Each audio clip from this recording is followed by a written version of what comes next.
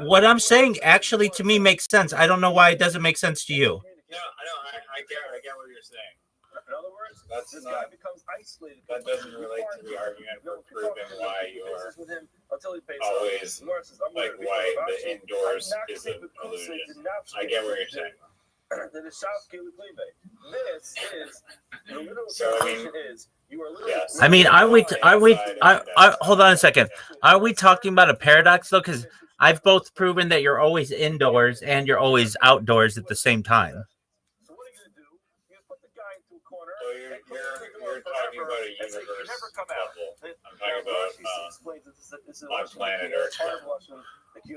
Oh, okay, wait, that's different. So you're saying if I have to keep things on planet Earth? Yeah, like we're not outside planet Earth physically, but we are always outside in planet Earth. Incorrect. We are outside the Earth's mantle. Excommunicated forever. You can never do business again until he pays up. Of course, that's forcing him to pay. The Gemara says no. Ella. Yeah, baby. Typically, we measure things on the surface. No. You can't say typically. That is absolutely fair. I completely agree with that. Absolutely. You give them the lashes and say, you know what? That is like the thing, keys and nothing else we can do. So we don't force them to pay. Comfortable. I agree. I would say part of what gives me my sex appeal is just coming up with amazing arguments like that.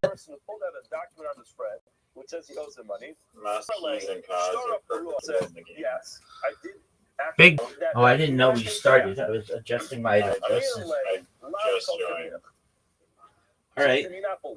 So I'm gonna let you. No. I'm letting you go first. No, it's fine. Baby. You want to just give up, Baby. What do you not recognize about two-time undefeated, untried perfect game player? I'm a prime time player.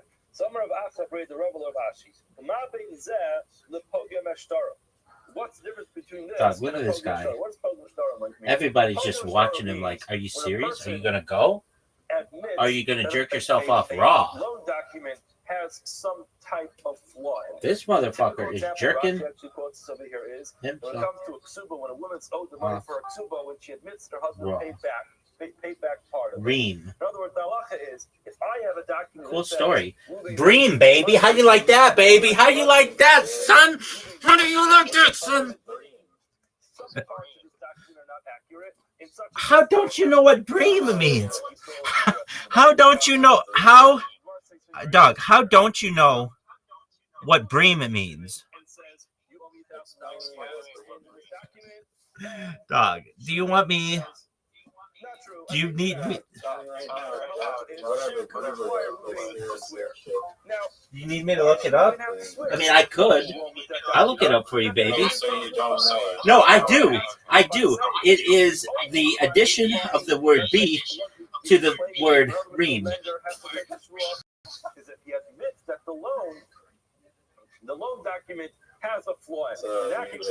Look, I'm going to tell you what it means, okay? It's any of various freshwater cyprinid fishes, especially Abramus brahma of Eurasia, having a compressed silvery body. It's a small fish, especially a bream. And everybody...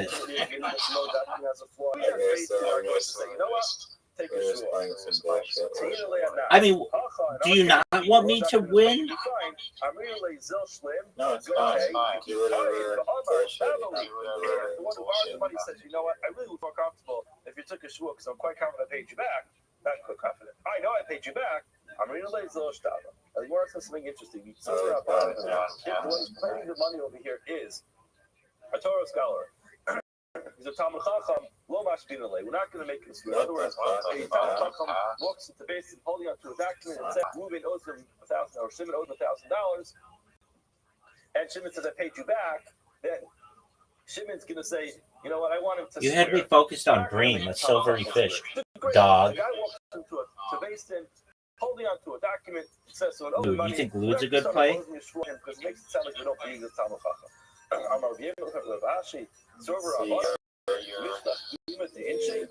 When it's allowed to take people's shirts off the back.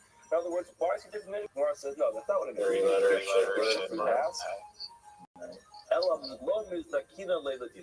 What we'll tell about Chacham is listen. This case is about to get a little bit ugly. You walked into Mason holding onto a document that says that someone owes you money. He claims he paid back. We want you to know that if you're going to proceed with this Din Torah, what's going to happen is he could essentially make you make a shvuah. We're going to have to ask you to make a shvuah that's going to be degrading for you. So therefore, we're suggesting if you want to proceed with this, you might have to make a shvuah. But if you don't want to, we'll just drop the whole case. You won't get your money, but we won't put you through the shvuah. That's what it means. Getting back to our Mishnah, Manali b'yalka. So the Mishnah gave a number of cases where if he claims it was paid back, whether he's believed or not, and the Mishnah said if he made this claim in front of Eidim, if he borrowed in front of Eidim, he has to pay back in front of Eidim. The Gemara says as follows: Amar Rabbi Yehuda Marav, Hamal bes kaver be'Eidim. A person lent money to his friend with Eidim. In other words, there are witnesses at the time of the loan. Sarach the faro be'Eidim, he has to pay him back in front of Eidim. When this halacha was said by Rav Asi in front of Shmuel, Amar Li, Shmuel said, Do you know that even though you went, you're still losing? In other words, this halacha is never going to be relevant. Why? Because, let's just play out the game. Shimon in front of 280. What's halacha? Shimon has to pay back. Shmuel says, you're basically Shimon simply to say, I did pay back in front of 280. Now, all right. Machine doping? Why do they call it machine doping? Why wouldn't they just call it like engineering enhancement or something?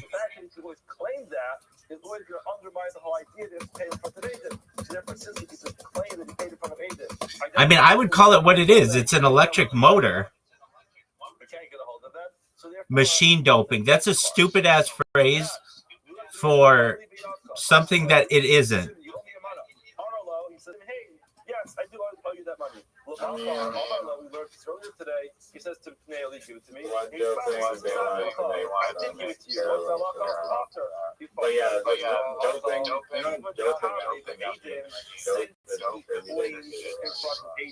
That he owes him the money.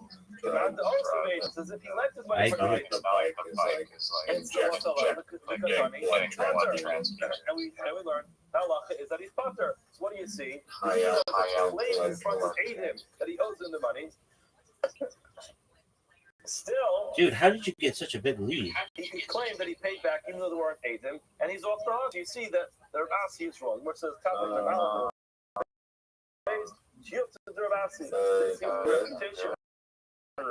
but you're not. That's the thing. You back and explain. I am talking about when he actually lent him the money in front of Eidim. I don't believe it. He's clearly saying, I don't trust you. In other words, Reuben goes to Shimon and the other way around. Shimon goes to Reuben and says, lend me $100. Now, if Reuben responds and says, no problem, but hold on a second. Let me just call Levi and Yehuda over to watch this because I want to make sure that I have security. What's he indicating? He's indicating I don't trust you. And therefore, he's saying, I don't trust you. I want you to go in front of it, and I expect you to pay back in front of it because I know what's going to happen here. I know that tomorrow you're going to pay me back. So therefore, in such a case, he has to pay back in front of it. Another case, what happened? He lent him the money in private. Clearly, he trusted the guy. So the fact there was a conversation that took place in front of Eidim does not indicate that he's not fit. That he's actually going to require him to pay back in front of Eidim. It just happened to have been that way, but not an indication that he has this specificity and he wants to be paid back in front of Eidim. Rabbi Yosef Masni Hachi. Baby, you're up. If you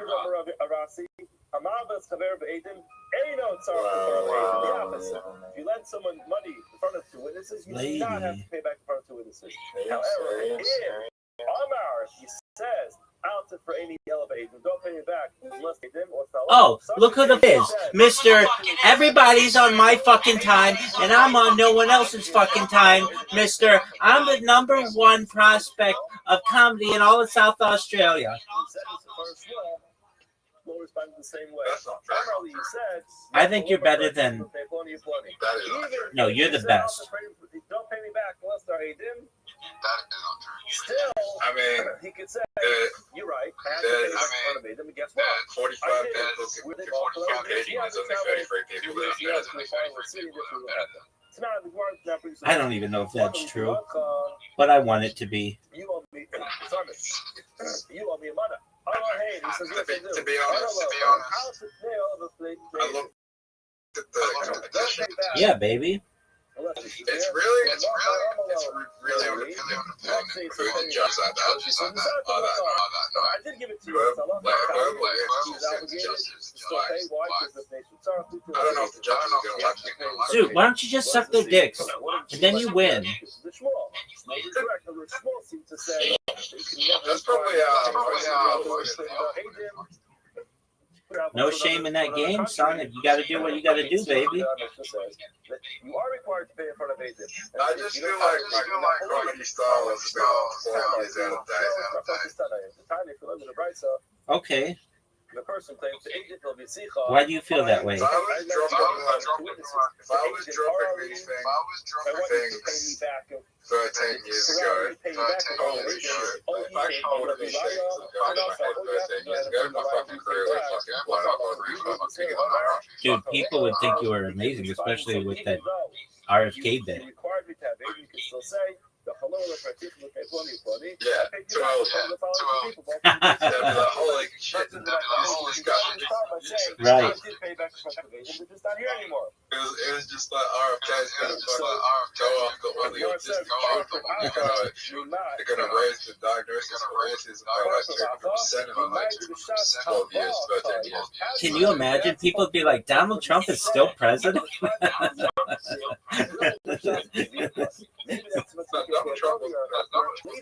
Okay, whatever. Wait, 13 years ago. You're right. Then they'd be like, Donald Trump's gonna be president? You'd be like, actually, this is gonna be a second round of it. However, who said that we were going to say that? Not just that, but also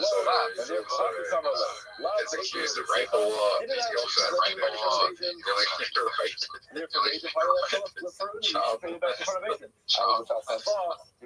gets involved with a very heinous crime.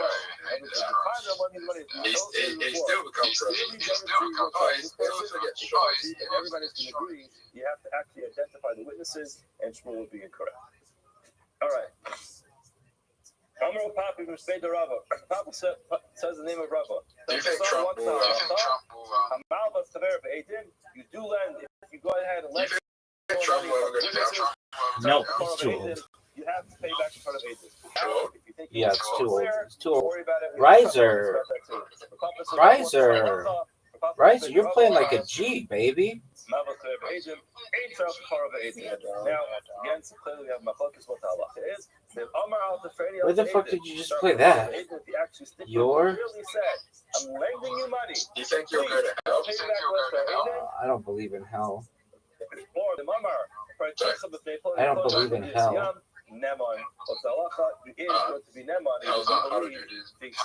No, if anything, the closest thing that we have is something called Gehenna, and you're not there forever. At most, you'll be there for 12 months. See how far we get. Simon, Ruben, B'Shimon, Titano Hilchasa, Yazvi Para, Ploni, Ploni, Zoot. So, are you ready for your performance on Friday?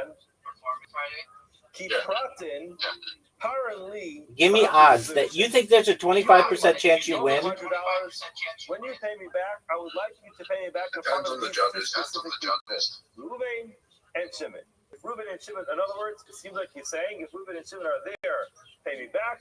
If Ruben and Shimon are not there, don't pay me back. Now, I have been judged in the last 7 to 8 years don't know, you saw her in Zabula. Especially in South Australia. No, I'm Rabaya. That be true.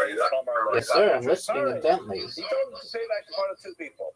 You're right. He specified Ruben and Shimon. Someone who like what the Royal Calamity judges for is probably Chelsea. Who cares if it's Ruben and Shimon? Emily Rubber. He just calling up here He actually wanted Ruben and Shimon to It's be there funnier because he if wanted you Ruben and Shimon. So therefore, It's not about the material. we can see was not paid back. It's about basic confidence in person. But dude, you're a bisexual. When you pay me back, because I can pay back. Like I said, man, if you need to be for one night and it gets you on the front of your comedy dreams, maybe you have to be. All you have to do is stop saying homophobic shit on stage. Dude, is that something that you want to do? Like, all Eminem is film the video and stuff, makes a post on Twitter and like the homophobic community would have supported him. So sorry, would you have supported him? Yeah, why not? That does destroy his career. What happens? Also, Commander of Nachman, Ruben comes in front of Nachman, and the 2010, like the late 2000s, that was a community that just solely the whole was just taken down and camped out. Do you remember that? A little bit. Amina Lahu, I said to him, Amina, and then people started getting exposed to sexual misconduct, sexual assault, they left it until we come across two Torah scholars who Mekayim Tanoi. At that point in time, the stipulation will have been fulfilled, the sign will be fulfilled. In the late, at that point in time, the loan will be paid back. In the late 2000s, it was more serious. He said, People got cancelled for homophobic comments when they did sexual assault. My money that I lost. I lost my money. But if I'm holding on to the money for Shimon, so then I'm a Shomer Chinam. I'm watching his money for free. Dude, are you ready to lose? Okay, well, we're almost done. I've beaten Riser 3 literati games in a row and had 2 perfect games in bowling against, or in mini golf against him. What the fuck is that, Riser? Riser, what the fuck is that? From Shimon. You're going to tell me, you made tonight, what's the problem? Your condition wasn't fulfilled, that there should be 8 over there who are Torah scholars. No, I don't think you have a fucking shot in the world. Come here. But I didn't think you had a fucking shot at getting this far. So I want to tell you that I don't think that you have a fucking chance, and then you'll surprise me and I'll shit myself and have to book a flight to fucking Australia to see you in the championship.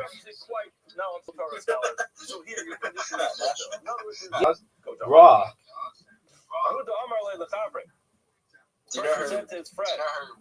Probably Mayor Zuze, the Ziftech, give me the following amount of money. What is it? 100. Do I know what, Zoo? You know who's going to win? I don't know you any money. You are, baby. It's something very interesting. He found Good chance. the only problem was these witnesses said we were there at the time of Zoo, you suck dick at improv. Zoo, you're one of the worst improvisers of all time. What should we do? In Amri Osei, these 2 witnesses are here to actually substantiate the loan, and they say he borrowed it. But in the same people who are substantiating the loan are actually saying that he paid What back. the fuck is that? XU is a word? Oh, dude, that's a good one. I am going to love that one. I never borrowed from you is Embedded in that claim is you didn't pay. In other words, Oh, I hope you win once with you that claim you never because borrowed the money, you deserve it. you are admitting you didn't pay back the money because Such somebody an pays back amazing, money that you such an borrowed. amazing. That's the concept of Nas Baldin Dude, are we gonna dodge the question for the night? we will believe on one of their statements. We'll believe that Aiden. Why do you scare and run away? However, when it comes to the fact that you're saying you pay back the We wanted money, to help you. you are practically Aiden. Because you never borrowed it. So the fact that you never borrowed it means you never paid back. So so we'll discuss what the Aiden say. What's left? No, it You say you doesn't. borrowed the money, sir, you're going to have to pay it. Person says to his friend, Havli mezuzi give me $100 that are in your possession. Amarle, lo particha b'fei ploni u'ploni. Didn't I pay you back in front of Reuben and Shimon? So Dude, we'll play in a second. So they went out, they got these two identified witnesses, and they said, us, we were the witnesses that... Yeah, baby. No, never happened. So this guy is now been officially Dude, don't talk like that. as a liar. Why? He claims that he paid back the loan in front of Reuben and Shimon. Reuben and Shimon said it's a bubble night, so it never happened. We didn't watch this guy pay back the loan. So I'm really Rava. No, I'm going to disagree with you. Sometimes you have an obligation to know things. Sometimes you don't have an obligation to know things. In this case, you are not required to pay back in front of Adim. You're required to pay back. You're claiming you paid back. Now, it happens to be, you think Reuben and Shimon are there, but it's not a halachic obligation that you should know that Reuben and Shimon are there, and therefore it's possible that you mix up the identities of Reuben and Shimon, and it could be that's a mistake, but that's not going to prove you as a liar. Let's do one more case. A person says to his friend, give me 600 zuz. It's important to remember 600 zuz. That you owe me. In other words, that I have in your possession. Amar Le, he said to him, La particha mea kavi afsi. 3 tiles. Have I not paid you back 100 kav of afsi? Afsi is some type of nut that grows on a tree that used to use for working hides. I don't know exactly what it is. I'm not sure. Dog, you won. Okay, that's what it is. He says, did I pay you back these opposite? No. They're worth 6. I gave you 100 of them. So in other words, 6 times 100 is 600. So I paid you back the proper value. Sorry, no. Incorrect. 2 tiles up. What the fuck? Are you serious? You did give me these opposite only $400 worth. Also, Trace out. These 2 witnesses came. The one said in. Oh, what a good move. You got me with that. Worth 4 at the time, so therefore, according to your calculation, that it was 100.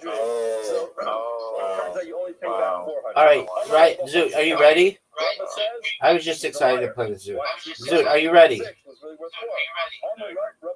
Yeah, I was. Zoot, are you ready? You told us, didn't you tell us when people Zoot. know something? Zoot, you're up, baby.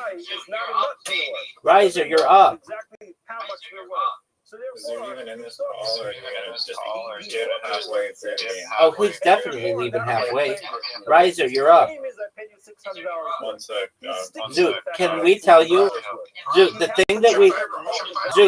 thing that we like least about you is that you just leave randomly. We can't fucking stand it. Maybe I gave you $400 worth of nuts and $200 in cash. Maybe I gave you more nuts, whatever it is. We want you to say, we would go, when we know that you don't have absolutely anything to do. He knew about it. Did you know there's a chance of people that exist on Earth? We're part of it. Doesn't make any sense. 117 people that have ever existed on planet Earth. That's not true. I hear what you're saying, and I still don't think it makes sense. It makes sense? No, it doesn't make any sense. There's 117 people that have lived on planet Earth. Majority of them are dead. Good morning. 9 of them is dead. You're saying 117 billion?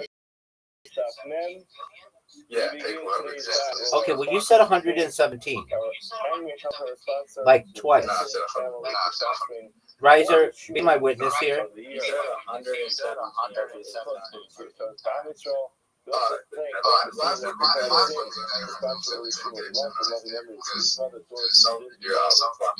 one, Look at this shot. We also thank our the sponsors for today.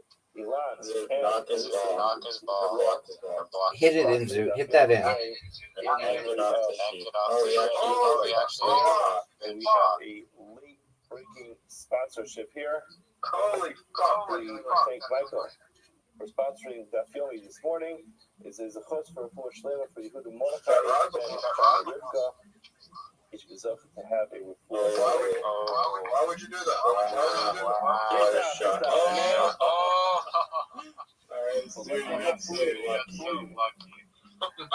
We are starting on that on the Testament base.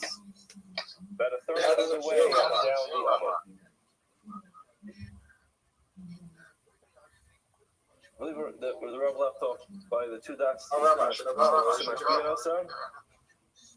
Yes, the Gemara said, so when they make him take the Shavua, they say to him, Riser, why are you such dog shit? That it really doesn't make a difference what you mean when you I'm in the lead. So what does that mean? What does that mean? Dog, you didn't even know how to do the 10. You're less shit, I'm dog going to shit. tell you what we want you to swear about. And when you take this Shavua, Yeah, I think there's a hidden one. Why don't you discover it for us? Why do you have to tell this guy this? Why do you have to have this thing where the base knows one thing in mind and you're telling him you're swearing? That's a myth. Mara says, I don't think all of the trades are the top. I think the secret goals are the trades down the story that came up previously in the Gemara, which was There's a hidden individual somewhere. was brought to base. Riser, what are your thoughts on that shot? And he had claimed that he had returned the money to its proper owner. It's a 2 out of 10. Thank you, Zoot. See, Zoot gives me rankings right away when I ask him these questions. Riser, on the other hand, jerks himself off until his dick is calloused. He paid him back. He handed the Balcho, he handed him his walking stick, and while I was just the thinking, holding up his walking stick, he took his shoe back, Has guts? This guy had not paid him back. He could not believe. That should have done with dogs. Did he? You think the dog should have guns? That doesn't make any sense. That should have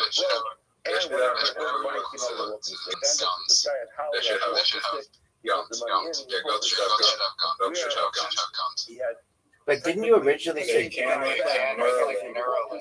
So at the time that he took the shua, he wasn't lying, but ultimately he had to stick to keep the money. And because also, you know what, we can't have people having these little shticks. Yeah, we are. When they make a shua, we're gonna make this swear face them. No way. Not even close. Not even close. Look how good this shot is. Gentlemen, look how good this shot is. Gentlemen. A couple things we have to keep in mind here. You try this trial. I didn't steal anything. You're gonna help my ball. No, that's exactly what I didn't want to do. Because I wanted my ball to have a chance at going in the hole. And Zoot might help me with that. Watch Zoot help me with that. Come on, Zoot. No way. Oh, Zoot fucks Riser. Almost. Whatever's going to be this is bad. Shimon says you owe me $100. He denies that he owes 100. He denies that he owes 50. And he has the well, Zoot, you used to come in and tell us how you used to be a millionaire. So just do that again. China is 100. The Kfira is 50. And the Hoda is 50. It's a very simple, straight up case.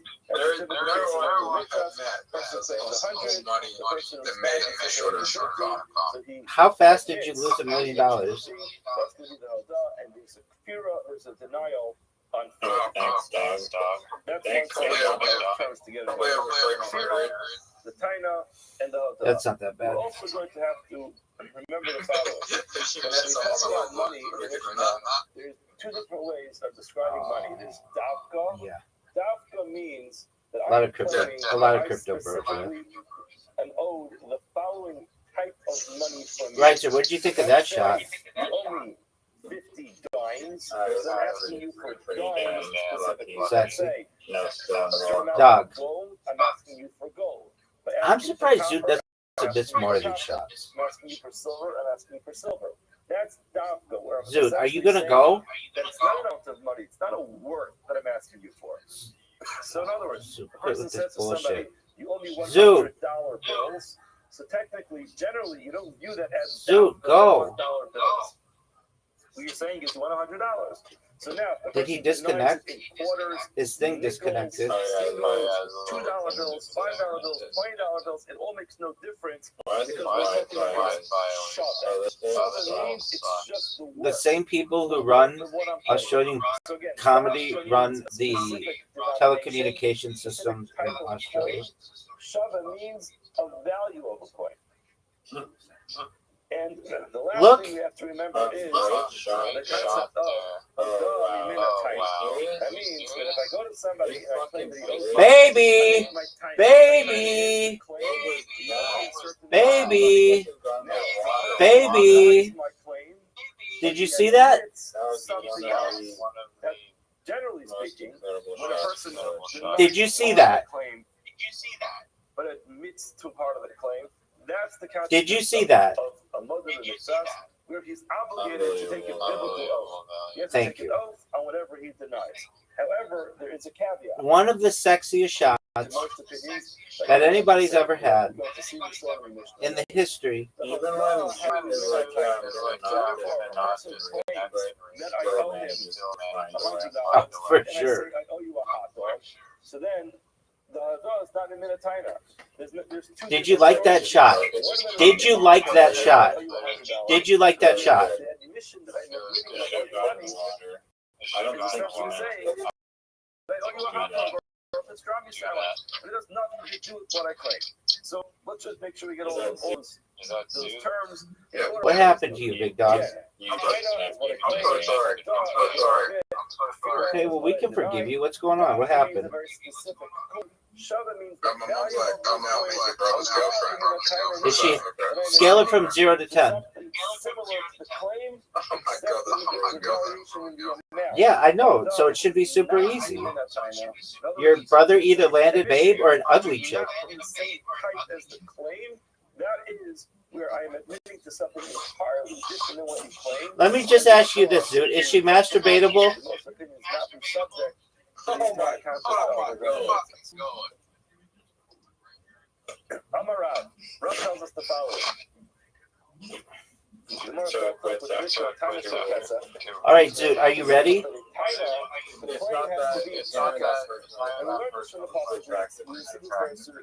The pasuk teaches us when it comes to it has to be there's at least two.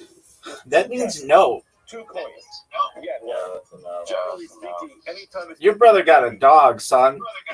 Tell him to go back to the fucking ocean. There are other fish in the sea. The claim needs to start off with 2 I'm coins. gonna punch you in the face one day, right? That's what I want to I'm hear. around. Zoot. So then you actually think this bitch is hot as fuck? The amount of money that you are denying that you owe, that has to be 2 tests. I have no So idea. that the claim had to have been 2 kesef plus a pruta. Why? Because if I'm going to deny that I owe 2, if I deny that I owe 2, so then if the claim was 2, then I've denied the entire claim. So if I'm denying that I owe 2, the claim must have been 2 plus. So according to Rav, our Mishnah says that Wait, when it do you takes live 2 at kesef, home?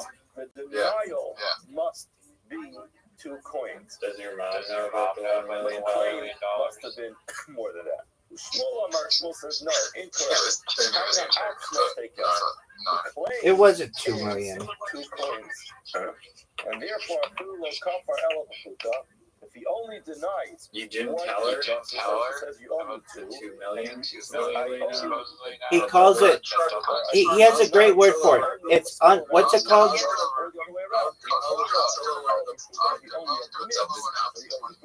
What do you call it? Unrealized profits or something? The entire claim is going to have to be 2 plus. I was gonna tell her when I got to tell her when I was that didn't work out the way I thought it did. And the denial can be the most minimal amount, which is a fruit. Gemara says, Amar Rava. Rava says there's something very interesting that happens here. Deka mas nisim kavaseita Rav. If you learn our Mishnah, it seems like Rav is correct. However, but Croy, they seem to imply that Shmuel. I did. Our Mishnah seems to back up Rav's opinion. You did catch it. Some of it. Hataina.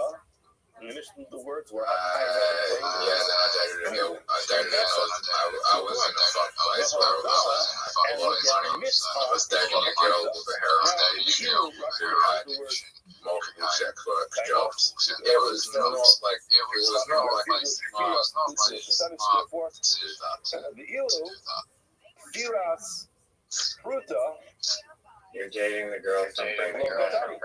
It doesn't say that there should be a she was a heroin addict. the Mishnah says that the kefira is a fruta.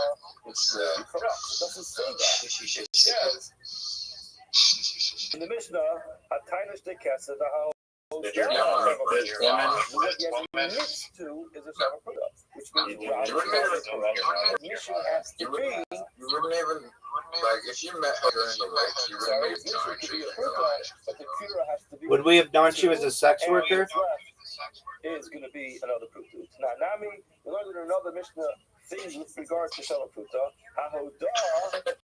When a person admits to something, you'll be the Fruta, the fear of Fruta. In that Mishnah, when it's listing things off that are sufficient with one Fruta, it does not say that when a person denies the amount of money that they owe, it's sufficient to deny a Fruta. I think your mom's reaction the denial will be a minimum of 2. Therefore, when you learn the Mishnayos seem to indicate that Rav is correct, and in order to biblically obligate someone to take other Muslim mitzvahs, a person who admits the part of alone, the denial must be 2 coins, and that essentially means that the claim had to have been 2 coins plus a fruta. So he admits to a fruta, he denies 2 kesef. Now the cry, Kavasei Deshmul Psukim, in the Torah seems to back up to a lie. That's where it says in the Pasuk, Kitain is Aleu Kesef. A person will give his friend either money or vessels. What does he give to him for? Rich months to watch. Now, not Kalim Schneider, just like Kalim, just by definition, the word Scale of 0 to 10, the heroin addict girl. Compared, since it says in the Pasuk, the person will give his friend Kesef, money or Kalim. Now, technically, we'll be very technical about it. Dude, I just need a number. I don't need a thing. To a certain extent, not with regard to Hilchos Mukta, but again, a kesef is an metalpa. It's a object. Okay, 8.5 for you. Money or Kalim. Why couldn't you just say one?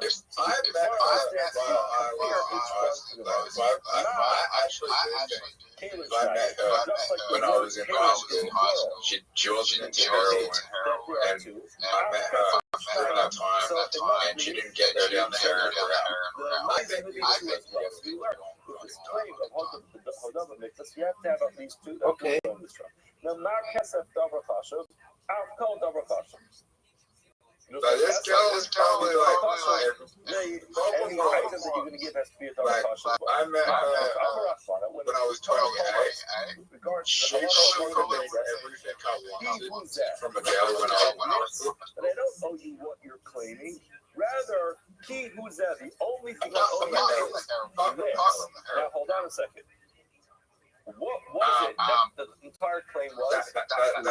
Like, she probably, if you look at the money is due. That seems to indicate the entire loan, or the entire amount of money that's due over here is 2 coins. All right. What is the first? Do you think it would have been better together than you and Chelsea? Sorry, a part of that too. It seems like Shmuel's correct. Even if the claim was only 2 cassettes, and he admitted to only part of that. Chelsea. How old is Chelsea? How old is Chelsea? Now Rav is going to respond to that, says the Gemara. The Rav, how old? I mean, what is she, 5? 22. Okay, you can still date her. This is just telling you that You can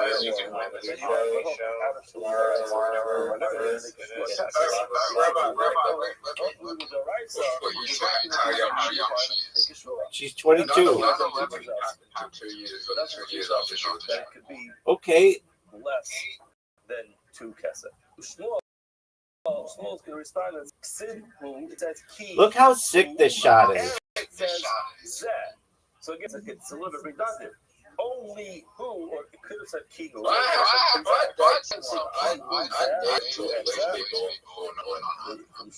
Okay. There, Shmuel learned those 2 things.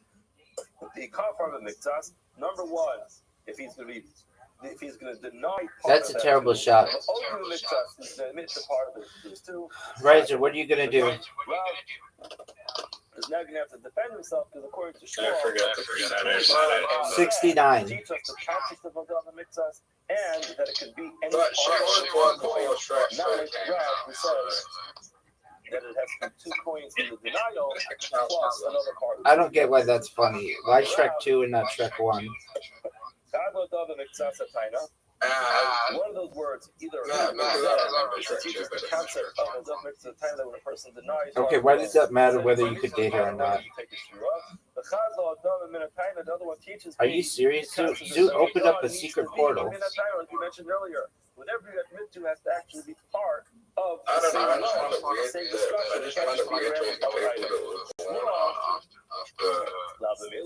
after Shrek came out. Whatever you want to learn from here. I love how that's your high watermark. Or not. At the end of the day, if the Yeah, that's and hilarious. I'm only admitting to part of that. Whatever you want to learn. You want to learn the Chadon Taina, no problem. You can learn Riser, that. I have a You want to question. learn the concept of Avodah Mitzvahs, you can learn Do you that. recognize that you only have one point? The claim was 2, and I part of it, and he admitted to part of it.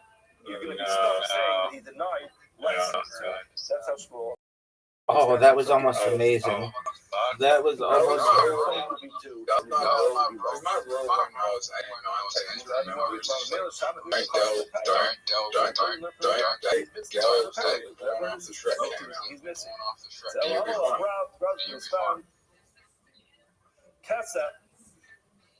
He also made Carl appear to Dasa. Misunderstood what the Dude, when's this fucking comedy? It's Friday night, baby. It was talking about Kesef O'Kalin. You thought it was telling you that the claim was Kesef. Did you hear what I said? The pasuk says Kesef. It was talking about It's Friday night. Yeah, I know. Did you hear what I said? Obviously, must have been. You could actually Denial to Kesef and such not. He's looking around a problem for me. me and Rabbi. We already tried. The denial was two coins. No, you didn't try. The claim was more than that. I gave him the dirtiest joke of all time. And instead of saying it on stage, he just whispered it to a bunch of people backstage. He said they did. No, it's the dirtiest joke of all time. It's hilarious. All right, so do I even have to play this whole? Is Zoot still in this call? Zoot, what did you think of that shot? Not going to be relevant to the actual claim because it's totally irrelevant. It doesn't even need to be mentioned. You could apply it to denials. This is like a concept of sometimes the Torah writes something which is not necessary. You understand it's written for something, and it can be pulled out and it can be pasted somewhere else. So the word kesef was not necessary. to 5 the years or 2 finance, years. so therefore, Weird stuff.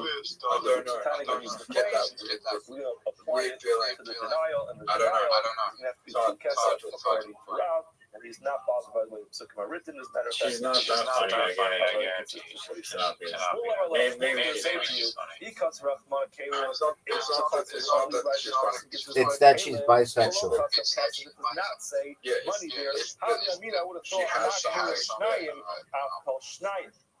I would have thought everything If she has something that's not A mouth. It does not have to be Davakashav, so therefore Kamash Malon, that's when we wrote Yeah, Ketzer in there. but Decided it has to be sensitive value as well. And that's why it was important, right? You did Israel Kesef Okalim, and that's relevant to the actual claim. Her It's not actually sexuality. superfluous. It can't be taken out Yeah. and plugged in somewhere else, and therefore Everyone has a sexuality. It's not claim was skill. small, and therefore the Yeah, but it means according to Rob, both the women denial and has men to be are limited going to, and therefore the claim has to be more than two. No, it doesn't. I mean, she Now we're going to try to prove is open to it's that. not fucking. So again, Yeah, it's a simple it could just- according She's open to to that. Rob, Gay men don't want to the fuck. denial must be two, and consequently what that means is the claim has to be 2 plus. According to Shmuel, the entire claim can be 2, and the denial can be You know how learn in our being mission. gay just based on couple, I think it's a different thing. I think the same thing applies for gay men. Gay men. I agree. Zoot. No, I 100% agree. That's absolutely true. It's just how bored are you? If you want to spend all your time striking out with chicks, you know, then like you'll be bisexual or whatever. I can tell you this as well. I can tell you this as well. Hold on. If you like girls, it doesn't really matter anything aside from you like that there's a little bit of in their skin when you them. If you like guys, it means you like a little muscle in their skin. It's just like, do you like a harder body or do you like a softer body? Because it's not sufficient now, in other words, according to Rav, the claim always has to be more than because you have to have a denial of two. Now, what would be the reason why, in this case, he's not obligated to make a shua? It's a lot. I think it's a lot You have to easier have to get guys than it is to get girls. means For the claim sure. has to be more than that. But you have to There's more places you can go to that. You can go to a gay sauna and you're just going to get your dick put right there. There you go. Riser, do you remember that time that we sent you an invitation and you just jerked yourself off? Literally, on camera. You just jerked yourself off the whole If you time. want to give it to the guy, you have to spend You money. thought that the problem over here was that Word, the dog. value was 2, and he had You literally have to spend claim money. was 2, and therefore the claim Word, was dog. Like, No, that's not true. That's not true. No, that's not true. Oh, generally. Or Or you're super good looking. The person who claims copper, he admits to silver. That's Yeah, not what he's yeah, I mean, not that's he's exception. He's not a 100% denying what the person Yeah, they It do looks a that. hurdle. Yeah, they do So that. much why they stand guys and guys all the time. Therefore, Exactly. it does not meet the criteria of a dog in the time. Gemara says if that's the case, Look at this shot. but the reason why he's potter from a shua is because it's not a hodam in the taina. Ema safe. Let's go further on in the Mishnah. It says shtei kasef. When's the last time a girl brought you back to her house? Basically, you owe me 2 silver coins and a copper coin. And the person responds and he says, "Ein lecha b'yadi ela pruti." The only thing that I have of yours in my hand is 1 copper coin. Look at this shot by Riser. Or by Zoot. Zoot. Zoot, that was amazing. Value of a certain amount of money. Usually the girls go to your house. Figure out how much 2 silver coins plus a copper one is worth. And what difference does that make in that Because this is exactly what Rav said. You have a claim of a certain amount of money and a denial of a sufficient amount of money, and therefore he's going to die. If you're going to tell me that he's specifically asking for silver coins or copper coins, I might tie it. Masha Ta'anu, what he claims. He didn't admit to anything as part of it. In other words, Oh. you're telling me that Dude, that's a terrible shot. rather, it's specific coins the person's claiming. So he admitted that he owes him certain coins, and he denied that he owes him other coins. You're welcome, baby. No, in all situations, though. Travel. When you're in university, and when you're in high school. No, that's incorrect. You have to recognize that Shmuel is not going to be stuck with that. He's not going to have a problem with that. Why? Because even though you could be 150 years old. You literally could be 80 years old, and being a good-looking 80-year-old guy will allow you to get some 80-year-old ass.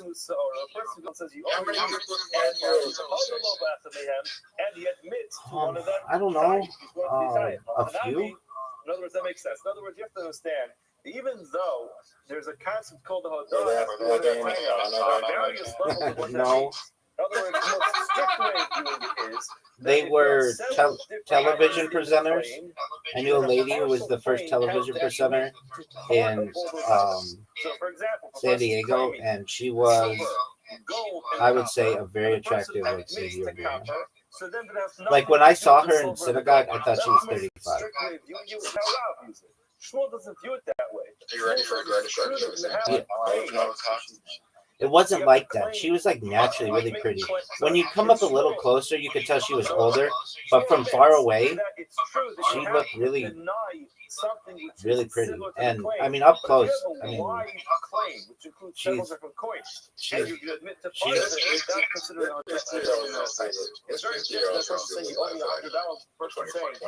yeah. I mean, up close, this lady looked. The woman from one of family. That you owe me. I can't remember. And I say, I owe you rye, but not Sophia Vergara. And that's why it's not going to be a problem, of course. Okay. I can't believe I'm In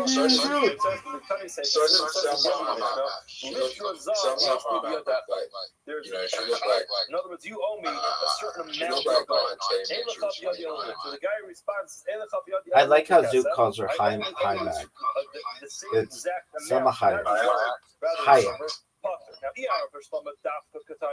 if you're going to tell me that, like, telling us that a Mishnah, all right, well, she speaks very highly of you, Zook. asking for some amount of value of money, rather than talking about specific coins.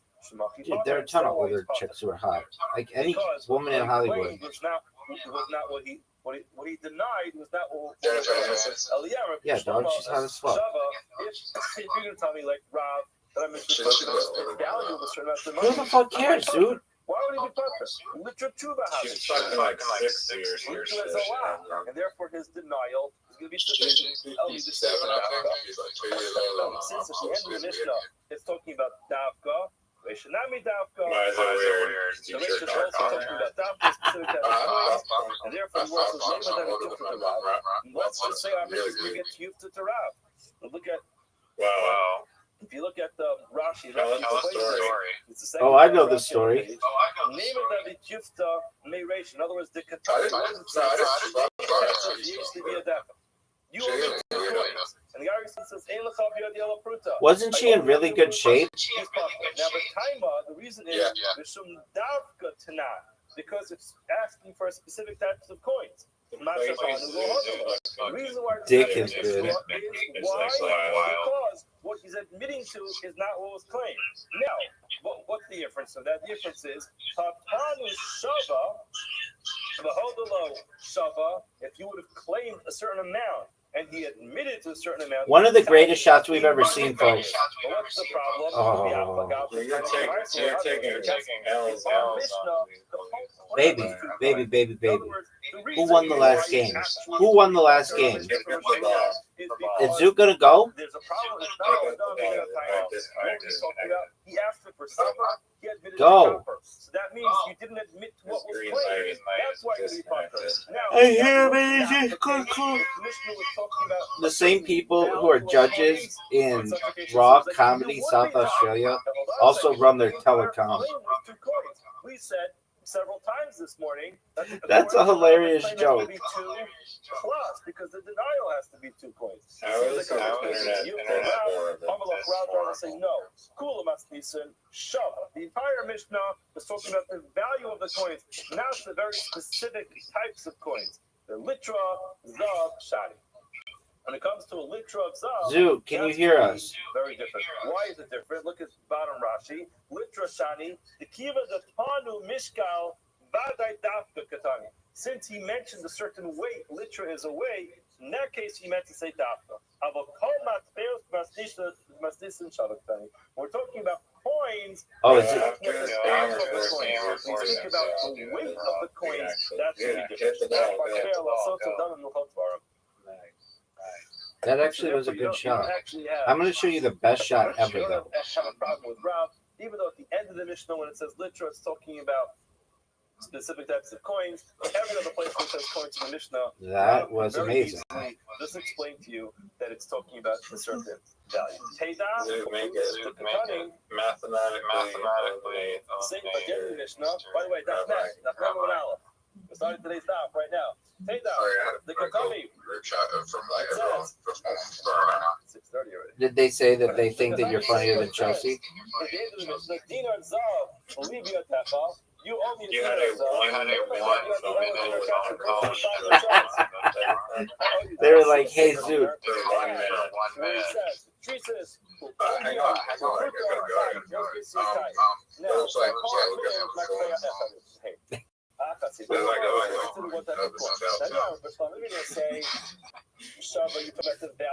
Zoo, I'm going to collude with you to help you win. All these coins are considered part of the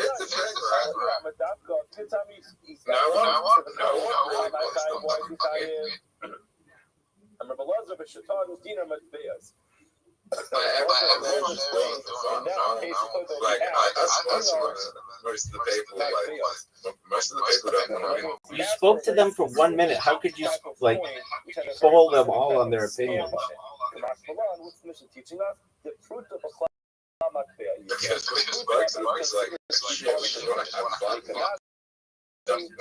Zoo, I have to help you. All of them are one type of coin. Now, There's a perfect game. I'm sorry, guys. Rabbi, I'm not trying to talk about it. I'm just trying to find. I didn't just think, oh shit. I didn't think I'd get this far. Thank you. The last line of the mission like must be all like small. Zoo. You think you're good at calling combination, so why would you think the entire frame is only 2 coins, and the denial is only 2, huh? Oh my word.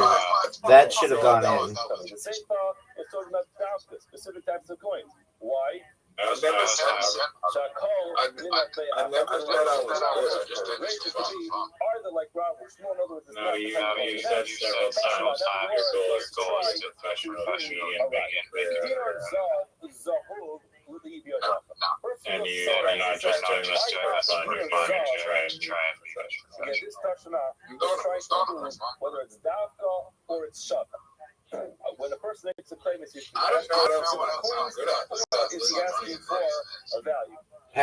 That's a good point. Hey, Zoo, did you ever get tested? Type of coin, which is Zahav, Zahor, Bolivia, Dafa.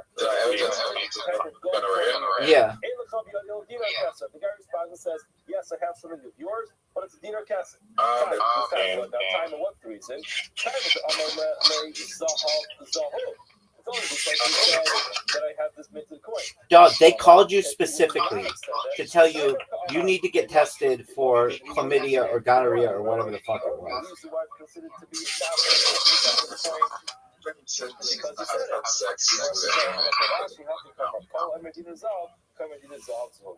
Zoo, what did you say? The fact that it says Zahor,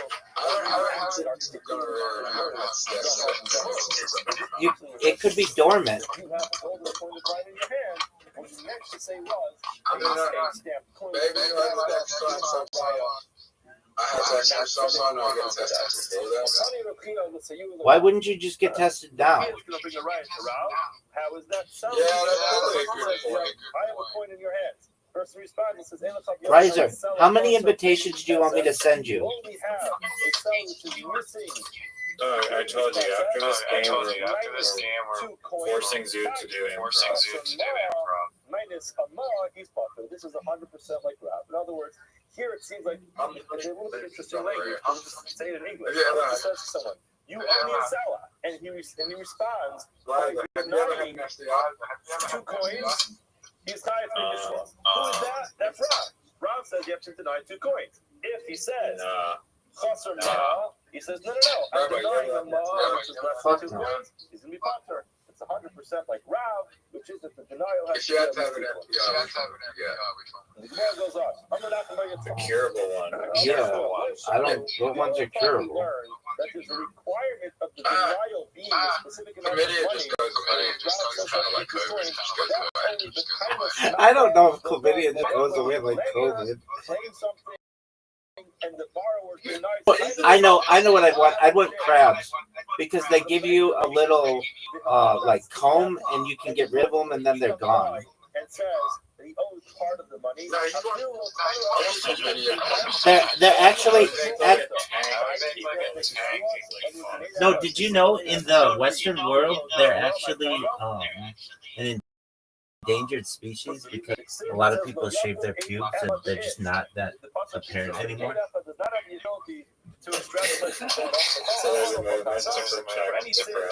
Yeah, Yeah, I mean they. It's important for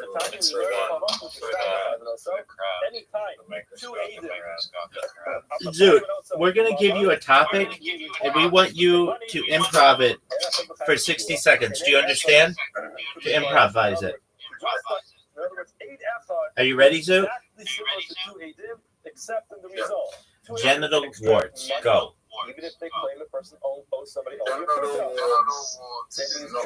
sorry.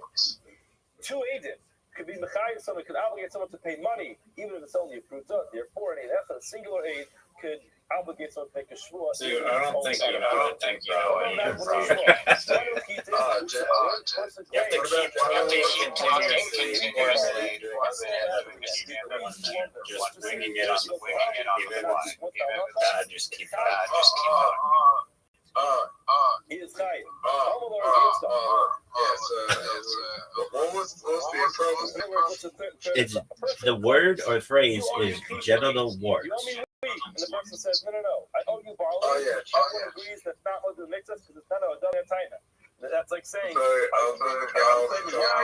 did not he was in that he was sexually active. And I was like, how do I prove that I was betrayed at my gender? She didn't want to do voluntary admission. However, if he comes over to the All right, you got the comedy. You got another 45 seconds to fill, big dog. Let's go. No, that's not how it works. You have to work.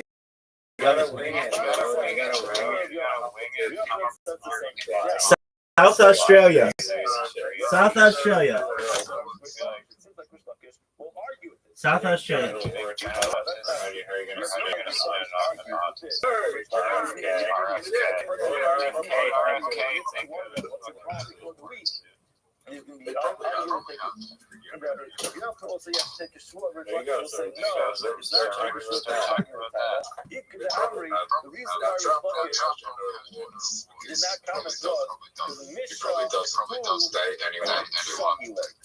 That was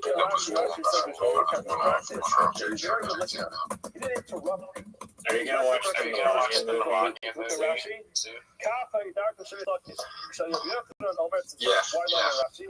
Sure. You know it's rated PG. That movie looks like the absolute worst movie I've ever seen.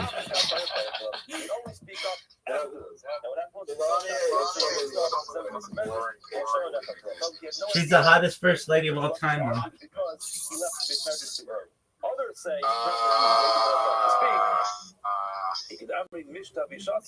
he was drinking some water while Michelle said he was being quiet because he wasn't talking about. He was drinking, therefore we don't have any indication of what Rish Lakish's opinion was. Later we say, yeah, let's try to bring it right to this point. Person claims Was Hillary Clinton going to from money? Why is he part we know because it's not a dollar in China. Gamliel disagrees. He says even though it's not similar to the claim, he's going to be So why did Bill marry her? And he only has to do with family. Bill Clinton had money and he still married. Did you ask, did Bill Clinton have money and still marry Hillary Clinton? She was they met at Yale. So, they were both like hippie, and then they went to they got their law degrees, and then they went to work at the Rose Law Firm in Little Rock, Arkansas. And then Bill Clinton went on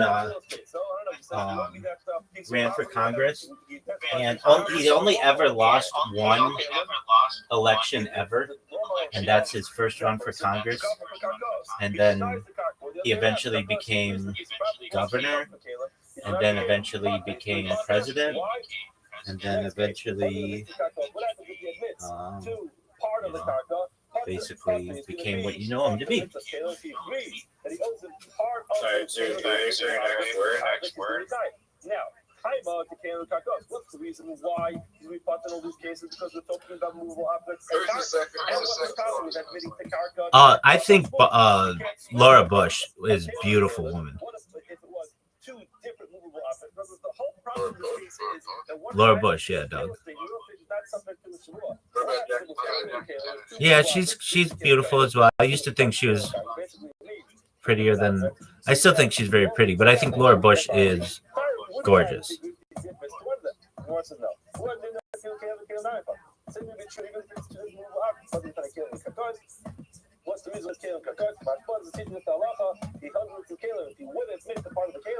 I really think her daughter Barbara Bush is like incredibly hot, though.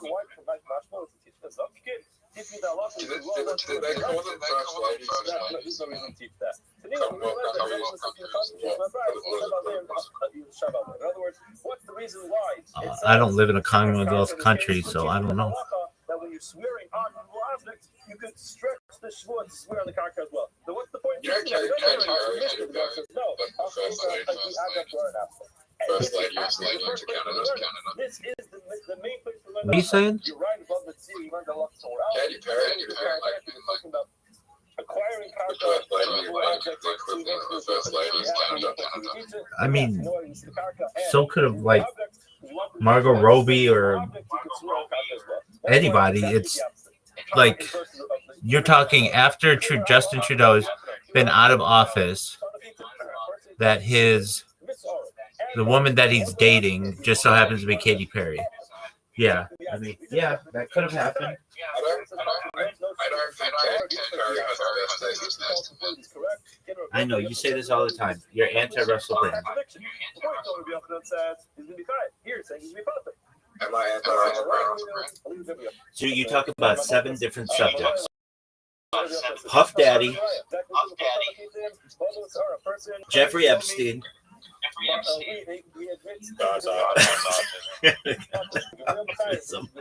the Holocaust,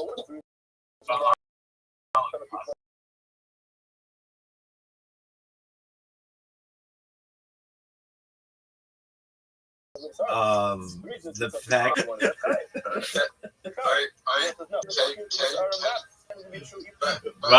Russell Brand, Dave Chappelle. Wait, and Kanye West. That's it. That's everything you talk about, too. To be fair, there's no evidence of Russell Brand sexually assaulting someone on camera, but there is evidence that he carries sexually assaulting someone on camera. Yeah, that little boy. Yeah, that was his first kiss. Right. real estate company. He denies that the movable objects are his. Maybe that's why they're together. Real estate. And what happens would be, all right. What if you admit the part of the car? Because still part of it. Why? So we're gonna give you another phrase, Zoot. We want you to be on your toes, okay? And you have to give us a minute of jokes. You just can't be like, General Warts is bad or whatever the fuck you said. You have to be like, you have to keep giving us stuff. All right. So you ready for your phrase, Zoot? Yeah. Do you want easy or hard?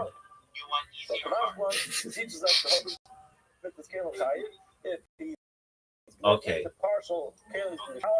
Trees. Once you admit the part of the object, you have to even real estate. The person, what's the point of teaching me that? Like, can you teach me the concept? You have to drag a shvil from movable objects onto the carpet. You learned that already. They could roll in. Pretty funny. In other words, the real estate, Martin the same parents, hot icker, the arguments, the main source of it. So you don't understand how improv works to do.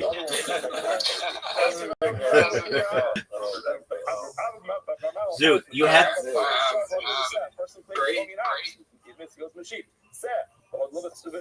He says, "Are you own your sheep?" He goes, Imagine just like,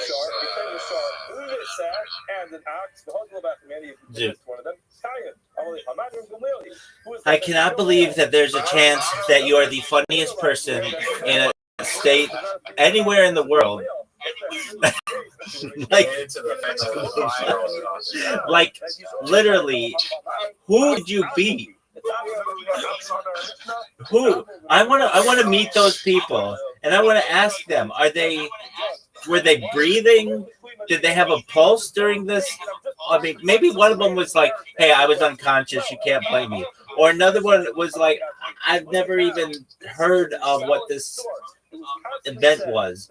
I might be able to give them the benefit of the doubt. But if anybody up there is like, I would just ask them, "Have you ever told a joke before?" And if any of them say yes, then I recognize that somehow, some way, this is a flawed system. Because Zoot, you are in the finals. Like you even talked about, you're gonna start taking money to open for people. Do you recognize that? Like, do you hear yourself? I mean, when someone has something you're going to get destroyed, if you just go, Exactly. Imagine. No, the best thing is what Reiser says, which is, I don't come to you where you work and suck all the dicks. I have something funny about trees. I have something funny about trees. Absolutely. I have something funny about trees. So on Reddit, the subreddit r/trees is actually for people who like to smoke weed, and so it's the subreddits are on a first come first served basis. So the people who are into trees took the subreddit r/marijuana enthusiasts. So if you go to r/marijuana enthusiasts, it's all about like arboretums and trees and species and things. And if you go to Reddit trees, it's about weed. How funny is that? Well, I think it's funny. Oh, wait, I'm in agreement with you. Wouldn't you think Reddit would just switch them and just, but they'll allow that inside joke to go? Okay, so we're going to give you another word and or phrase. And you have to be funny for a minute.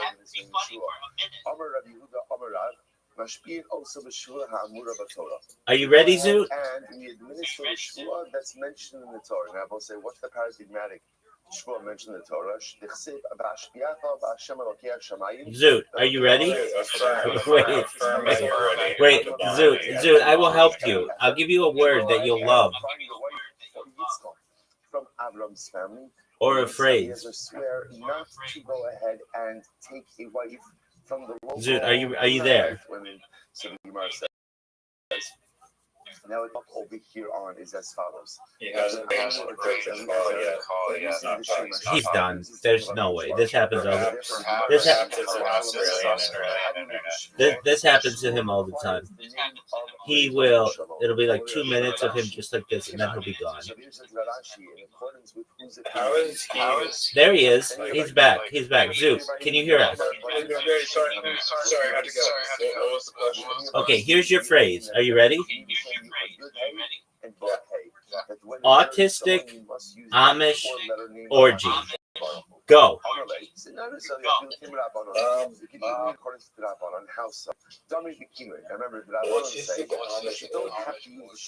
That's like your thing. And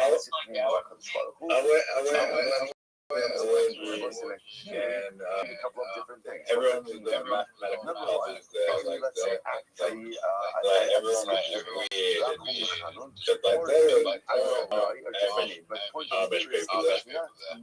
No, it's really weird.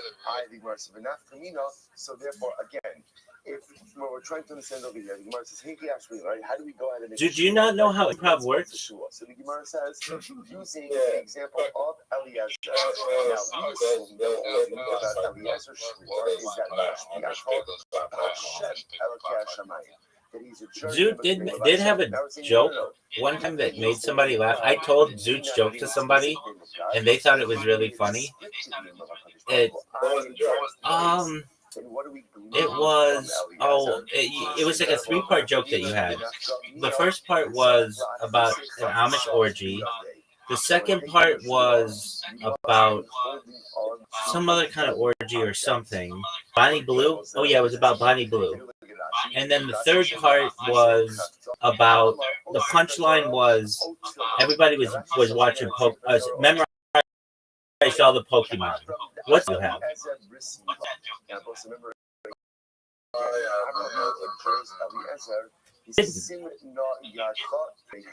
So Eliezer I remember I was on the program and he swore and they gave me the autism diagnosis. Then I just said I'm open for and then they told me I had to go for the ADHD and I didn't No. That was my joke. I said it was something like I went in to the ADHD clinic to get tested, and they gave me the test and quit halfway through, and they said, "Congratulations, you have ADHD." All right, since the Parsha Pshat Rashi, let's understand that Eliezer, and actually, I'm not saying it's the funniest joke ever, but I'm saying that was at least my take on that. As well. Again, especially after all right, Zoot. So give us your 5 minutes that you're going to do tomorrow night. We're ready for it. No. It's terrible. It's absolutely the worst. All right. Frisbees. Good. 1 minute non-stop talking. Try and actually do something. What does Rabbi say? So the Gemara suggesting over here is what we learn from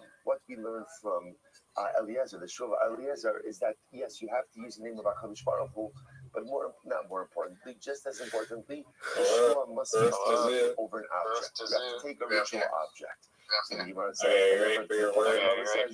if a person is a jerk, just with the name of HaKadosh Baruch Hu, but ultimately again not with an object. Scarecrows. A person has made explicit a mistake with an explicit ruling in a Mishnah. So why a dayan makes a mistake with an explicit halacha? The halacha is that the judgment is voided, and the judge himself ultimately becomes personally liable. Okay, so as follows. Right. If the scarecrow from Batman Wizard of Oz.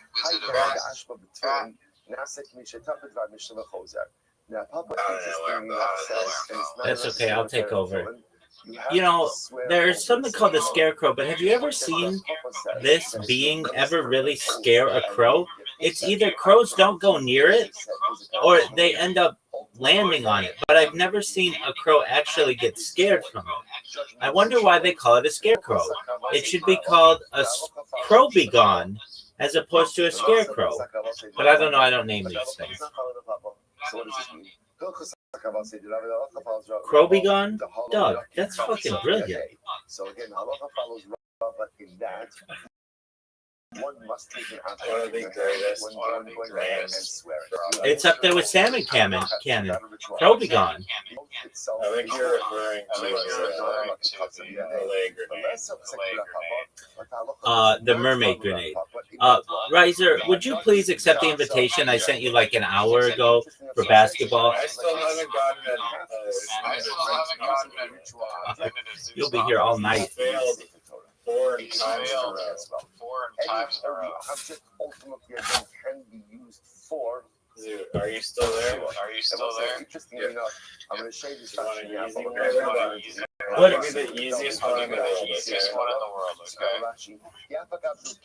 you gonna not fuck it up this time? Fuck it up this time. So you pass him like rubber, we don't pass him like Papa. If you can, then you turn upside down, It has to be a safer Torah. We pass it, it can be a pair of tefillin. It can be a pair of tefillin. Rashi points out, interesting enough, that as much as we ask him against Rav Papa, that even tefillin works, you would adjure someone over a safer Torah. Over a safer Torah. Then Rashi says, Batlu Harishonim Shvua Da'oraisa, with the Sha'anshot Go, the Tikkun Ligzar. I think they should go on the base. So then Rashi says, by the way, do Shvuas anymore. Don't do old say. That would make sense. Rishonim already went ahead and They would truly concept of Shvuah. Because as we're going to see coming back, ultimately the penalty for a false Shvuah is so severe. And actually the end of Masechah is so tough. Why is the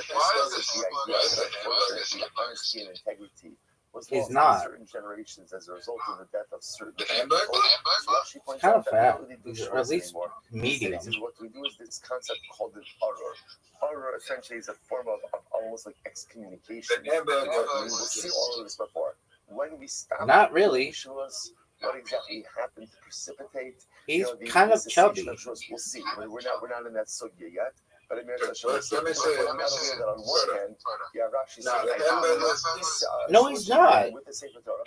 So right, not. But although tefillin will work, of He course, looks a like, Torah requires the name of Hakadosh Baruch Hu as well. Requires both of these things. And then No, Rashi that telling kid's us, skinny. "Halacha The Hamburglar's like medium, not skinny, okay, and not necessarily fat, but in the middle. Ronald McDonald is skinny, but the Hamburglar isn't super skinny. Standing up. He's medium. Chacham could swear even sitting down. And not only that, No, but why wouldn't you go with something like, why do they call him the Hamburglar?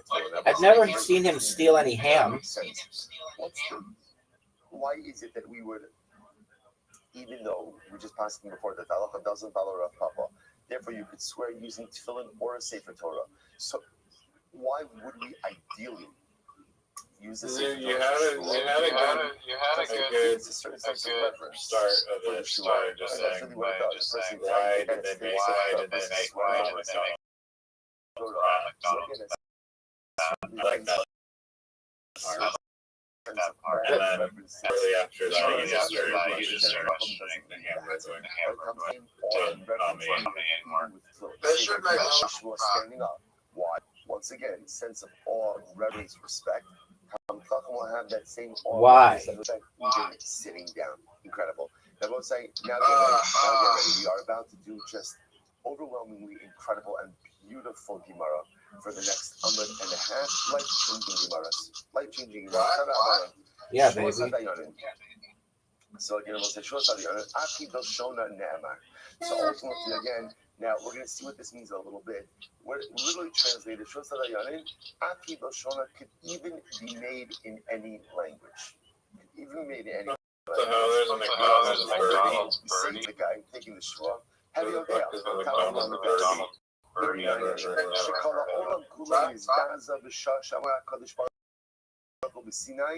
But there's some ways on my chest. Really, really don't. Really, really don't. Okay, there's a joke. That the entire world shook. Really bad things. Shook. But Hakadosh Baruch Hu gave the saint of It's like a Hashem's name in vain. I mean, would you trust around church, or would you trust around around church?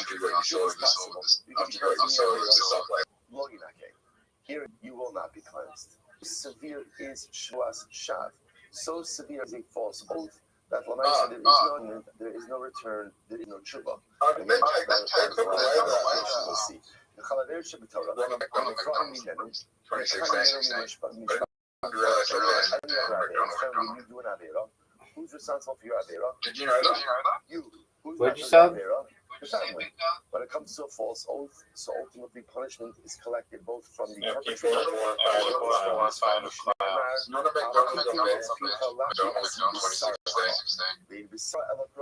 He's not a real person. Give him a restraining order. Flesh. What does your flesh refer to? That's your clothing. That's your family. Shneimar. Furthermore, all other Ronald McDonald is not a real person. Furthermore, all other averas, in general, when you do them, so who's responsible for them? Me, the perpetrator. Right here, by Shvuas Shav, ultimately, again, a false oath impacts me and impacts the entire world.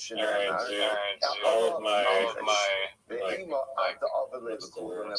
here, when the Gemara quotes this, I think the Gemara is quoted from the pasuk from Hosea. I hope being able to as follows. There you go. All right. You have an invitation. That's not fair to Zoot. Zoot, that's not fair to Zoot. Zoot, go. The basketball game. Okay, let me ask you something. Talks about the impact. No, we'll just don't play the first round. Yeah, we're ready. Maybe only Klal Yisrael does all of these She had that it has an impact on the world. How do you know that it just applies I don't know all of them. Zoot, go to the basketball game. Say Klal Yisrael will have this negative effect on the world that they do all of these terrible things. The mascot's like a fucking Wendy from Wendy's. Again, Allah. Because of the Allah, the earth will be plunged into mourning. Incredible. Wendy from Wendy's, dog. I answered the question. Severity of a false oath. Dude, they used to have an adult Wendy, and she's super hot. Dude, that's who I mean. The Wendy from Wendy's. She's super hot. The good news is I always have some type of countermeasure, right? I always have some type of positive dynamic activity, in my personal arsenal. So again, if I have a source,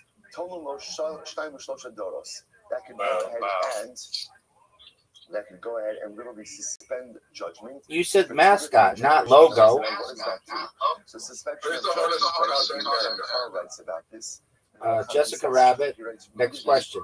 Says that if you do an avera, what should happen? I mean, isn't that kind of the same thing? What, Japanese? There's a lot of anime. Mercy suspends suspension of judgment do. It allows for tshuva. That's the Hakadosh Baruch Hu works. He gives us time Zoot, no words out of your mouth have ever surprised me less than that. Again, a person commits an avera, and then again, I have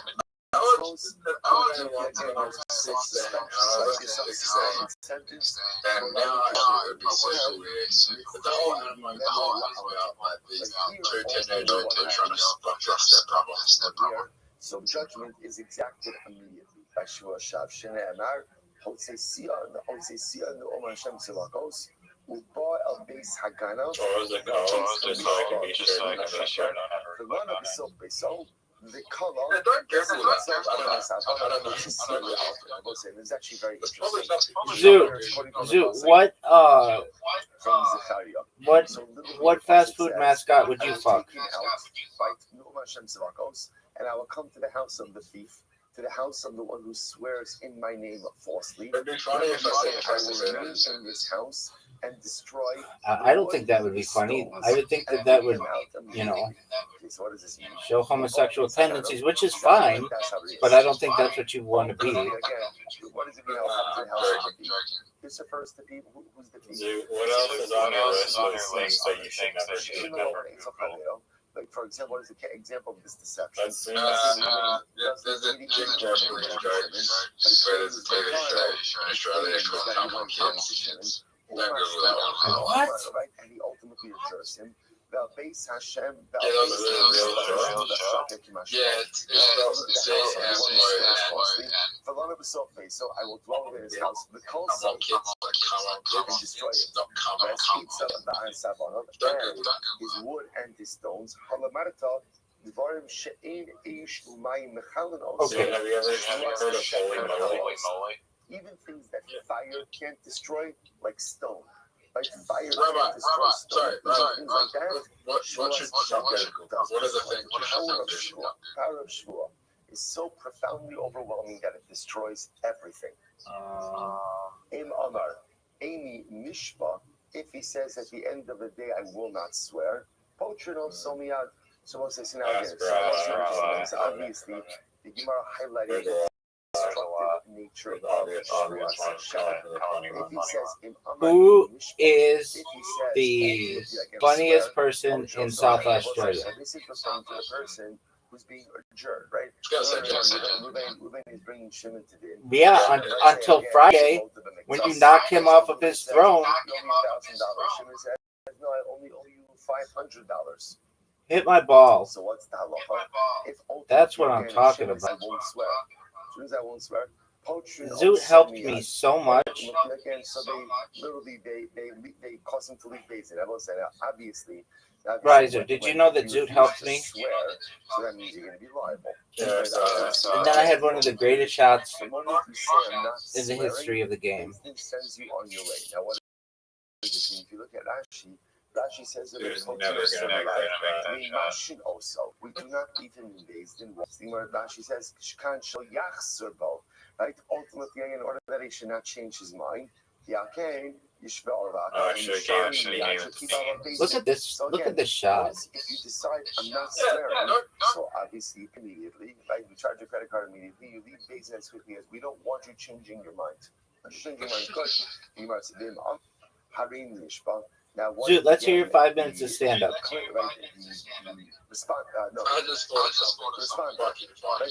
I don't know if you know what funny is. Let's hear it.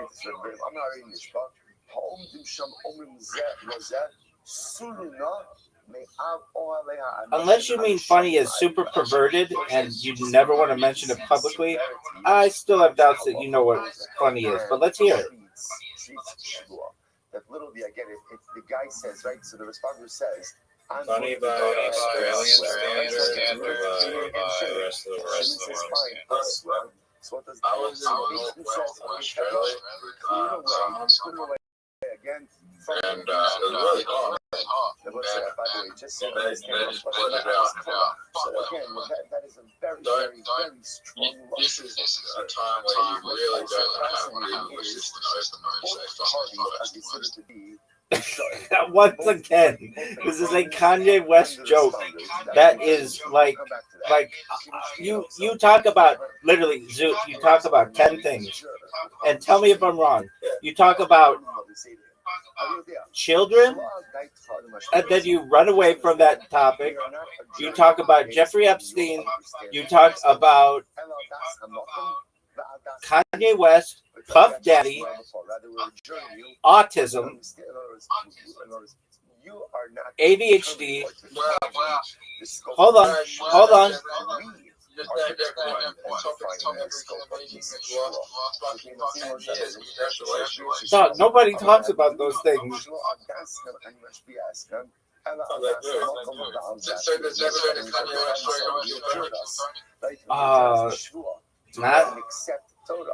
Not recently, no. There's never been an autism joke on There are tons of those.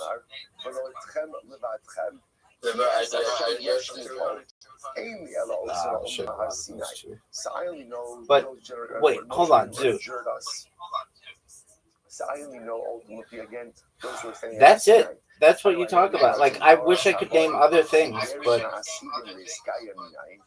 you don't even talk about cryptocurrency like you once did.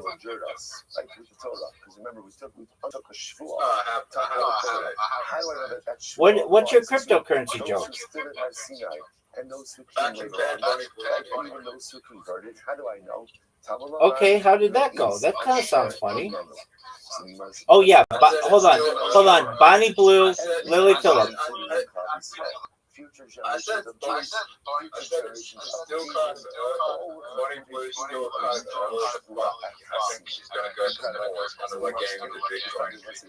You're not but you're not like you're not gonna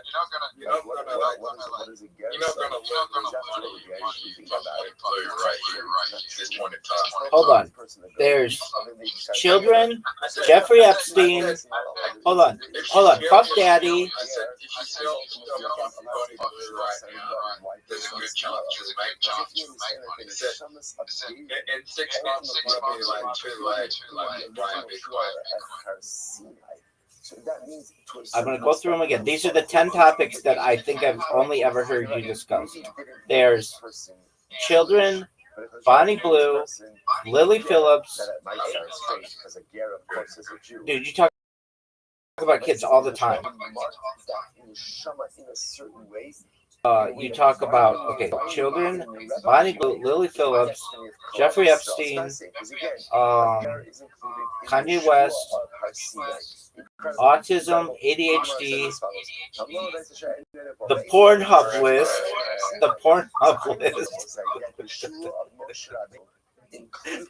What number's Bonnie Blue right now?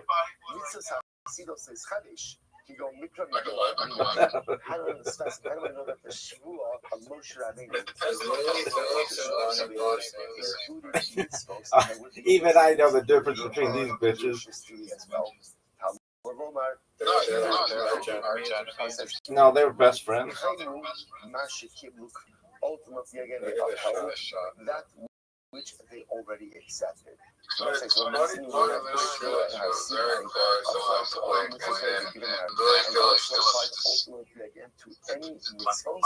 Really feel that they would accept. Really feel like the idea of £5,000 she couldn't organize it properly because she doesn't have the skills to manage 24 fucking Bonnie took it and then got mad Bonnie Blue because she beat her to the £1,000 challenge.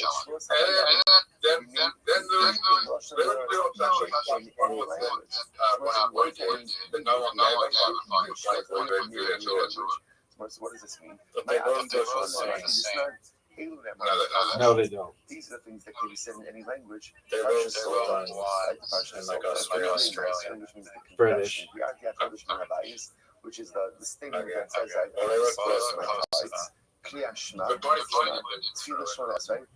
And Zoot met her, and she said that she wanted to drink Zoot's pee out of a condom, allegedly. But it could have not been her. Zoot met so many hot chicks that day that he forgot it. I'm telling you this right now. If a chick said I want to drink out of a condom, I would with that woman in a light up 6 years from that day, like it was the back of my hand. So we tell him again before he takes the show, we say to him, understand the severity of not. But that's okay. Make it, Zoot. Just make it. Just make it. Oh, what a shot!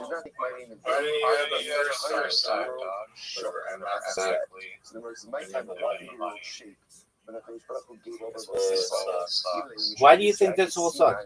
Zoot. First mover disadvantage. So, but Zoot, you don't mention some like topics that are really popular in Kryptoni, like Donald. Well, you talk a lot about Donald Trump.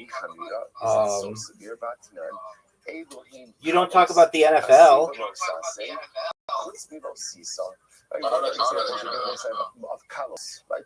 Because it's a popular thing that comedians talk about. Positive commandments and prohibitions, those fall into the category of kalos, except for lo sisa. Remember again, taking Hashem's name in vain, technically speaking, is a lo sase. The Gemara says, okay, even though it's a lo sase, it doesn't fall into the category of kalos. You didn't give me the win, but you.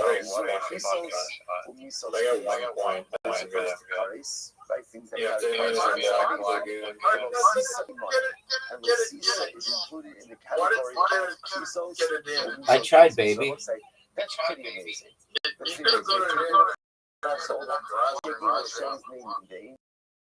Tied for the win.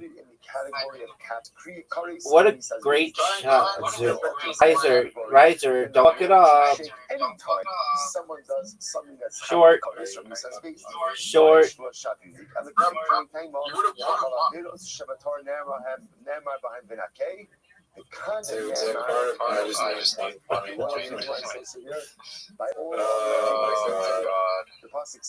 You're going in the tire, buddy. No, I'm not.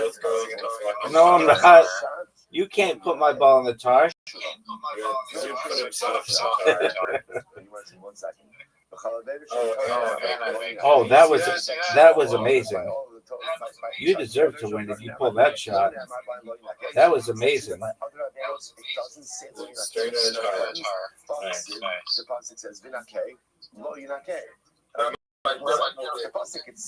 Zoot, I have a larger dick than most men on earth. Happy with that. You haven't proven that, Zoot. You haven't proven that, Zoot. It's impossible to say. Right, so we've got...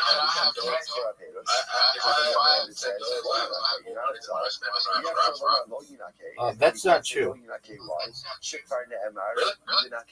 Really, yeah. So how do you reconcile this?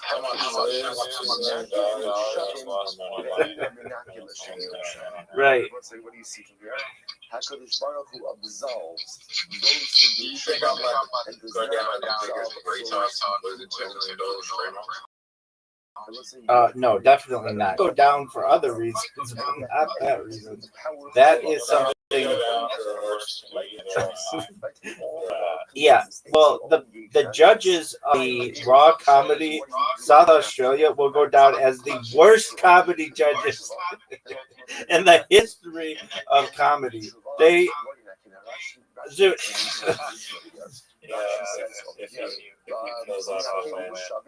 oh my word! If they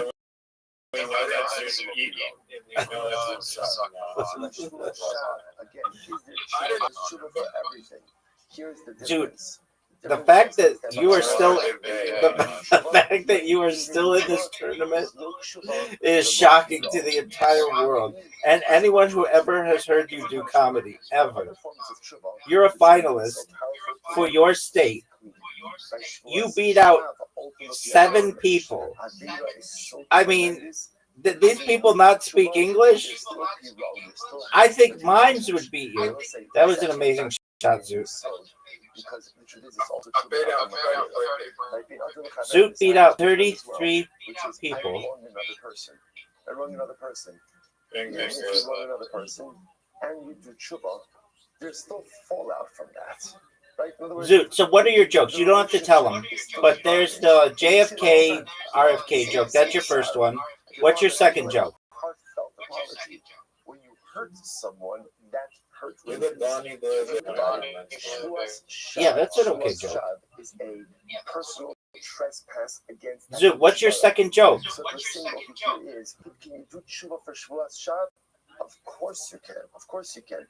But at the end of the day, there's a Dude, do you remember that time I asked you a question and you answered it? Because I don't. It remains. It remains. I- You hurt another one of my person, jokes you is say I sorry, they can accept your apology. The people love relationship this. People say that I is forever changed. Cannot be put back when I to die, what it was before. before. God has You down are syndrome and shocked, always you is can not do always. tshuva, but even Okay, with so that's your tshuva, second it's joke. still wrong. You're What's still your third going to joke? from that. Incredible. The Gemara was like, sorry. The kind of we meshpachto. So now we are. I thought out loud on the table suicide was the answer and I thought back to my history test. They asked me how to get that I put down suicide. Oh yeah, I forgot. You're obsessed with Hitler's on that list too. Looking back, I think that was very, very, very, very, very. I don't think. All right, so Zoot, here is Zoot's. You should start writing his target time. Why should I send exact punishment from my family if I committed the Yeah, I don't think. We know you came in and told that in the last 24 hours. I don't think Hitler killed himself. Okay. Any family where one member is a tax collector, Why would he kill himself? Why would he kill again, they're all tax collectors. Dog, I wasn't there. Empire was shambles. Right? Shane Cole listing. Ultimately, they're all crooks. Why? Yeah, but Zoot, who did you? Comedian with the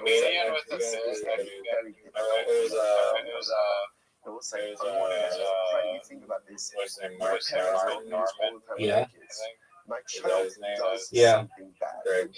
No, not Mark Norman. It's easy, of course, to say, oh, But he has like this bit about like the child does something like that. how Hitler's dog just slams it. There's like a runner Called free choice. Um, And they can take all that parents have Was given Hitler them and literally throw it out the window and do he was elected and do their own thing. So on by one a hand, huge amount. definitely sometimes in children do things that is 1933. not reflective Dog, of their parents' upbringing or their children. Riser, But the Gemara says that was a dick move. That was a dick move, The right? German people turn against him. Like rebel? No. To introspect and to look at how we are Why not? living, Why not? and to look I don't at know, the ask home that them. we are building, and to look at the, Riser, you just fucked me. because when our children do certain things, we are I would say guilt-free. more We are Americans not hate blameless. Trump. And Germans I hate ask Hitler. all, that's Hitler's too right. strong of a word, because my child, Okay. especially as they get older, has free will. But if my kid is behaving in a certain way, Is that in a an consistent Is that fashion, an unpopular? if my children is exhibiting certain Trump's character loved by a traits lot of in people in the an United ongoing States. fashion, I Hit have my to ball, He's baby. also hated by. I have to ask myself, is it possibly coming I from mean, Hitler was loved by a lot of people. He's is still there loved by a lot something of in my life? Is there something in the way that I live? Again, I've also Yeah, like those guys you were with at the James McCann concert. Or whatever. Make it. Just hit it at the end. Just hit it at the end. This child grew up. This child grew up with my tutelage. This child grew up with Dude, my dude, you're like a parrot. Somebody says something to you, like these people at this James McCann thing, and you are obsessed with it for days later. There's a family with a kid with a tax collector also is considered to be very unscrupulous. Dude, quit with that. You guys are, whoa, what happened in that house? Or my child is a gun Or again, my child my child just did something really bad. Again, do I have to accept full responsibility for what my kids do? No. But do I have to introspect as a parent? Riser, what did you think of my shot? Riser. Absolutely.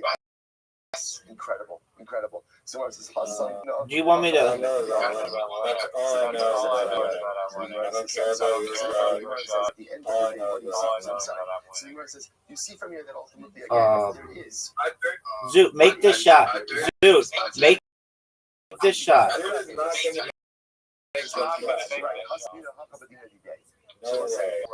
My family do think things that I think do. I do think it's from us working from us, we're going to have Different standards. Sign the book is really fascinating. Rabbi Omer, Frasi also.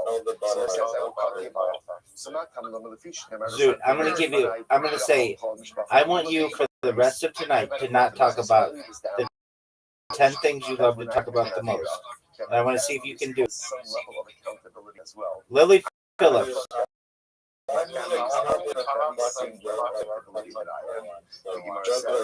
Wait. I asked him this and he could not do it. I asked him to do this and he could not do it.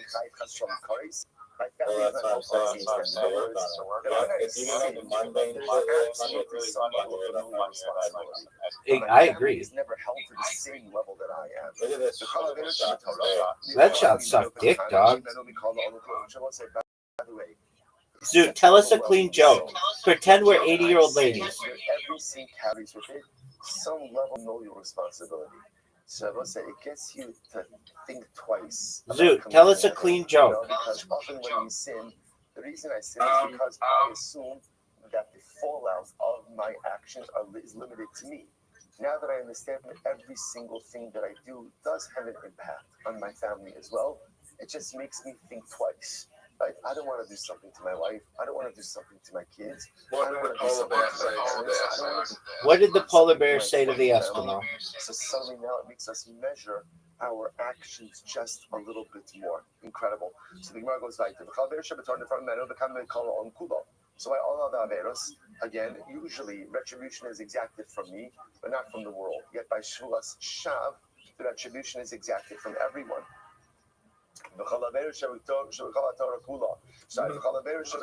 Dude, is there a punchline? Did I miss it?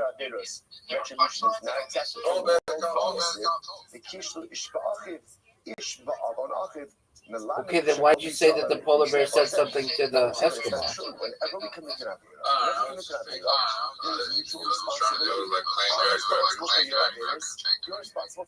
All right, well, give us a joke, not a scientific fact.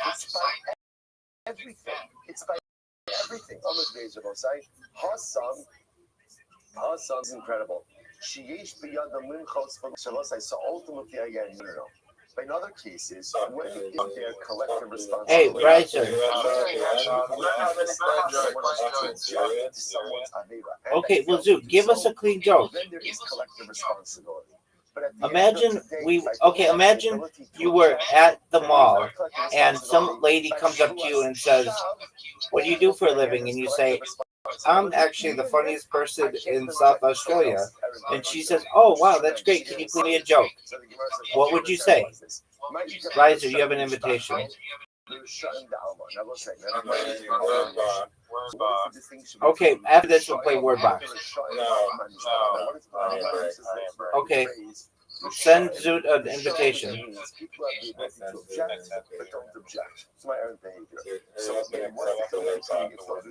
In my family or in the world,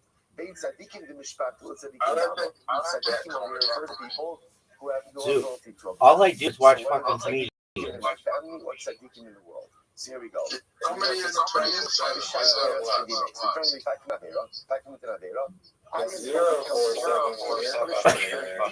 Now that's a funny joke. Now that's a fucking funny joke. That's hilarious.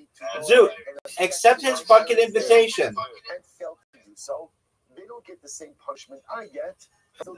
Riser, now that's a fucking hilarious joke. You are a family members of your family. Zoot, come on, man. Riser just had the joke of the night. And you Don't leave me continue down a negative path and you don't stop it. Zoot! You're held responsible. You're held responsible. Even for adult children. You're held responsible. Sorry, I just got a call. Sorry, I just got a call from the chief of comedy of Queensland. They want me to perform tomorrow night. So in general, the perpetrator gets the Zoot, come on, man. punishment. family members who can object but don't do so, second tier punishment. Outsiders who can object and don't do so, third tier. All right, play me. I'll send you an invite. Oh, it's on, dog. I'll dominate you easily. Family or outside of the family. Now, again, what does that mean? Tzaddikim? Tzaddikim are people either are unaware of what's going on, can't So strange. what's going on, are not held culpable at all. Okay, so we'll say that's the realm of general averos. Gabi shvua. What about it's over. Gabi shvua. Who rishon shpachto b'dinei. So we'll say when it comes to shvua, so what about you can see the tiles. Perpetrator. Who rishon d'mishpachto. Rishon means what? Family members who have the ability to stop this type of behavior, and don't do so, are held similarly accountable. You want to hear this? So again, the person who takes the Shvuas Shad and his family members who have allowed for the cultivation of this type of personality are all held accountable to the same level. Rishon de'alma b'din chamar. Ultimately, again, Rishon outside of the family are held liable to one tier below. Tzadiki de'hacha b'din hakal. Ultimately, again, Baby, you're up. Do you know that? Family tzaddikim on the outside. I was like, who are tzaddikim? Who are tzaddikim? Tzaddikim ultimately, again, are people who halacha l'maisa again seem to have like no involvement in this yet, are still held responsible. Now, let's say, now, what does... Are you proud of that move? Hold on for 1 second. We're going to just do 2 more lines. So, ultimately, now, let's say, again, the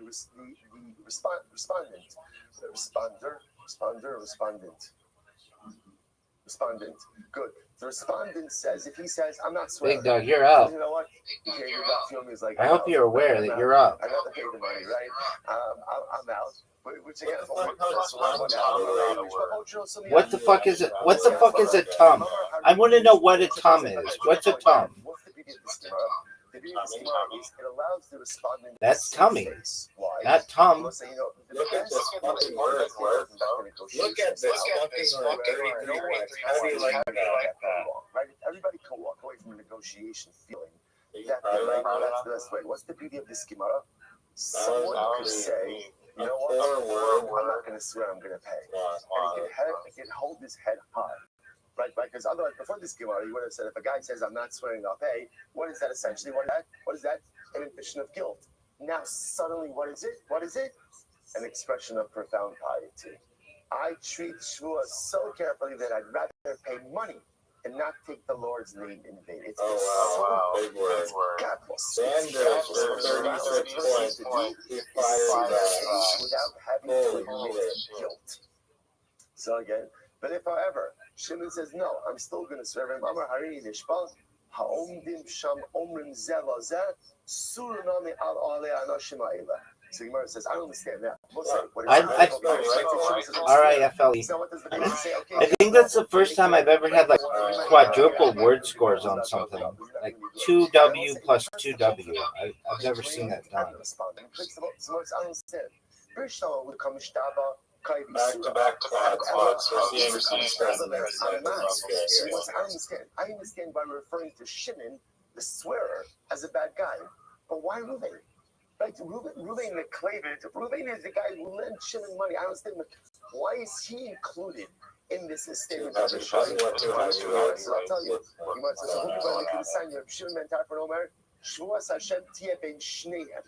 Ultimately, we'll say when a person takes a shvuah, that shvuah is between two people, between the claimant and the respondent. I mean, you can consider it 2 heavyweights, but I do have a 15-point lead on you. It teaches us that the shvuah ultimately, again, devolves upon both of them, and there is liability ultimately, again, for both of them. Now, why?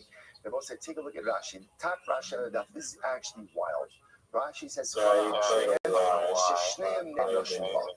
both parties are punished for a shvuah. How so? Do you remember that time when Zook came in, talked about so the swearer, I understand why he's going to be being perhaps having a 25% chance of being the funniest person in an entire Australian state. Failed to do anything funny. Failed to tell us even any of his stand-up routine. And then left without any. Well, actually took 2 phone calls from the chief of comedy and. You are not allowed to lend money without witnesses, and you are not allowed to pay back loan without witnesses. And in fact, the kids are bringing down. The kids says if you do so, you are in violation of lifnei ivar loitei nichshal. So you see from here, I only remember. to run into a situation like this is how if you're not conducting business in the right way, because otherwise it's common sense. Do stuff with witnesses, otherwise you're gonna get stuff. So therefore, the only way to get into this is with people who are not following the halacha. So if you're not following the halacha and it's ending up with shvuah, ultimately again there's liability and culpability with this. So we'll say, so now after this fight, the Gemara is now going to get into the mechanics of before we get to that. So what is this like? Right, My app froze. Focusing so intently on the severity of shvuas shav. So what is this severity? So I just want to point out this beautiful Marsha. The Marsha says over here, he says, because in this Hamavor, Sheshmo Shal Yisbarach Hagadol, Hu Kiyumo Shal Olam, B'Yisodo Sheba Barach Haolam. The name of HaKadosh Baruch Hu is the very engine of creation. The name of HaKadosh Baruch Hu is the very thing which was used, Bereshis Bara Elokim. As Hashem means, and what did Hashem initially create the universe with? What did he create it with? His name. His name. Bereshis bara Elokim. Elokim, the very essence of HaKadosh Baruch Hu, the name of the Ribono Shel Olam is what created the very building blocks, the very chomer of creation. When you misuse that name, ultimately again, what you are doing is undermining the very rubric, the very foundation of creation itself. And to take it one step further, we'll say, what is the Shvuah Shav? The Shvuah Shav essentially corrupts 2 things. Number 1, it corrupts Dibor. Right? When you swear falsely, you're taking that koach HaDibor, right? That koach of speech, which is the very thing that defines us as people. It's what makes us us. What distinguishes You're up, baby. man ultimately. And I hope you recognize that. I hope you recognize you had the best letter. It's not even the ability to think. Animals could think also. Perhaps for the time, the place. I hate the letter V right now. It's always, it gets in my way. The letter V and the letter J. And the letter C. They suck for this game. All speech. And therefore, halacha l'maisa again, the Gemara says that when this goes ahead and occurs, I feel like the letter H is way easier. What is man doing? Letter Y is pretty easy. His very self. So you're undermining the world. W is pretty You're easy. undermining yourself. And then what else? What else does Shua Shab do? Shua Shab also is the ultimate trespass. If you swear falsely, then nothing's sacred. Right, you can't take anyone at their word. S is. They almost shouldn't have the S. Ultimately, again, you're undermining human relationships and integrity being Adam Mechavero, and you're undermining your very essence, the power of your speech, being Adam Mi'atzmo. So when you take this false oath, you've eroded every single pillar upon which the world stands. The Gemara says you do something like that, an unforgivable offense, fundamentally undermining anything and everything that holds the world up. All right, so step over here today. Shkrach tremendous Gemara. All right, Chevron, have a great day, everyone. Run to your prayer.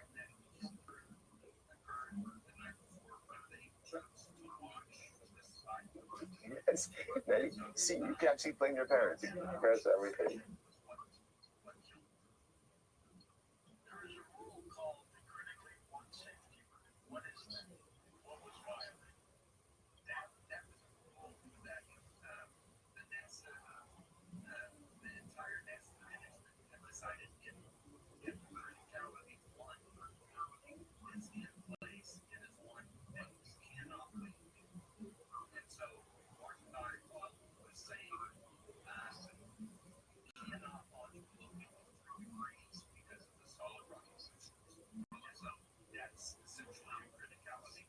right, Jabosai, good morning, good tava. Hopefully, everyone had a beautiful and uplifting Shabbos.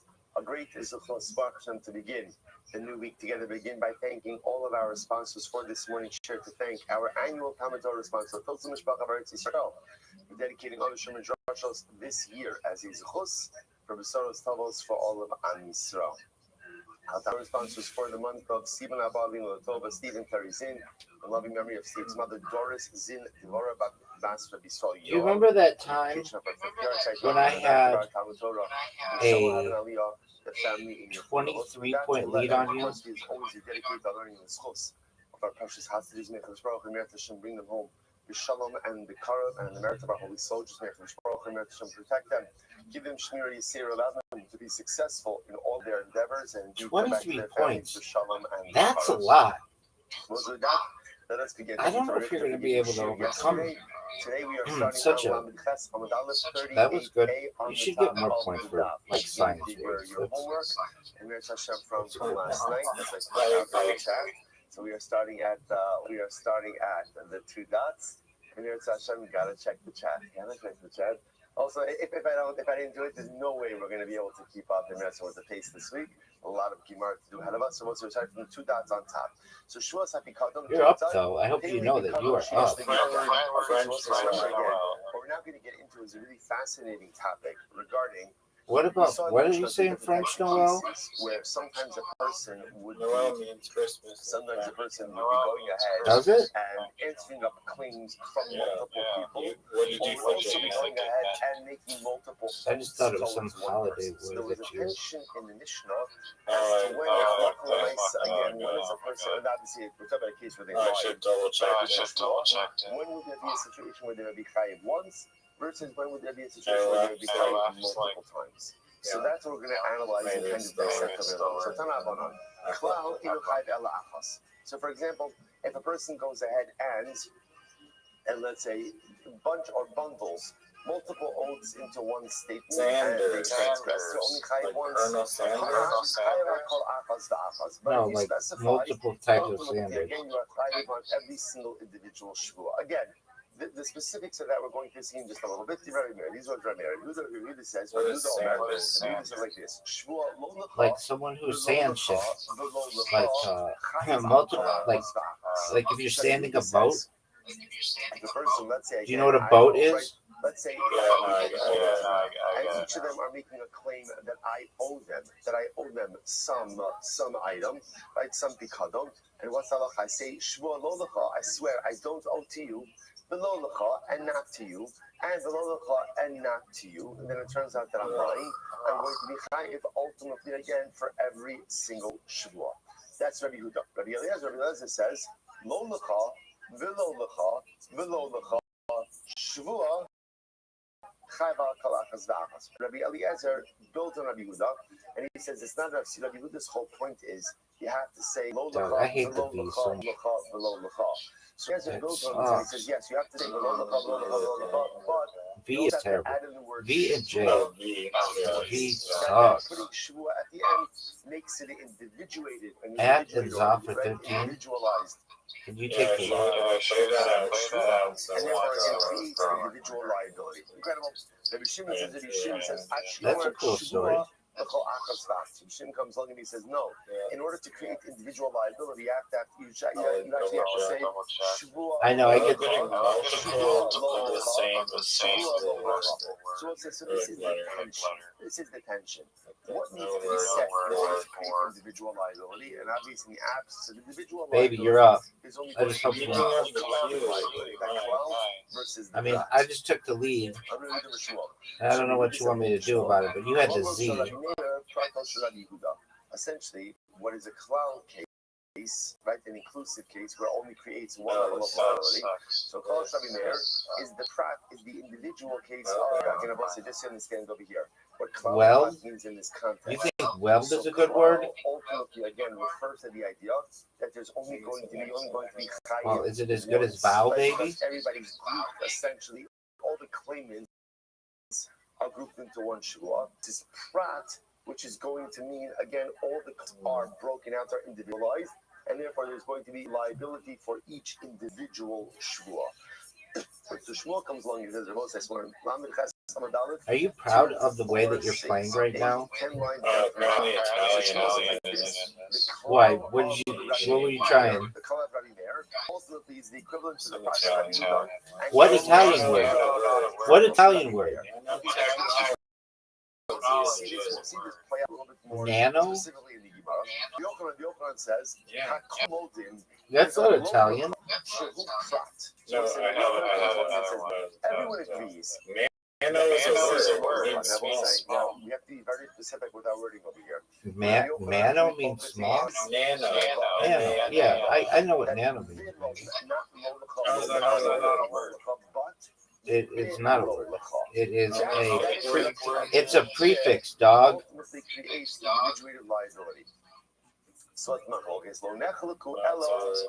Baby, it's a prefix. What do you want me to do about it? He says that everyone agrees in the Yeah, I am. Dude, it's 1, 2, 4 words. Baby, what do you want me to do? Of course, all these cases presuppose that I'm lying. Dog. For each individual claim. Okay, so here's Zoot's top 10 things. Jokes about children. Jeff Dean. Puff Daddy. Dave Chappelle. Bonnie Blue.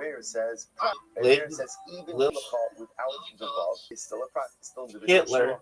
Yehuda says no, it's a cloud. Okay, let's analyze. So what's in Rabbi Meir's world? What's his stock? Autism, ADHD, and sexually transmitted diseases. That's Zoot's top 10. What the fuck is net? All Rabbi Meir said was like a general rule. He says cloud. Like if you included all of the claimants in one general denial, you only No, it's not like a net. That's not a fuck. That's not how it's spelled. That's not how it's spelled. But Meir himself denies what is a cloud and what is a prat. So the Ezer who called Shemer, what is Meir's cloud? You didn't even know.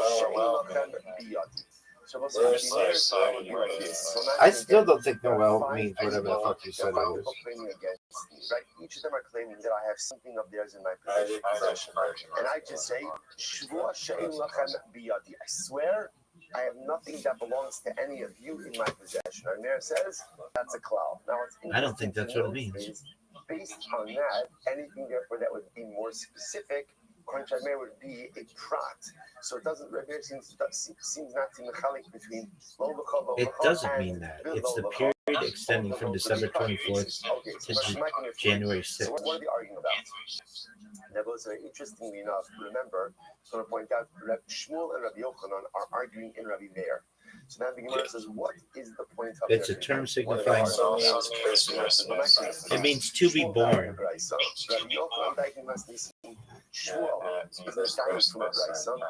Incorrect. It's the period between December 24th and January 6th. So again, Shmuel says like this. From the fact that Rabbi Yehuda says that the case of prat is dude, why do they keep giving me V? So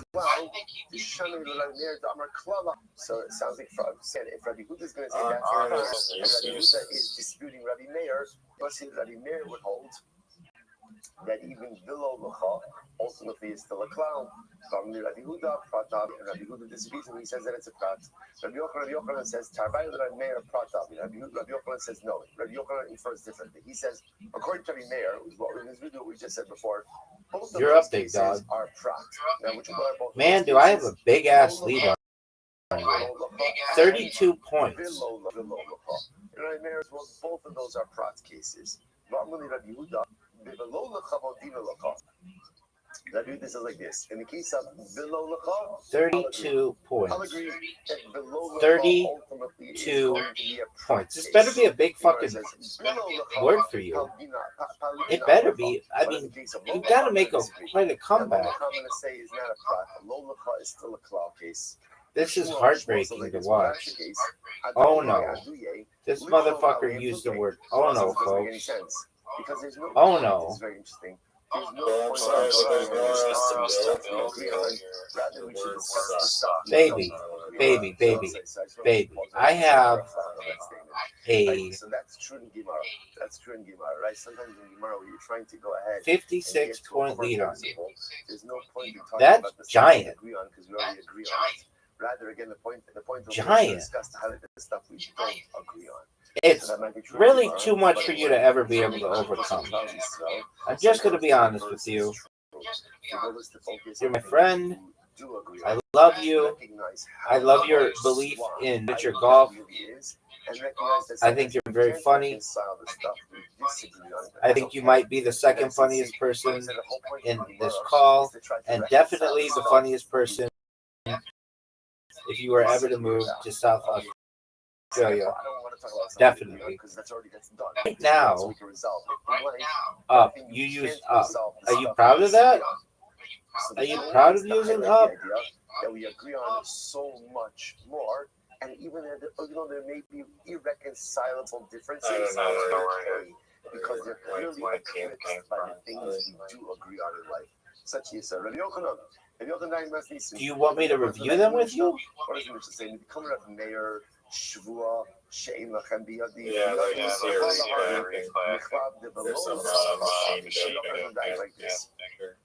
From the Mishnah, since I married something like this, that Shvua Shein Lachem Biyadi, right? Or Shvua say that's the case in the Mishnah. In our Mishnah. Fuck you. You're gonna go there. I mean, my friend, what do you want me to do about it? I have nothing of yours in my possession. So what did the Mishnah say? If it turns out that I'm lying, how many times am I lying? Dog. Once. Why? That's a cloud. So How many tiles are left? Which is, that's the case of the cloud. The cloud, they have a low call. Thank you. So you can infer from that a case of a low ultimately is going to be a prat. Because if you would think that Sir, what the fuck is that? What the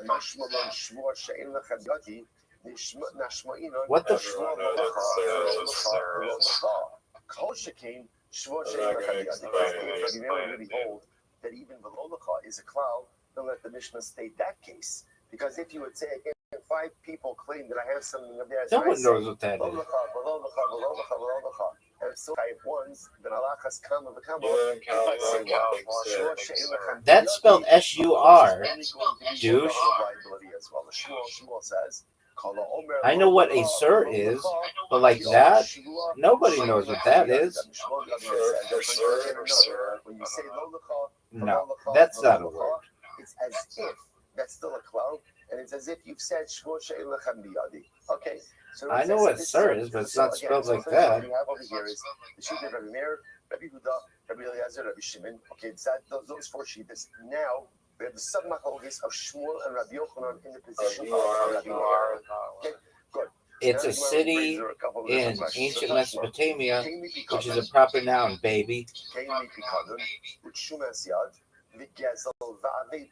So I'll say, so remember again, Mishnah then quoted a case. Right? I go over to Ruben, I say, Ruben, give me my picadon that you have, my loan, my stolen item, and my lost item. I'm claiming all of these things from Ruben. Right? I'm say now, again, if Ruben says, Shvua she'en biyadi, en lecha biyadi, then he's only chayiv once. But if he says, Shvua she'en li, picadon, shomes yad, then what? He's chayiv 4 times. And they're both saying, now what do you notice about this? So you don't have a feeling or what do you see from here? Again, I almost did. is going to be prat. You could destroy me right here. Too bad I have a 56-point lead on you. Well, let's see. Let's see you fucking come out of nowhere. That's what I want. I want the competition. That's why I put that down there. Because I want you to have, like, things for, like, a shitload. That it's below the chod, right? Remember again, if the vav is there, the vav creates individual liability. No vav seems to be a cloud. Someone said that again. That's a cash on the open. You use dog. I give you the. Once again, answers by saying no. Remove the vav. Remove the vav. Wrong syntax. I have a hot sigma says it doesn't make any sense. The high time of kol hachi shavish tani ba'azil I don't know. That's your answer to everything. Just collected points, baby. The thing that destroyed you were such genius like O's and Sanders and according to Rabbi Yochanan or Rabbi Shmuel, which the Gemara says in reality, I must understand. Why are we trying to align this with I don't really know what I did either. Chop, I guess, was a lot. Remember, we have a principle in Mishnah is generally that's what? Stam Kano Kleb Meir. Right? That a Stam Mishnah will reflect the view of Rabbi Meir. That's why we're assuming over here that with attribution, it's going to be Rabbi Meir, and that's why we're trying to fit this in. To which the Gemara says, you're right, stop doing that. Elaha money, Rebbe he. Lit, that was good. Big guns, right? So as I say now, remember, whose opinion is reflected in Mishnah? Yeah, like a neti pot. I think that's spelled N-E-T-I. Rebbe's view is that Dog. halal again. Look at the desperation. You know that your opponent is desperate when these tiles start going everywhere on the board. Just HIV is not a word, dog. Case and therefore create individual liability. So therefore, No, Zoots would be gonorrhea, which it'd be a big word to spell. I'm saying that maybe that Vav makes a difference, which the Gemara answers it doesn't. Our Mishnah reflects the view of Rebbe. There's some show, it's really funny. I think it's a Friends episode where they're playing, and so Joey, have you seen Friends before? You know the characters? Okay, incredible. So Joey's like the stupid guy, and they're Monica and Rachel are playing with Joey, and he's like playing like words like and dog and cat, and then he puts down the word and he's like trapeze, triple word score, 75 points, and they're like trapeze? Oh, trapeze isn't a word. And he's like, yeah, it is. I read it in a book. You know, that's what they have in the circus. Like, oh yeah, that's a proper noun though. And he's like, oh really? And they're like, yeah. And then he just puts down us, US. So they basically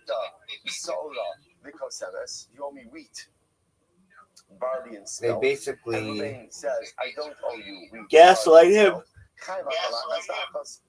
into thinking he's dumb, but he's really not that dumb. Was that the best story you've ever been told?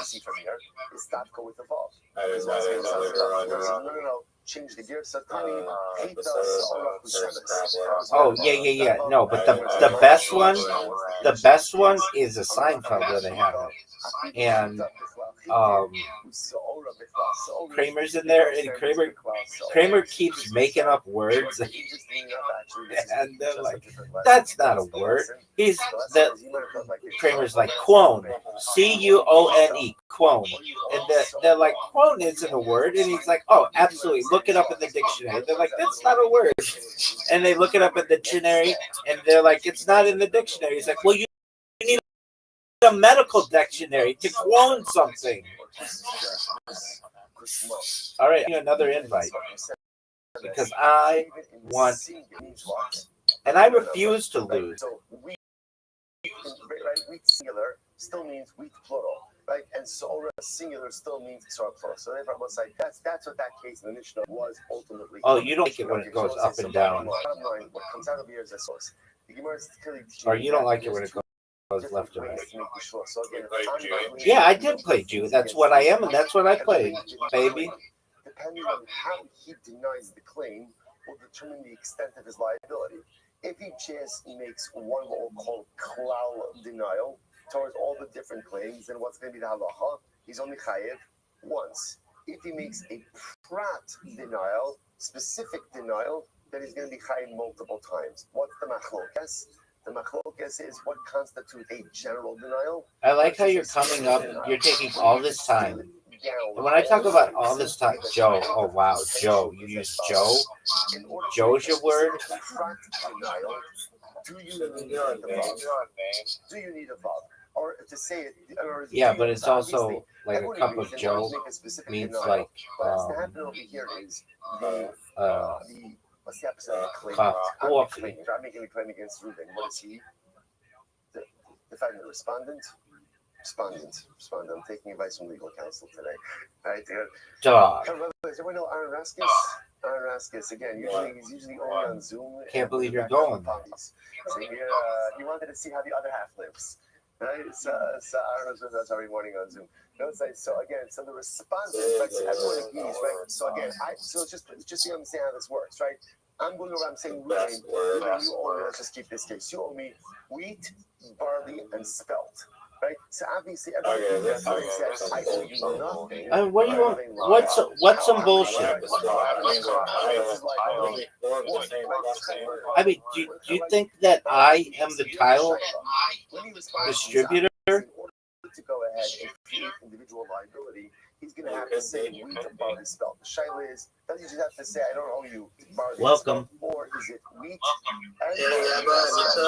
Living the dream, dog. Every day is a holiday, every minute is a feast. How are things in your neck of the woods, son? So listen here, I'll go to the Rambam. So the Rambam says over here, in Hilchos Shmos, Perek Zayin, Just okay. Why just okay? Halacha Yud. Here it is. Hayu Chanusha Tovinoso. Right, so there are five. You know, sometimes People claiming against me. Take one of the issues like another.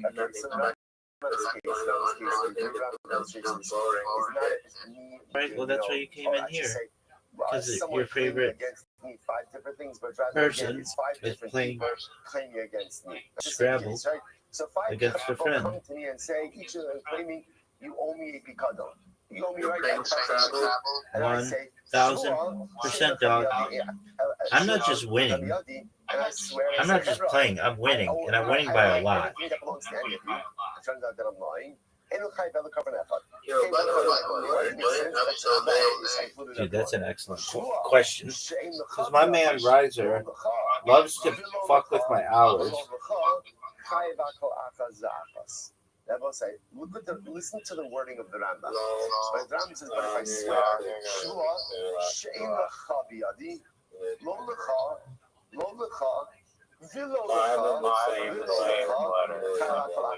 what did the Rambam do? I mean, dog, what do you want me to do about it? It's fascinating. So the Rambam said, lo lecha, and below lecha. Hence the Lechem Mishnah says, How is that first advantage?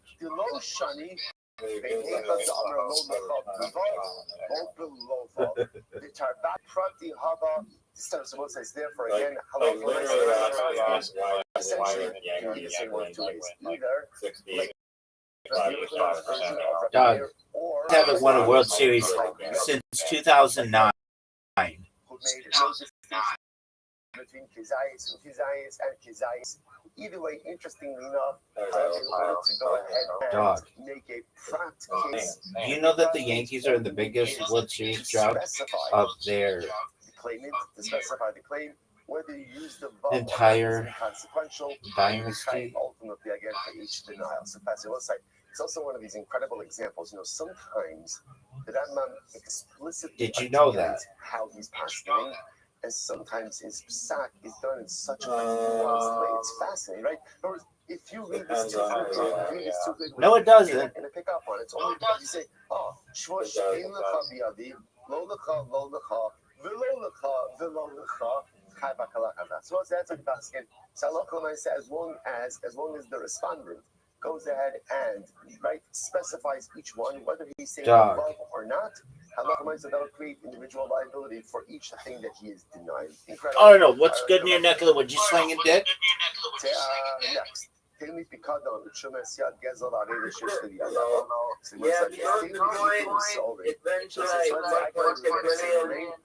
then you fucking started dumping. My heatiness or my weakness in my body, right? So go ahead. Kept on fucking dipping, and now we got 50K. Of course, that's how it goes. in order for there to be liability, obviously you have to make a claim. That's what that means to Puta.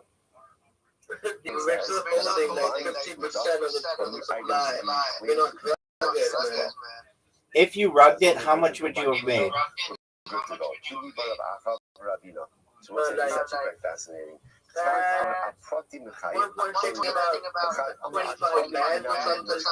So everyone said this is quite interesting. Let me tell you this outside. You would have made $25,000. Imagine the following. You would have made 25.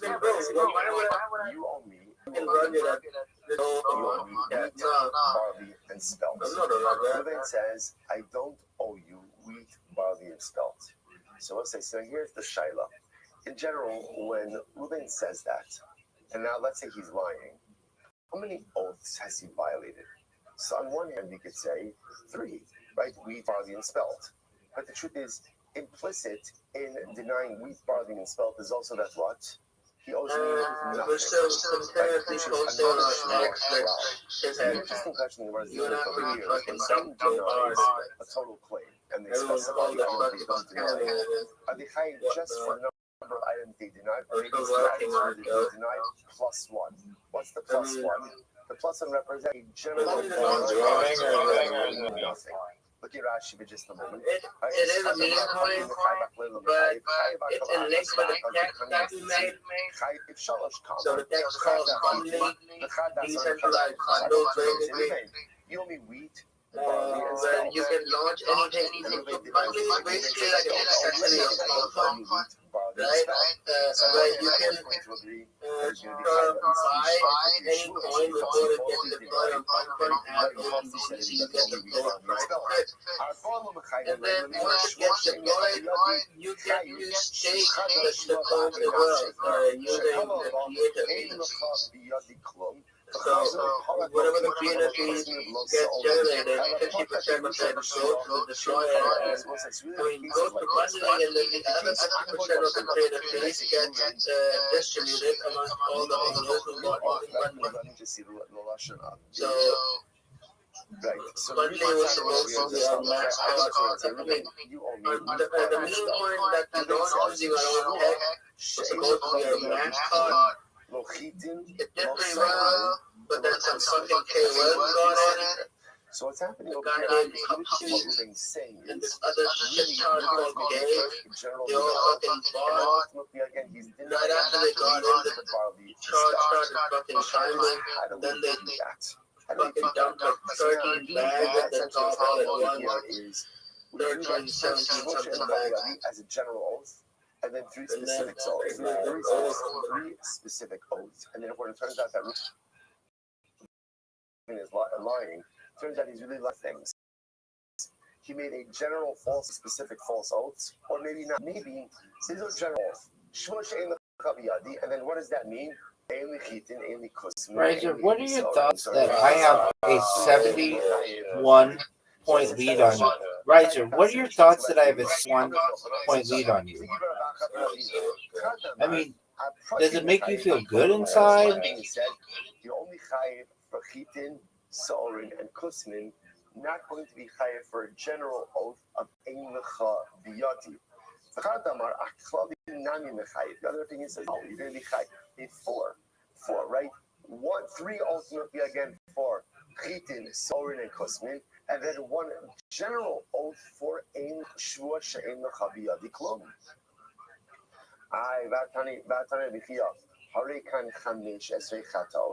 So let's see, here's the issue. Rabbi Chia said there are 15 chatos. Now remember again, what was Rabbi Chia referring to? Rabbi Chia ultimately again was referring to the case of where there are what was it? It was Rashi says over here, Rabbi Chia, 3 lines up at the bottom. Sorry, no, not yet. Riser, did you know it's your turn? Of where 5 people are making a claim against me. Right, so let's remember again, 5 people claiming against me, each person claiming chitin, sour, and kusmin. I swear to each of them, I don't owe you chitin, sour, and kusmin. If it turns out that I'm lying, what's the halacha? I'm chayiv 15 ashams, right? I'm chayiv 15 karbanos. 15 karbanos. Now, listen, what does that show? What does that show? That shows that in these cases, all there is individual liability. Riser, what was the least favorite word that I played liability. of yours? If it was really klal liability, then what? It should really go ahead and be 20 chatos, not 15. Oh, no. Not all time. Not all time.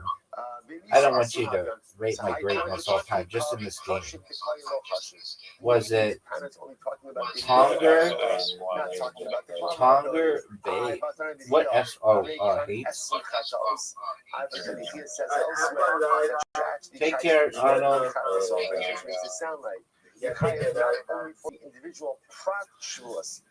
Riser, did you know that you're down 63 points? That's a lot. No, that's talking about where 5 people claimed 4 things. Hex and Z for 21 points. Where the fuck? Deny those 4 things to the 5 people. Oh, good. What generates ultimately 20 chatas liability? Good. So again, still understand the question over here. In this case, it's quite interesting. Number of people are making a claim against me for a number of different things. So again, 5 people are coming against me and they're each claiming I owe them chitin, soren, and kusmin. I go ahead and I say to them, Shvua she'ein lachem biyom lo chitin, soren, lo kusmin. I make this shvua to all of them. So the shaila is, everyone will agree that I'm going to be chayiv individual liability for chitin, soren, and kusmin. The shaila is also general liability for that first shvua of ein lachem biyom. That's my focus. That's my focus. What'd you say, baby?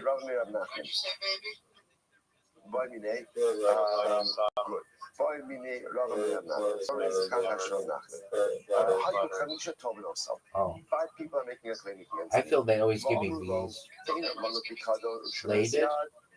You played bladed? You think bladed is a good word to play? So 5 people are coming against me. This motherfucker thinks bladed what do they say? is a good word. Right? Gezel, something you stole from us, and Aveda, lost object that you found. Right? And what happens? I say to one of the claimants, what are your thoughts on this move? So I respond to one of them. So let's say again, it's Reuven, Shimon, Levi, Yehuda, and Yisachar that are all coming to claim against me. I say to one of them, Reuven, I swear to you that I don't have a pikadon, a shomesyad, gezel va'aveza. And then what do I say? V'lo l'cha, v'lo l'cha, v'lo l'cha, v'lo l'cha. That's what I do. And again, I do the v'lo l'cha to each of the rest of them. So I will say, what is the halacha in that case? Achad mechayiv. That was before you turn the page. Look at the last Rashi on the daf. Achad mechayiv avdallah. Achad mechayiv. Akol echad ve'echad mechanach. That's right. The below the chad the kamar lav apart the bikadon and shumaser kai. Then can elachas chatos tal mishum mishon. Ve'echad lechol echad mishon. So here's the shayla, right? So you hear what's happening over here? 5 guys are making a claim against me, and those 5 guys are claiming against me. Bikadon, right? Deposit. Shumaser alone. Gezel, stolen objects, Aveda, lost objects. I swear to her, I say, Reuven, Shvua she'im l'cha biyadi, pikadon, shumas yad, gezel, va'aveda. And then I say, v'lo l'cha, v'lo l'cha, v'lo l'cha, v'lo l'cha. Turns out that I'm lying. Right? Turns out that I'm lying. So I'll say, so now everyone agrees that legabe Reuven, I'm going to be chayiv for this, right? Because for Reuven, I specified the denial of each of the claims. The shayla is, what does the below l'cha do for the rest of them?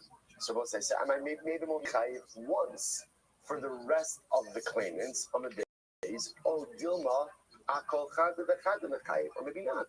Maybe I should be chayiv ultimately good for the liability for each of the claimants, the other claimants as well. So Tashma, the Tanya Bechia, Esrim Chatos. We'll say in this case, I do, but I'm not going to use it. I'm going to make us suffer. So again, if I specify, now what does mean I specified? I went to each of the guys and I said, Dude, there's nowhere to go. Then again, the Gemara says that's obvious. Rabbi Chia just has to teach us how to count. It's obvious. And the love, What are your thoughts on must be a case where I do not specify by the rest of them.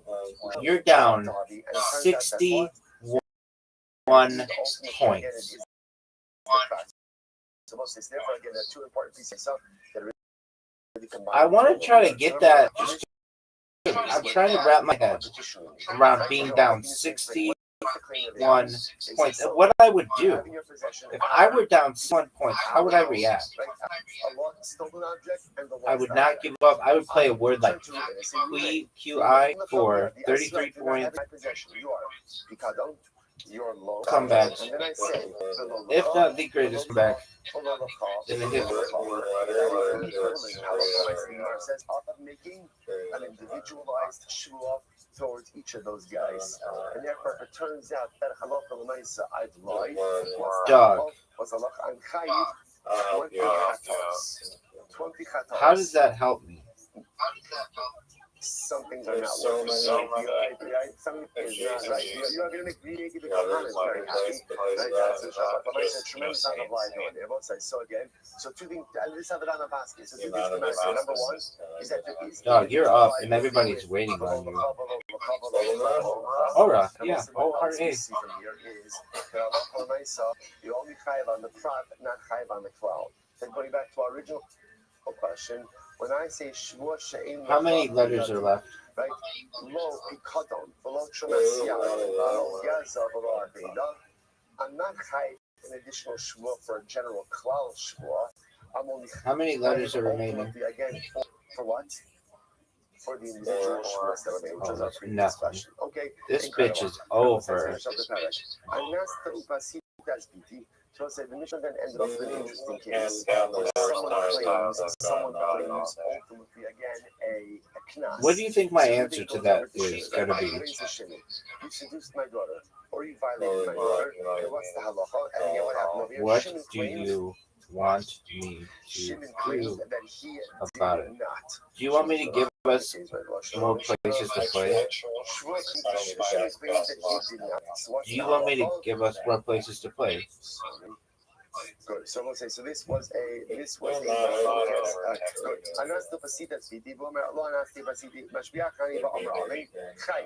Ultimately, it turns out that Shimon is lying. The Shimon is chayiv. If Shimon posed, if Shimon says no, he's part of lying. Shimon Mishalim Knas al Pi Atzmo. If Shimon says no, this is a Knas. And since most of the Knas Potter, and also again, you can't make yourself kind of because he's going to be Potter. They responded back to Rabbi Shimon, Abba Pi Shimon Mishalim Knas al Pi Atzmo, Mishalim Poshes Upagam al Pi Atzmo. Doesn't make any sense because at the end of the day, even though you can't pay Knas, most of them are in all of these cases. Well, isn't this appropriate? There's still going to be other forms of financial restitution. Namely, Boshes, Pagam, right, humiliation, depreciation, any type of medical bills that are involved in this as well. So now Saturday Gemara as follows. Play something good, because you're down 64 points. 64 points. One of the biggest embarrassments that we've had the opportunity to witness in the history of the world has happened here, folks. Folks, if you're watching this, either now or in the future, and you're studying this, you're taking notes on this ass kicking, you should know that it has been a privilege to be able to lead ass to belt to ass, BTA, belt to ass. Door. Are you proud of that word?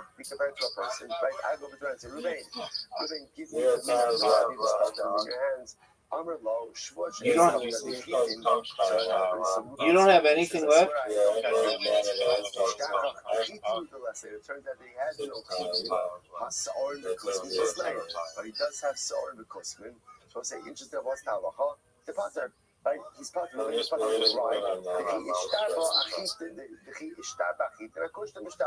because it turns out that when Reuben swore about the wheat, he wasn't. Big dog, you're up. I hope you know it is your turn, and everybody's waiting on you, big dog. Everybody. I talked to I talked to Chelsea. She said she was ready for you. I talked to you are going to be potter. So therefore, it doesn't make sense to say that if you lie about it, you're going to be chayiv. Even though you might be chayiv on both just judges of on the inter item is going to be potter. Comedy, raw comedy, they're ready for you. Vim, you played Vim. That's a fucking word. He went ahead and Ruben said he didn't have the wheat. And indeed, he swore correctly about the wheat. But ultimately, he did not deny the story. In this case, the Kula knows the Gavafalai. Here, in this case, we're right here, Shimon is denying everything. That's not real.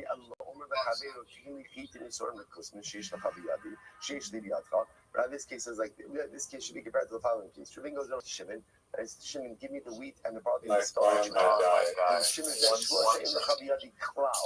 right? And what happens? So Shimon says, I have nothing of yours in my possession.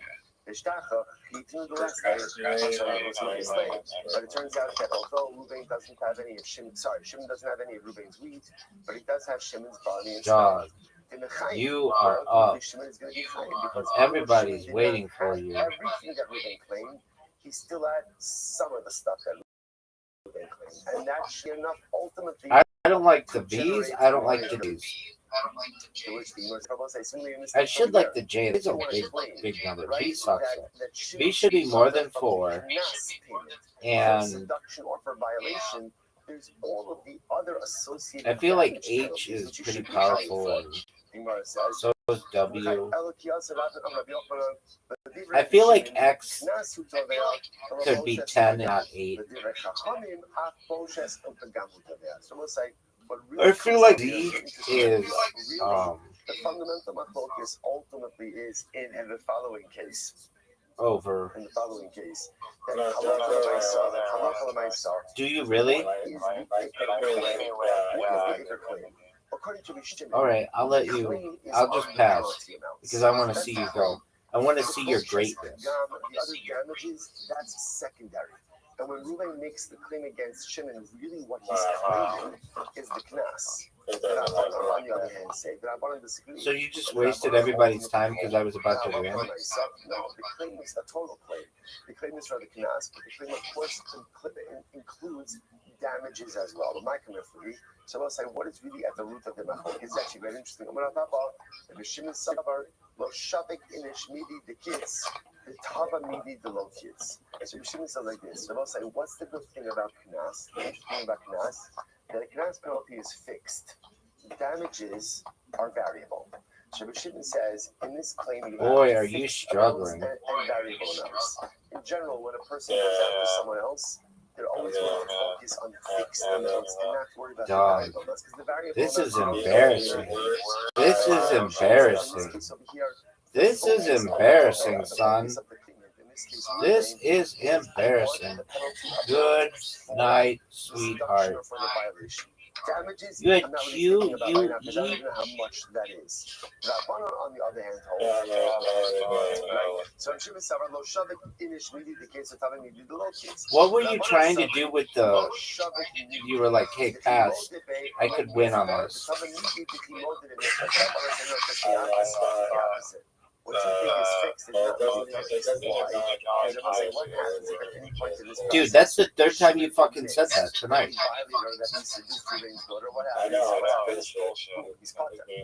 potter. So then I want to say it doesn't make any sense to put this claim on something on a claim which can easily evaporate.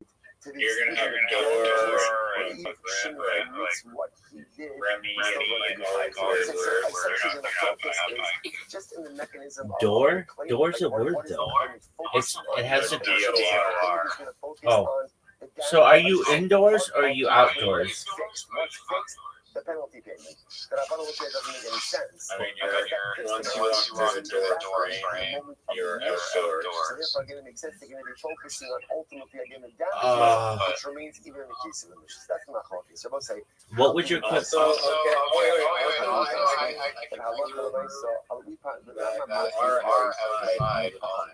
on your we're inside the universe, but then outside the universe. you seduced my daughter. Like we're really outside the universe, or we're outside the other universe. And Halacha again, it turns out that he's a liar. Yeah, There will be it's paradoxical. liability.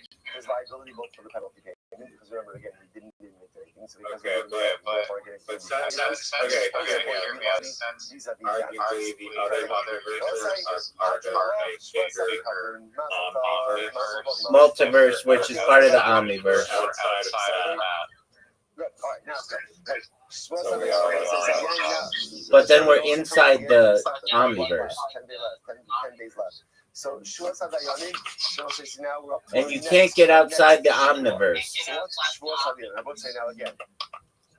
Rashi says over here, this is actually a very interesting Shavuot. Well, I mean, our universe is outside of all other universes in the omniverse. So we're outside of the omniverse. No, that's not how it works. We would be inside the omniverse. He says, no, I only owe you 500. That is what's called the case of Moder makes us partial admission. Triggers a Shvuah. Makes a Shvuah. That's what it's just called Shavuos HaDayanim. Other universes more than not. Incredible. You had a funny joke when you said Zoot is funny. 047. Whatever. 07. That was very funny. That was. But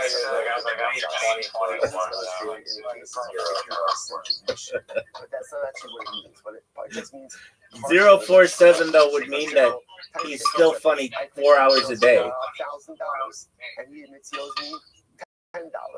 That's also come over makes us, right? So I kind of think as the idea over here is the admission obviously has to be a shavapruta, right? Because if the admission is less than a pruta, then obviously On a scale of 0 to 10,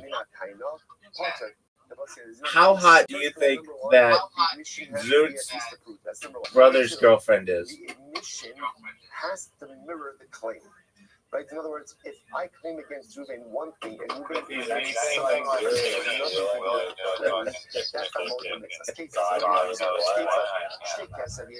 I bet she's a 6. So what happens? I say to Ruben, you owe me 2 pieces of silver. And what happened? Ruben and the sons, Ruben says, copper. I don't know but I left copper. I think she's both. Like, why? Because again, the admission does not match. I think she's outside Earth's mantle, but inside the atmosphere. What are your thoughts? Discuss. In that case, it's going to be liability. Because partial admission, right? The fact that she's inside Denied the silver. the Earth's atmosphere, but outside the mantle.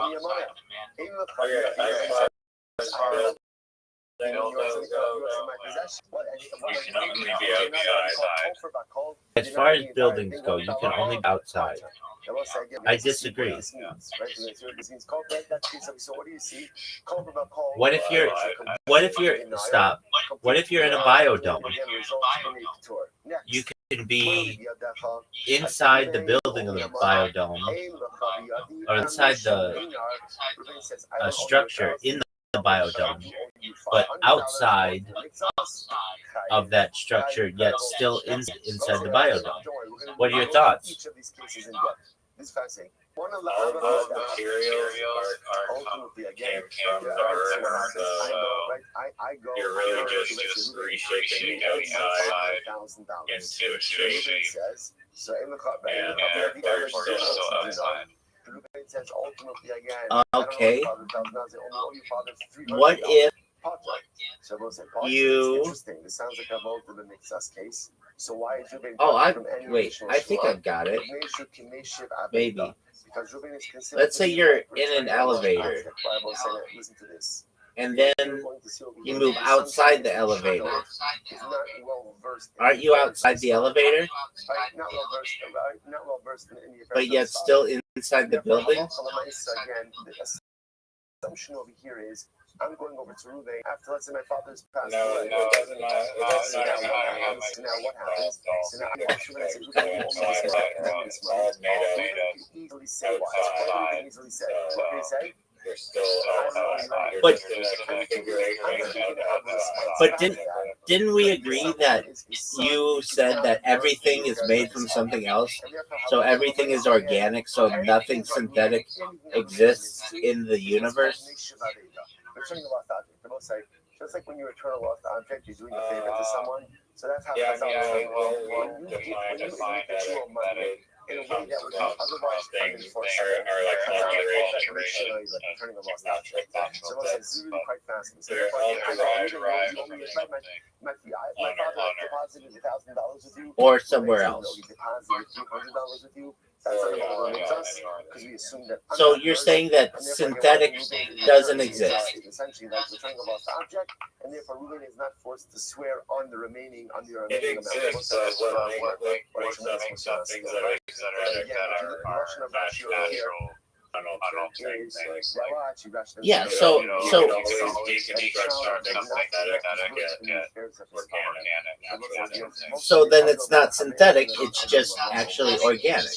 First of all, when we are young, we think our Yeah, I parents know, but we just classify. I mean, like there's unaltered organic material. our parents have no If you're idea what altering it, and you classify it as synthetic, but yeah, it's still ultimately like plastic or whatever. I know Still better comes than from my parents. where like rubber trees, I know chemicals, but and all then what those happens as we get older? chemicals, rubber are natural. And they were Okay, small, so right? Children often let me do just not summarize understand this for you. parents and understand Okay, themselves. you're saying When my that parents nothing are parenting me, synthetic they're parenting me exists. with a lot more life experience than I had when I was young.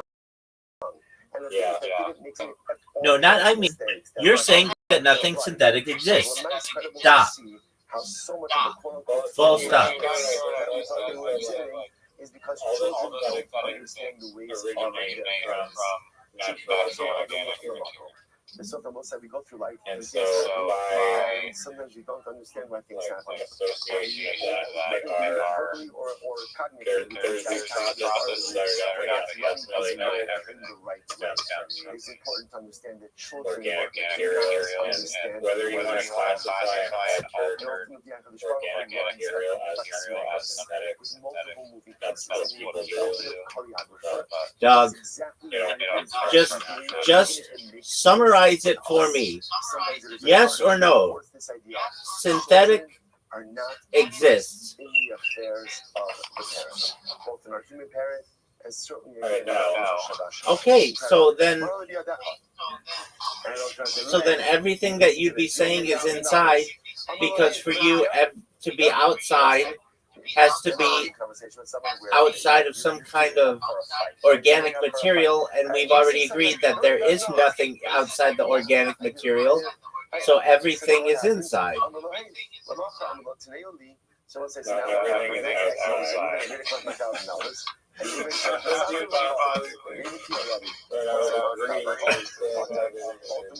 Because everything is in, because everything is inside the universe.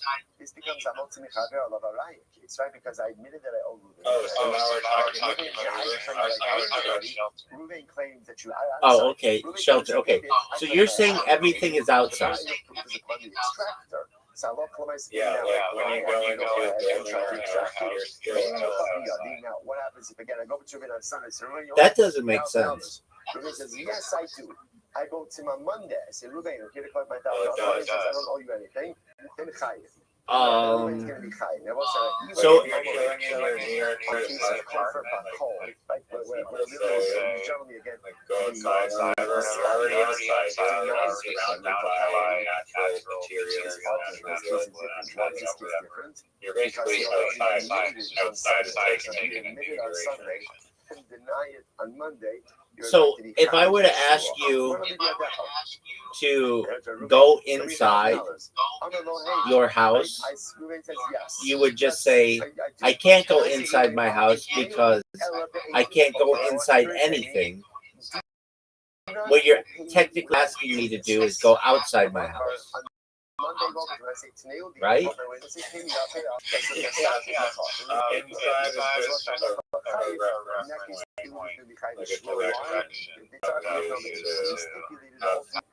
Have a point of reference for what technically I believe that Okay, but aren't we inside the universe? Yeah, I agree. Okay, and aren't we technically inside the solar system? Well, no, technically, we don't know what's outside the universe. Okay, but that's fine. That's fine. We don't know what's outside the universe, but we can agree we're inside this universe, right? Well, no, if we don't know the boundaries of the universe, we assume that there's something outside our universe, then we'd be outside that. Okay, fine, whatever. Then, okay, we're inside the Milky Way galaxy, right? Yeah. Okay, so are we inside there? On the other hand, when you say outside our Earth, nature, forest, mountains, cities, anything within the atmosphere of the Earth on the surface, not talking about expansion, but when you go outside, you're outside cities, streets, buildings, whatever, it's all outside. Aren't we inside the atmosphere? Less than the claim that's more than makes us incredible. Yeah, but when you say I'm going outside, I'm going outside, So what happens? outside. Ruben says, no, I don't owe you a quarter. Okay, aren't we inside the clouds? Well, no, we wouldn't be inside the clouds. Okay, if it's foggy, wouldn't we say we're inside the fog? The admission does not reflect the claim. I'm claiming rain. Ruben's admitting two different things. You can say that. They are explaining, but that fog is going to be outside typically, unless you have a fog machine, which is also outside. So Because interestingly enough, indoors, because Indoors is different. Okay. Can't we say that? So at what point? So you say that we're inside the solar system, inside the Milky Way. We're inside the atmosphere, technically. Why? Because again, the response does not match the claim. Gamil says that you're going to be chayiv. So again, we'll see why that is. Okay. So how about this? Can't we say? Well, and then you get into like the materials, and I feel like your definition just frankly sucks. That you say everything is an organic material, but so synthetics don't exist. If synthetics don't exist, then what am I claiming? What am I claiming? What am I claiming? And something needs to be built out of something, then inherently, according to your definition, it's organic, which means that everything has to be organic. It can't be synthetic. And if you're in anything, according to your definition, it has to be organic, so you can't ever be out of anything, right? Yes. Okay, what about this? What if I say you're outside of your element? Well, that's a fresh question. Okay, well, what if I'm what? The concept of Wait. You're using the idea as being a physical place. I'm saying that it could be a hypothetical realm. So we get partial emission by carbon. No, I'm not saying that the word inside he emits partial thing to the kingdom. describe And he is going to be but I'm just saying in like the context of like residential or They're still building. And that is like one thing going outside. You really feel outside. But that's not correct. Because we've even said that you're inside the universe, perhaps inside the Milky Way, inside the solar system. Well, those things are still up for debate, but we don't know what's outside. No, that one's different. Those are reference points. The solar system is not up for debate. We're inside the solar system. Because their claim has no validity. Yeah, and we're inside the atmosphere. I agree with that, but when you go down to Earth level, like there's the outdoors. Okay, stop. So then, if I take and I put you in a space capsule, like the International Space Station, we could say that you are. Now you understand the need for homework. Right now you understand. What's the reason? What a run! What a beginning of the week. Based on tomorrow, we begin the new Gemara. Outside Earth's atmosphere, but inside the spectrum. No, that capsule is still a natural thing. So Yeah, but wait. Okay, so it's a definition issue. You're saying that if you're inside something, it has to be organic, and that just doesn't necessarily correlate. Well, it could futuristic building materials are all organic compounds. It's not that far to say that every material, whether it's been modified, originally comes from an organic material. I apologize. What if we create a replicator? What if we have a replicator that creates something from nothing? Then that would be synthetic. Okay, I'm sorry. Good listener. Don't cut and paste. Right now. So what are the atoms? Sorry, but it's a wonderful. Is it a carbon copy of the synthetic thing, which is an organic drive? Okay, how about this? We are. I mean, I see what you're saying, but your definition is wrong. You're saying if you're in anything, any physical object, it has to be synthetic. It has to be organic. And you get down to the point where, from a definition, you say atoms are organic. And so everything is made of atoms. So if you're ever inside of anything, you're really outside, because that doesn't make any sense. I get what you're saying. No, you're not outside. If you're inside a house, you're not outside. No, you are. Would you? No, you aren't. If I put you in a shipping container, I'd say you're inside the shipping container. I wouldn't say you're outside. Well, that it can be used in context of a reference point, but in the grand context of where that shipping container is made of natural elements, and that, so you're surrounded by natural elements, surrounded by nature, which is also a bunch of natural elements. So as you construct a little dome out of natural elements, temporarily shield you from the natural elements, you're still ultimately in natural elements. So how isn't the solar system a natural element? Oh, wait.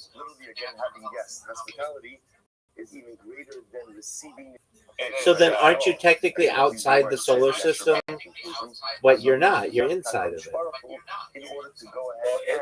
If your concept is the same as Earth, outside of nature, wherever else taking place on Earth. Imagine outside. I don't give a fuck about that. I get your stupid thing there.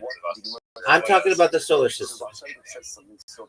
says sometimes. Yeah, so I When mean, a person in a does mitzvah, yeah, Hadassah so Action, in a Hadassah sense, yes, Action sometimes like could it's detract all just from a your own big, ruchnius. it's all just What space, does that mean? natural So again, space sometimes you have outside, people which over, is and what happens? outside. Outside kind of means like not outside the kind of means conversation like you not would like to have. confined. No, Just no, natural. you keep changing the definition, and I don't like that. It's illogical. Or maybe you Okay. or family. What do you think the in a definition different of way? outdoor? And certainly not as What do other you people. My think people the are talking about outside? Generally, it means external to a structure. At the end of the day, Outside refers to the area. Outside refers to the area that's not the structure. Often implies being outdoors. Often implies being outdoors. Spiritual growth. Learning metaphysical metaphorical sense of physical location, the area of space beyond a boundary or a surface. The outer part of an object. More important than your own spiritual development. Incredible. Yeah, I mean, that definition. Okay. So remember again, we're beginning to see that. Remember why we do this? Because it's beautiful. It's fantastic. Right? But remember, we do this because in the Mishnah spoke about the different names of HaKadosh Baruch Hu. Again, originally That was fun. which could be used I don't agree with it, and I think it's illogical. It's not logically sound. Still cool. Different contexts as well. So the Gemara says, "Kol she'elos amurim below kol." Yeah, I mean, what appears to be like the name of Hashem. Now, specifically, How about this one? What really is the solar system is outdoors. I would say we are not outdoors is not the word you use. You said inside. No, do you think the Milky Way is outdoors, or is it outdoors, or is it inside? So again, except for that one pasuk. Why? Because what was Lord saying? It's outdoors. He's referring to that tower, which has the ability to again literally give light and death. And of course, that is a reference to HaKadosh Outdoors as well. All the names can find the word again. Adonai. You're using different terms. You're using outdoors and inside. That's inconsistent. It was outside and inside. That's how you originally posted. Now let me ask you this. No, but outside and outdoors are very. No. There's a logical fallacy there. Okay, I have a question for you. No, they're not.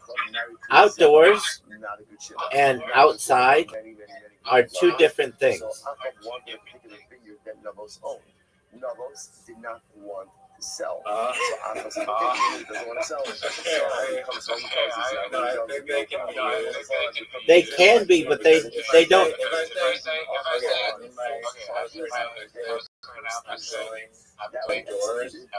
That's one way to put it. Or you might have going outside. I'm exiting my apartment and going to the outside, which is also considered the outdoors. So they're interchangeable. No, absolutely not. I would say that the Milky Way is outside, but I wouldn't say Earth is outside the Milky Way. That's where they set up the alternate. That's not what I asked. Okay, I don't know what you asked earlier. I know that I'm defending this from a logical standpoint. Here's what I want to know from you. This is kind of along the same lines. Who defines whether a door is outside or inside? Or who defines whether a door is outdoors or indoors? Talking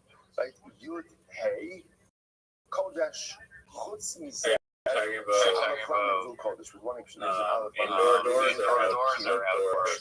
Isn't every indoor door in its own way an outward door? Like it's like a portal. Like some people consider a door to be going out into something. Other people may consider it going into something. Yeah, I think it's not one or the other. It's a part of it facing the outside and part facing the inside. But couldn't they both be facing the inside and both be facing the outside? Yeah, they could. What do you mean? If you Like, just there's if two you sides to a door. if you put a door frame, just the frame, in the middle of a field, both sides would be going to the outside. And if you had a door that was put just in the middle of a room, both doors would be going to the inside. It's interesting. This war, so a number of the Chabra finished up so So imagine there's just a box, like a container, and there's a door with a wall. Both of them, that door, when you walk through one side, it goes inside. You walk through the other side, it goes inside. There isn't an outside to that door, arguably. Brother against brother. What war was there, brother against brother? He's Is there a door or a door frame? So there's a door frame in a box, in just like a 10 by 10 room. You walk through the door frame, you're still walking through the inside, and you walk through the other door frame, through the other side of the door frame, and you're still inside. There is no walking outside. Before the tribes went out against Binyamin, they consulted. I think that's an argument that could be made. Like they consulted HaKadosh Baruch Hu. That's what it sounds like. Now remember, they lost Yeah, I mean, the first two battles. if it was set up like that, you know, how would drive walk through the first door? The first door that's outside, I would call it like a.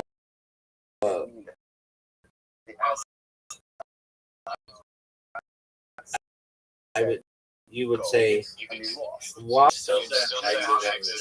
That's a different story. Door frame in the middle of a field. Walk through the door to the outside. Walk to the outside of that. Walk through that door to the outside. Ultimately, again, if you look at the way they ask the question, they actually go to battle. And if we're in a house, walk through that door. What did they ask? Will we win? Inside the other room.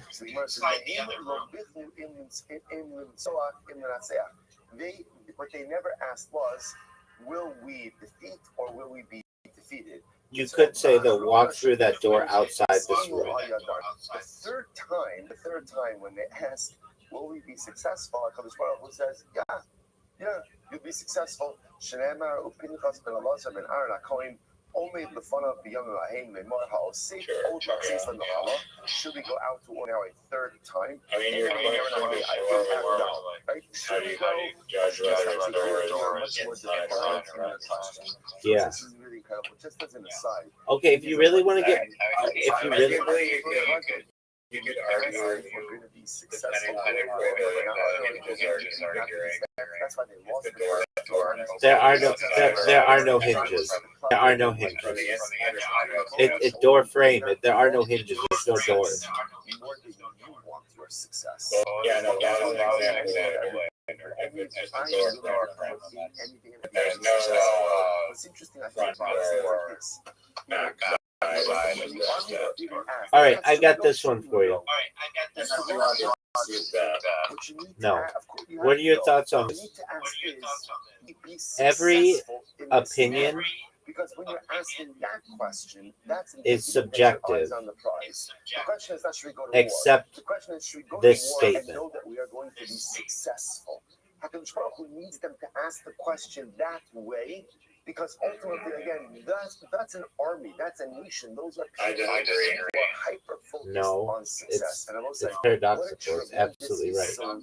In life. No, I agree. This happens so often. Okay. And we're not convinced of our own success. But that's just but that's just your opinion. It's subjective. That you can be successful. Which by me not agreeing that's just the way that it is. Right? This goes back to why I will try. subjective. Because again, at the end of the day, No, you're not. You're just proving that. Yeah, it's subjective. The more roadblocks and obstacles that are thrown up right in front of us. Yeah, but your statement is every opinion is subjective except opinion. That's your statement, and I'm saying no, I disagree. And that's subjective. But if you're kind of like hedging your bets a little bit, Yeah, that's your subjective opinion. What I'm saying is this: everything in the world is someone's opinion, or every opinion in the world is subjective. Every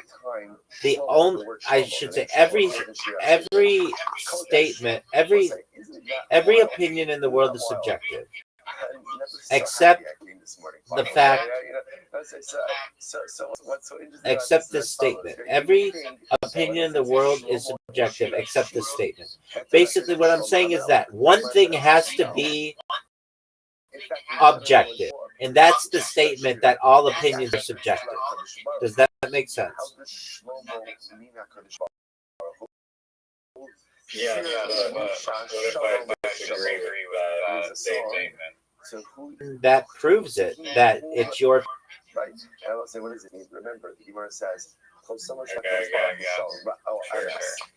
Ultimately, with certain core brachas or certain core. What are the odds Zoot wins his heat? One of them is MS. Yesterday we saw Rachum B'Chanun. So Shlomo means share sin to the one to whom Shalom Shalom. Peace belongs like his answer. It was worse than the other night. My vineyard is having 1,000 to you, Shlomo. Like so many chants. Shlomo Levi, and it's like so bad. It wasn't even. Was that Shlomo? Like a little bit. We gave him easy words. We gave him easy words. Then we gave him like his bread and butter stuff. STIs and autism.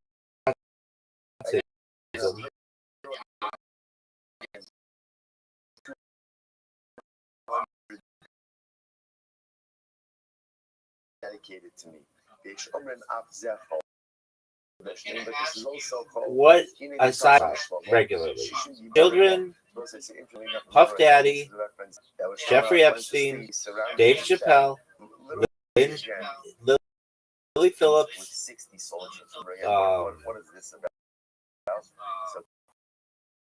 Bonnie Blue, PhD, autism, and Hitler. After that, he was never settled and never conquered, so he's a small militia around his bed. So you're right. This one and certainly the other one as well. Zoot. That is Zoot. What about the fact that a government that kills 6% of its population is not held? What else does he talk about? So what that means is you're allowed to enlist. He does talk about a few other things, like raw comedy, and James McCann, and his dog, and cryptocurrency. But you didn't even know he had a brother till today. You've known this guy for like years, and you didn't know he had a brother. Yeah. Certain percentages. Ultimately, again, that could be conscripted into the army. And yes, we'll say it is important to understand that in the model of Jewish society, you always have a segment that is fighting on the battlefield. And he said he's going to punch me in the face because I asked if his brother's girlfriend was masturbatable. Appropriate percentages, and also to understand that at the end of the day, Doug, I've been live streaming now for 4 years. I've come to the conclusion that that's the question that everyone wants to know whenever they hear about someone of the opposite gender. If you don't have an army, Torah is beautiful, but it's not going to help. Also, the amount of group shit that Stewart puts out on SmackDown Right. It has to be both. while and then How do you do both in a way? Number we one, never say one we want punch fuels the the other. Right.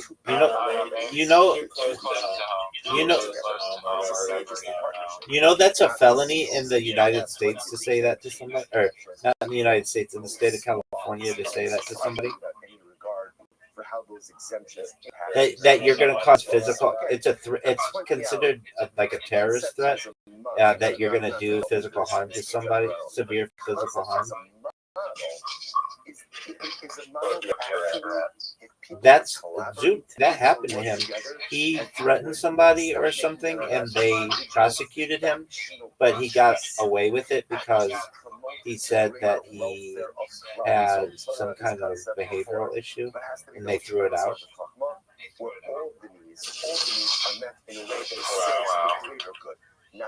Which he does. When was that? Like 5 years ago. And I'm not exactly sure what he. Dude, did he tell you he got punched in the face? And they never did anything about that. And for as much shit as I give Zoot, I do like him a lot. He's annoying as Zoot. I don't give a shit if you're watching this. You could be watching this live right now. I'm going to tell you straight up. I hate that you are very difficult with him to difficult person with whom to communicate. I hate that you leave. I hate the subjects that you bring up, but I still love you to death. I when you come in, I get happy. Just you make me laugh not because you're funny, but because your personality is so strange that it makes me smile. And I will say I'm very proud of him for this far in raw comedy. It is.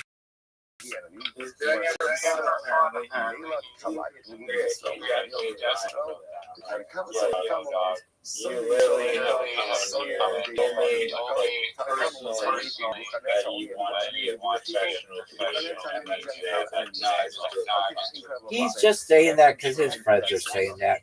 They're all saying that. They don't want to say they're doing it because they want to be in the national finals of raw comedy.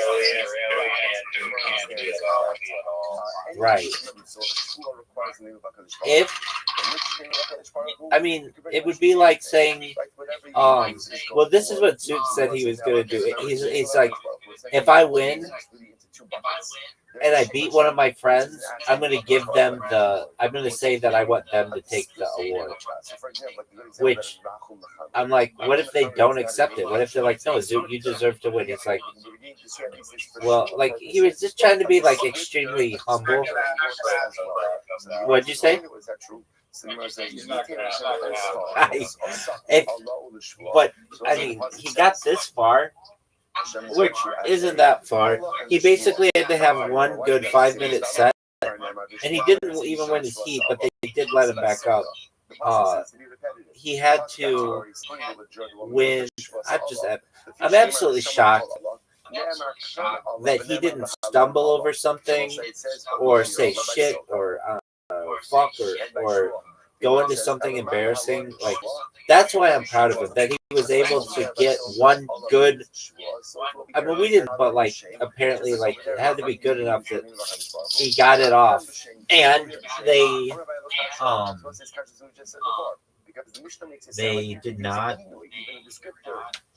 find that he was offensive or any of that other shit. Well, I'm just saying this, dude. Like, people. Yeah. Based on his just based on. I know. I don't know. He thinks that improv skills They have to, yeah, especially if you're doing crowd work. That's like really important to be able to think on your feet like that. Even not doing crowd work, just very important for coming up with material brainstorm. It's just like brainstorming, basically. If Newt were here, I would, and I've told him this, so it's not like a surprise. I would tell him his comedy is predictable. He's never had a joke that I just think is really outside the box creative. Everything that he has said is something that I've either thought about, or the punchlines are easy to anticipate. The Kennedy one, that's like people have been making jokes about that for 60 years. It's not topical. I mean, I guess it is sort of, but his joke about like Zook could have a really good misdirect or callback joke, like a misdirect where he's saying like, I did this, this, and this, I did this, this, and this, I did this, this, and this, and then come back and have a punchline that we're not expecting, but he doesn't have anything like that. His jokes are just very predictable. And if I had to tell him from 0 to 10, with 10 being what I think is just absolutely the most brilliant comedy I've ever heard, and with Dave Chappelle being like a 7 or an 8, because I don't even think Dave Chappelle is a, he's a good comic, but he's not like almost making me think from a philosopher standpoint. Sometimes he does, but other things he doesn't. So maybe, yeah, Dave Chappelle maybe a 7 or an 8. So you're a 1. Your jokes are easy to anticipate, and yet I'm not a finalist for South Australia Comic of the Year. Is You're good about the music white holes or strippers or whatever. That was funny. I appreciate it. It's legitimate funny or like literally you can be a pro comedian and do that. I mean, he doesn't have the potential to accept funny shit. Just like the premise with the shit you should absolutely never Google in your life. Why is Ronald kidding? Why is the guy fat? And then you can just go on a tangent. Like he has the ideas. I know he shows us. I mean, yeah. He has potential, but I don't know if it's the current vibe anywhere near that. I thought your hummingbird thing was really funny. They don't even hum.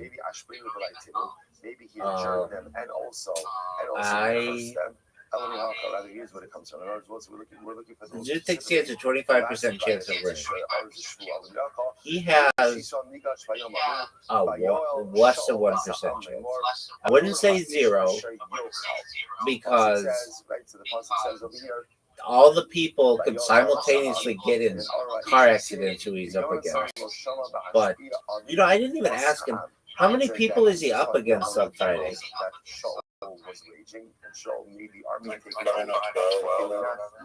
Oh, yeah, that's what he said. 45. So he had to beat 33.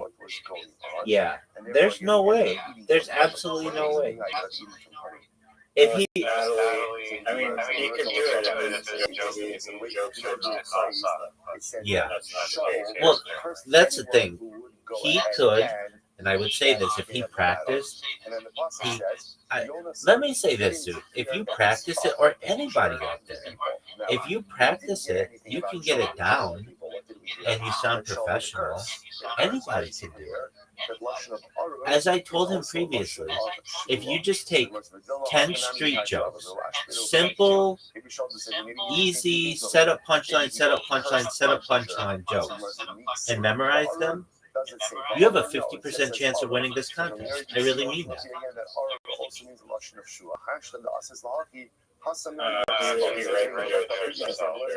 Nope, you could take street jokes. Jokes that are directly just common funny jokes. Look here, I'll do it right now. I'll just get street jokes.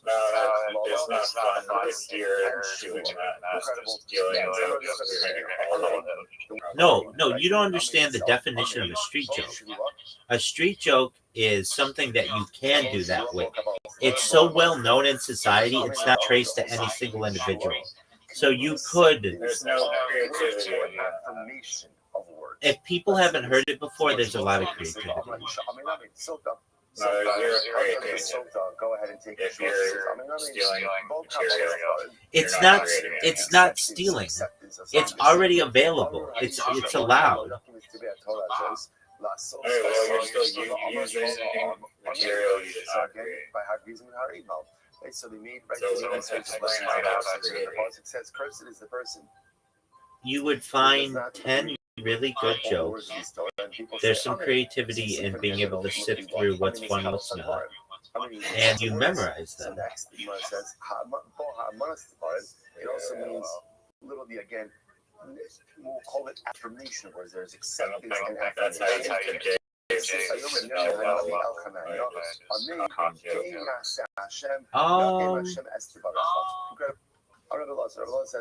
So again, his aren't really even jokes in a lot of ways. He does have some jokes, but his are cool stories and that have a meaning at the end. He's really getting to the point where he's a philosopher, and he does funny impressions too. But he's not like a setup joke punchline, setup punchline kind of comic either.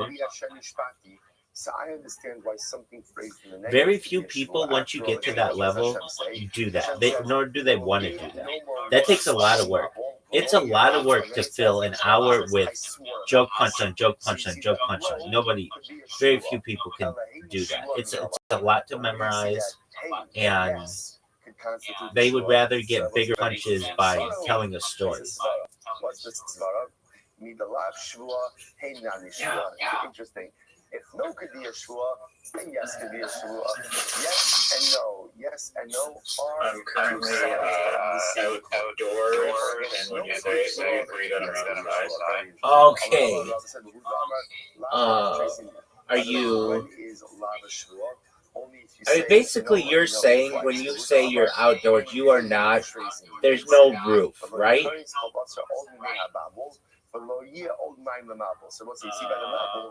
No, outdoors is not twice necessarily enough to contain no roof.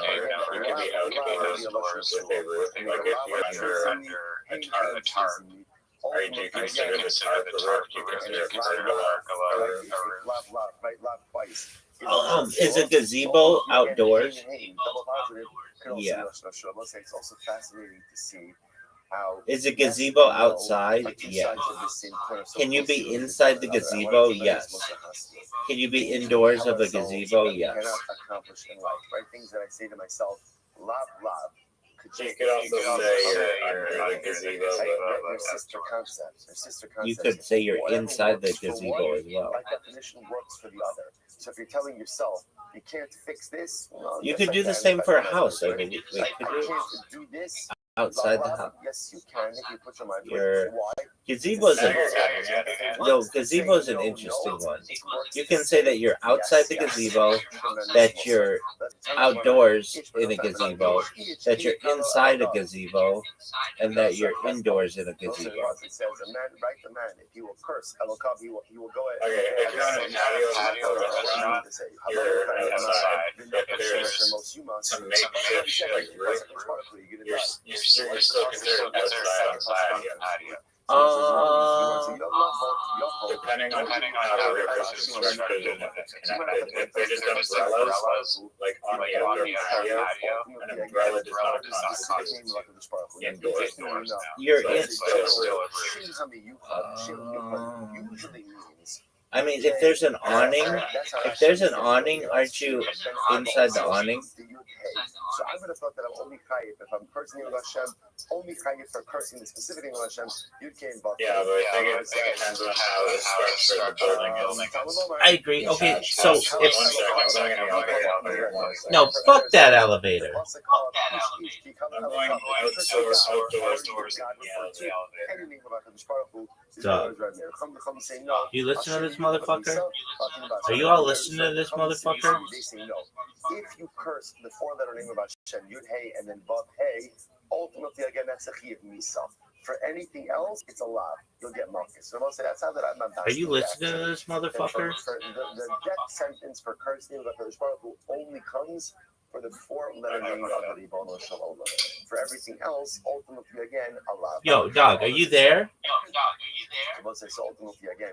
So the Mishnah said also, if you I just got back outdoors in my apartment. liability for that. Outdoors in your apartment?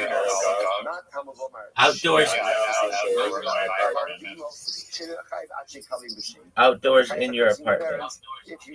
Why wouldn't you just say inside your apartment?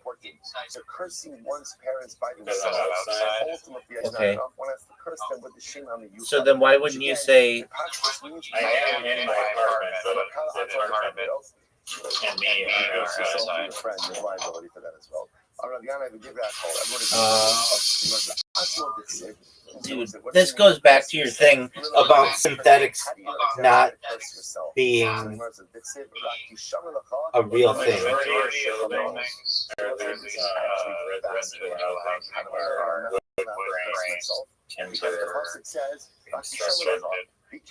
Okay, but this goes back to your thing that synthetics don't exist because everything can be taken back to being organic, right? I mean, do you choose that to some extent? Detrimental to you, cursing yourself. You can say no, but Typically, one is not allowed to curse themselves. I mean, the fact that then you would say that atoms are organic, then I would say yeah. But I would say that there's a process that can be done usually, and that's when something is considered synthetic. So like metal, you take like iron ore and you melt it and then it becomes steel. Steel is more synthetic material. It literally means do not go ahead and curse a yeah, no, I said that unaware as to what it is actually. After you alter an organic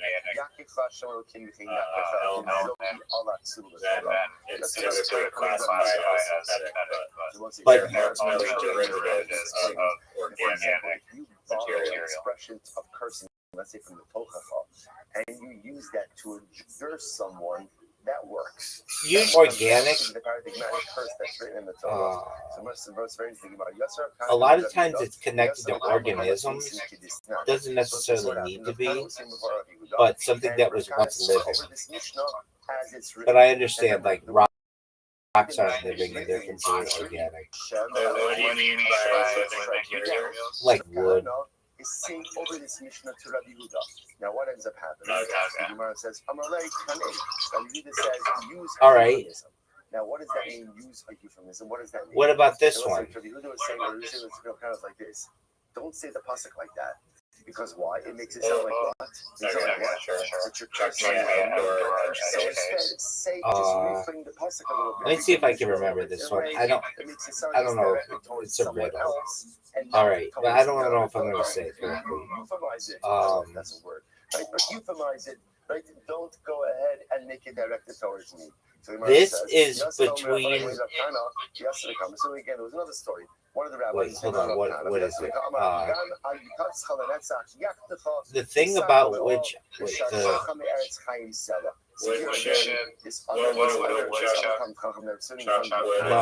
it's something like the And this pasuk again, David HaMelech is talking about I'm thinking about something between 6 and 7. It doesn't have a decimal. I understand you're telling me over a pasuk, but don't say over to me almost about a statement Or a fraction. Euphemize it and have it talking about What is it? some other entity, not me. So the Gemara said, this almost seems like an al tiftach son type of idea. It doesn't the pasuk with negative connotations back to tourism. I talked about this. So I get it. Don't say the pasuk directly at another person. Euphemize talking about some. That doesn't make any sense. Well, I don't need one of these examples. Yeah, it does. I better felt when Bends around something. when Yeah, you it sounds are like talking the about clock hand maybe when Yeah, you're but quoting a that's not pasuk, it. we don't euphemize a pasuk, right? When you read a pasuk, you just read a pasuk. You don't Let's euphemize just it. say right. Come on, Shmuel, anytime you're quoting The something answer is that's the letter negative, and. try to 6 euphemize and it. 7. I'm thinking about Don't never something say so beautiful. between 6 and Negative 7. statement at The another. word Even and at is the end between of the 6 word and 7. all you're doing is It doesn't have a decimal, nor is it a never fraction. say something that can be understood Neither as does it negatively directed towards someone else. It's such a beautiful sense here. Both answers are correct. No, the clock hand doesn't make any sense. The clock hand would be representing a fraction or a decimal. You should in our actual It's not a fraction. Time is not a fraction. to be towards one another. A clock displaying time is a fraction. The Gemara says, Or it can be No,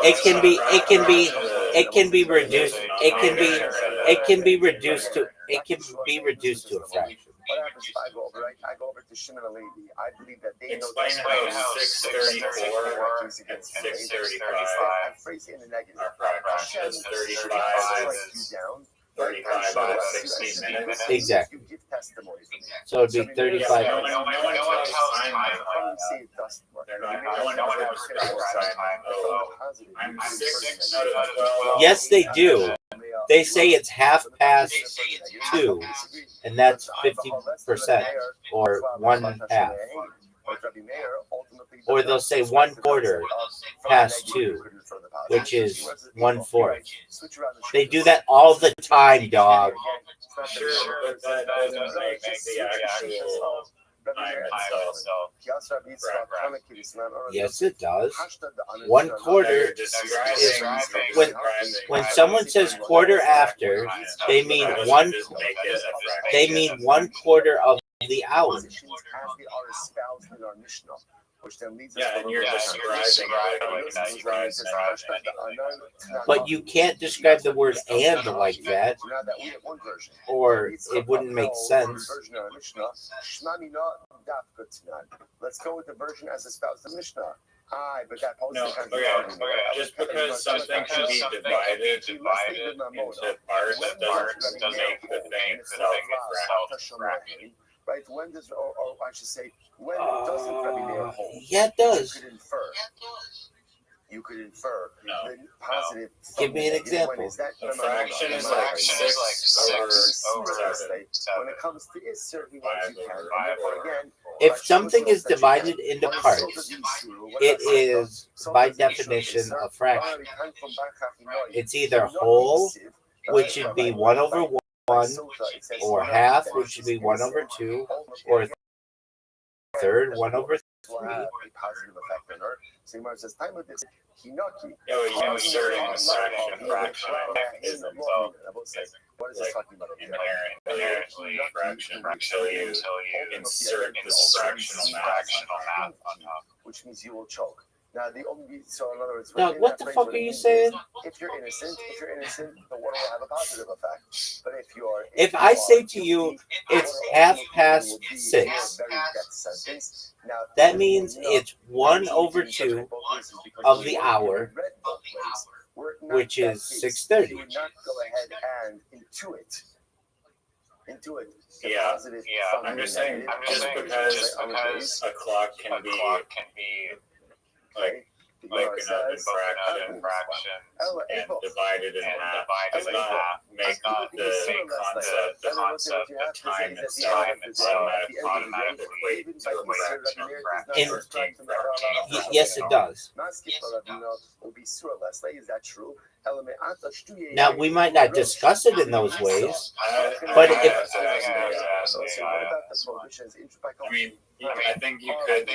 You might be right, but to me it seems like you're right? Yeah, I know it does seem like you're right. forcing a fraction into Now, how do I know the Chiyuv Misa? No, it just wouldn't be referred to that generally, but many people would. If you say midday, that's halfway through the day. That's the midpoint. Or 3:30, 3:15. To which the Gemara says, how can that be the less letter there? Is that true that Meir does not hold Mechla Lav Ata Shomei Hein? But Nan Elu Sheba Misa. Is anything that is able to be broken up into parts also technically a fraction from a theoretical sense? When does Rabbi Meir say? When does Rabbi Meir not say Mechla Lav Ata Shomei Hein? That's ultimately again in cases of monetary cases. The Surah Islay, in cases of Isra, he does subscribe to it. The shiny Sota, the Surah the Ispe Mamono. Sota is different. Why? Because it will say as much as Sota is a case of Isser, at the end of the day, Sota. A fraction is a mathematical expression that represents a part of a whole or a ratio between two quantities.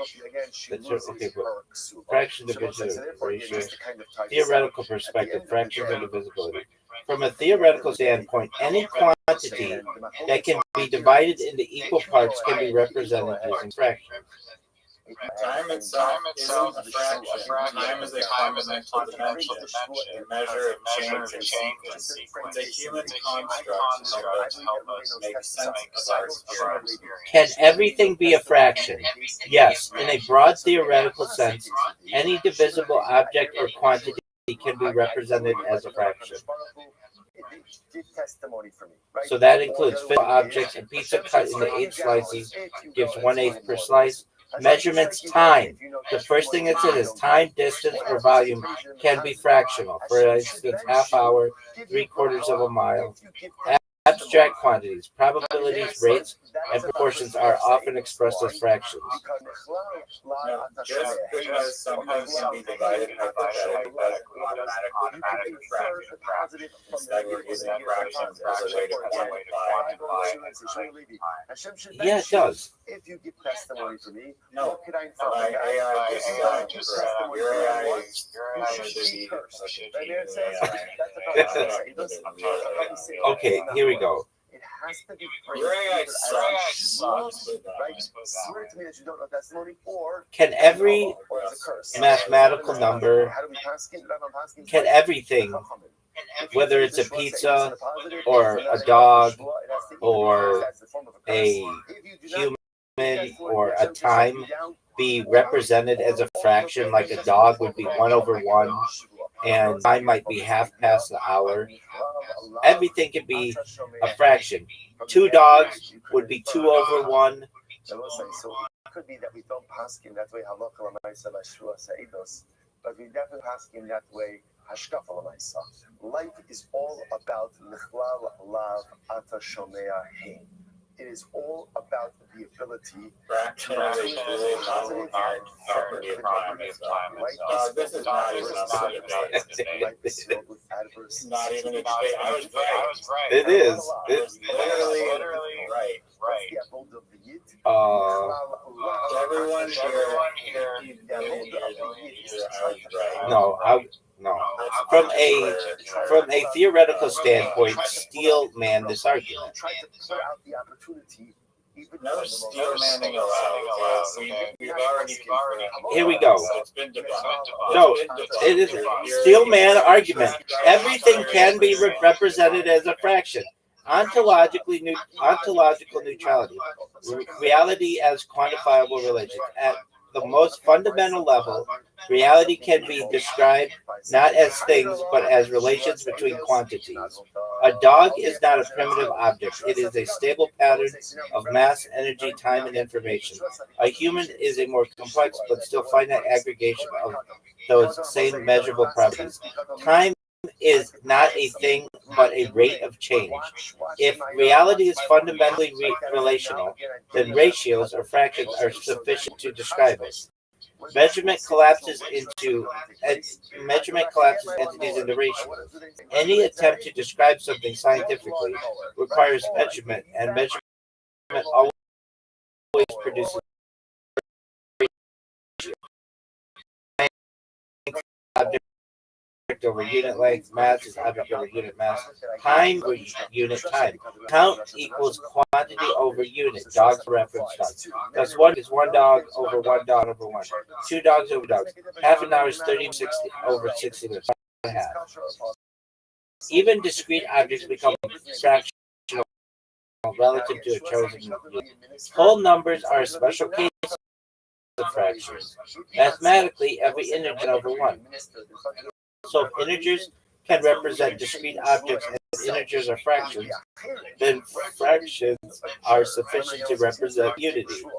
This makes fractions a universal. Indivisibility is scale dependent. Objects like you can't have a dog fall under scale analysis. At different resolutions, a dog is divisible into organs, organs into cells, cells into molecules, molecules into particles, particles into energy distributions. At every scale, quantities are expressible as fractions of a reference whole.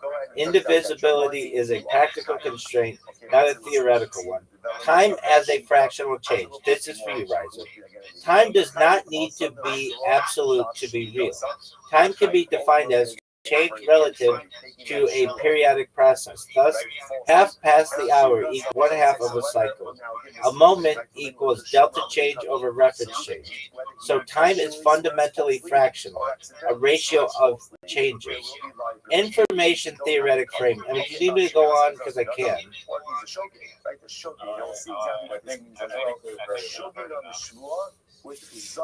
But wait. This inherently, there's an issue that arises in this discussion. Did you recognize what it is? In the riddle that I gave, I said, I didn't give the riddle correctly, but I said, the answer is not a decimal, nor is it a fraction. Technically, and I guess would be a fraction of 1 over 1 of the word and. Does that make sense? Yeah. I come back to get my lawnmower. So, really thinks the riddle has been okay, now that may be true. No one's talking about that. So that may be true that riddle is incorrect. But the idea that everything is divisible into fractions is correct. I think It's going to be this. Our top story, Zoot is 24 hours away from being the funniest person in South Australia. And additionally, everything is divisible into fractions.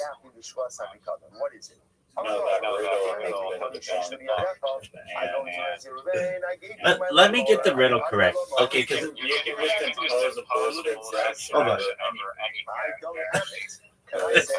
What is the riddle? It's something like this thing is in between 6 and 7. It's not a decimal. It does not have a decimal point, and it's not a fraction. It's something like that. The best brain busting riddles for kids in the book. So, so it could just be what is between 6 and 7. The word and. The riddle plays on the way numbers are spoken in English. When you say 6 and 7, the word and is literally between the two numbers. Hold on, though. Right, he really has my lawnmower. Ultimately, again, Ruben's going to be chayiv. And again, what is he going to be chayiv? So from that, what type of carbon? Worth 2 silver pieces. from that perspective, dude, let me just go to ChatGPT let's say I Baby. injured Ruben 5 times, right? Right. Maybe a good troll to go on Reddit, like make up a riddle that just like doesn't make a whole lot of sense. No clear answer.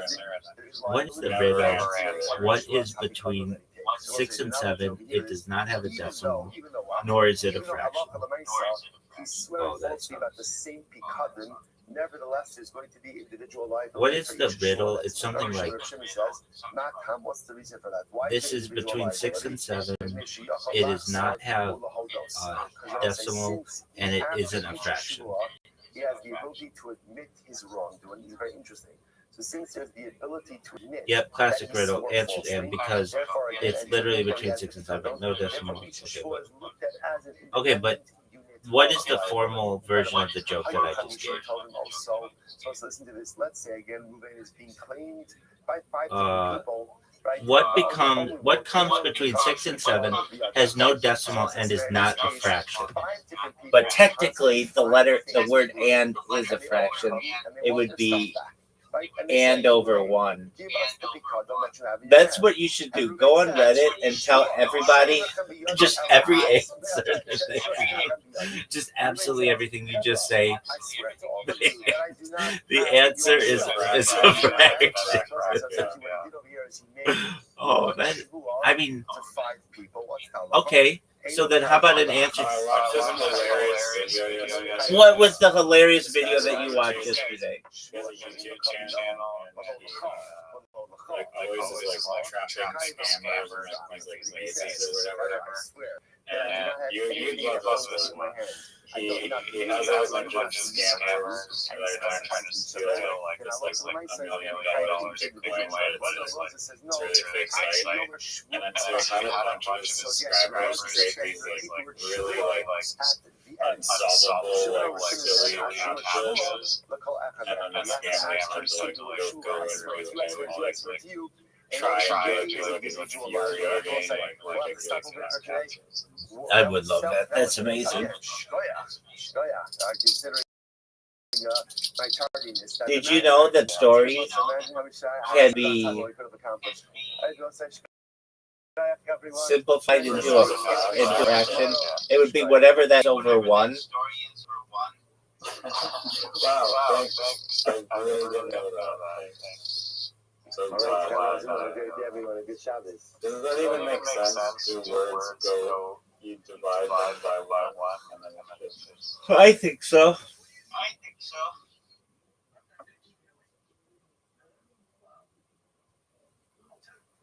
and you consider them out to be outdoors. Do you consider a tent to be outdoors? Oh, that's a Tent good. is a good middle gray area. It's the same as a gazebo. It's the same as what? A gazebo.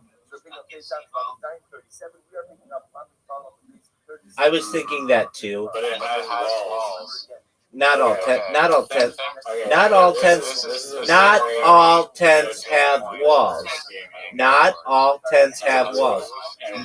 Not all. Do you recognize what I'm saying? Not all tents have walls. What tent doesn't have walls? Like those tents that you have at like at the beach.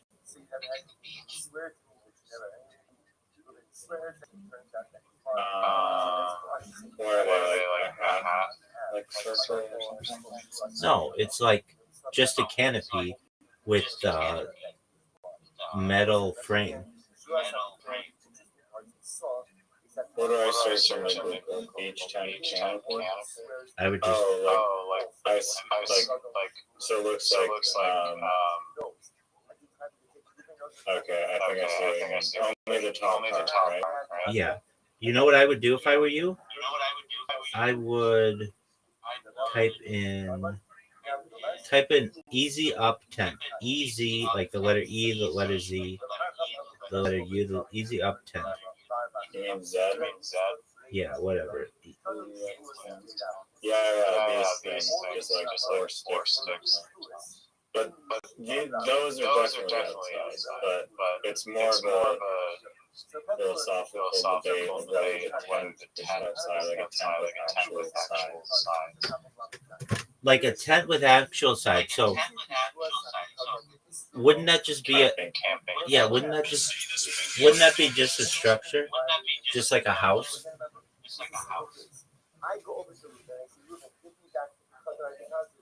I mean, one could argue that, but I don't know. One, I think you could argue. you know what one could argue is that it's a fraction. That's true. It's actually 1/10 over 1/10. That is no. That would mean it's one. It's actually 1/10 over 1.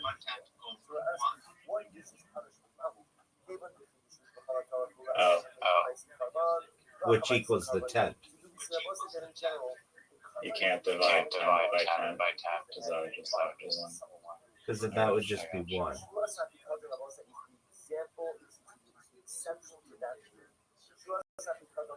Like if you had 2 tenths, then it would be 10 and 10, 2/10 over 1. Now here's a question for you. If a gazebo is in a tent, would you be inside the gazebo, indoors of the gazebo,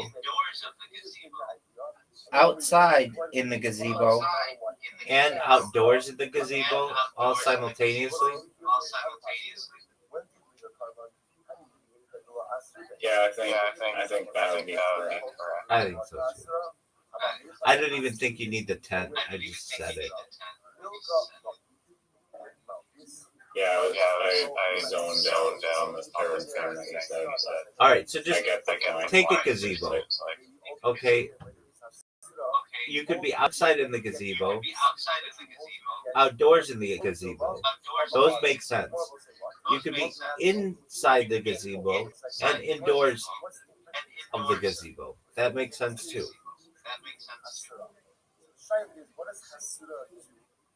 Yeah, I agree. I mean, but when you say inside, it's like a reference to where you are within a certain object. The hard one to be with the gazebo is there isn't a real door. So let's use a tent. You could be outside in the tent, inside in the tent, outdoors in the tent, and indoors in the tent. So you're able to, how do you justify the being outside, both in the tent? Okay, you can be outside in the tent. You can be outdoors in the tent. You can be inside in the tent and indoors in the tent. Yeah. I heard what you said and explain why be first. Okay, if you're outside in a tent, it means you're outdoors, or like in natural, like in the natural setting in a tent. You can be outdoors in the tent, which is the idea that you're in a natural setting in the tent, and then the other two, which are inside in the tent and indoors in the tent. The big issue is, can you be outside out of the tent?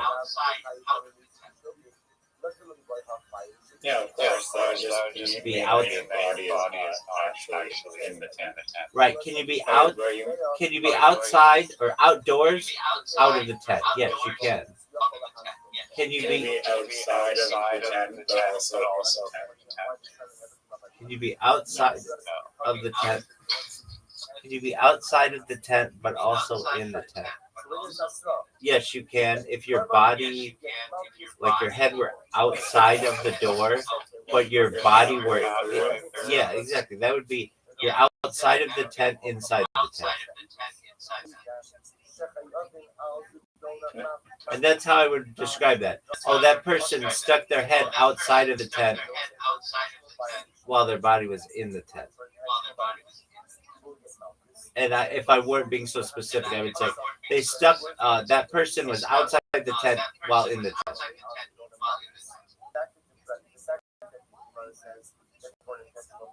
Have you ever gone camping before? Not a lot, but yeah.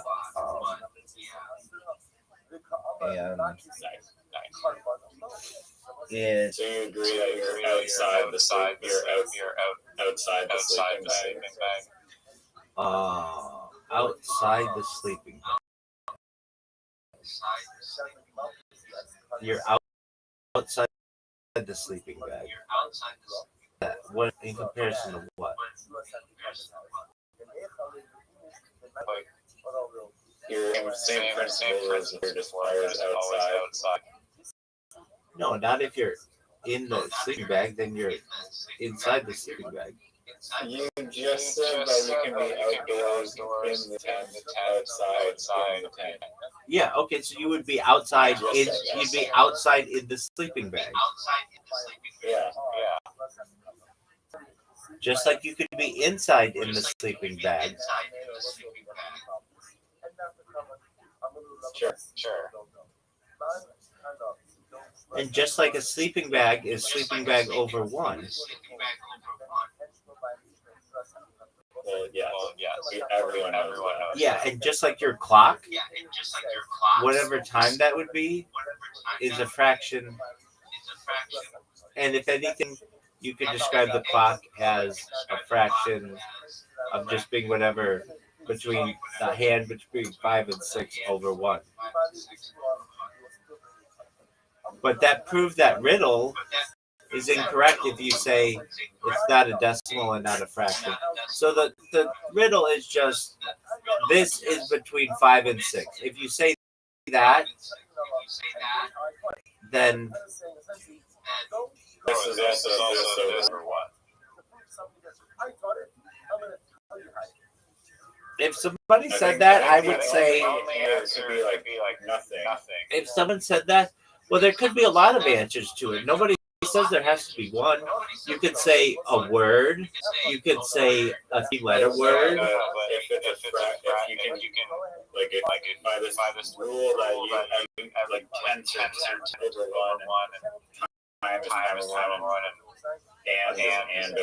1, then everything just be put into a fraction. I agree. Unless you can somehow be outside of a fraction. That's impossible. I don't know about that. Well, let's see. I'm sure there's some kind of mathematical way to say that you would be dividing by 0, which you can't do.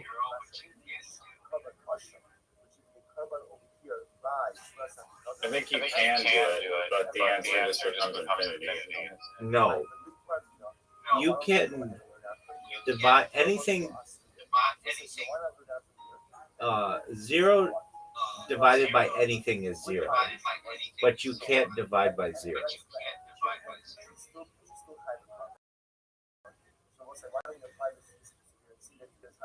What happens when you divide by 0? Like in a calculator, in a calculator, it says error.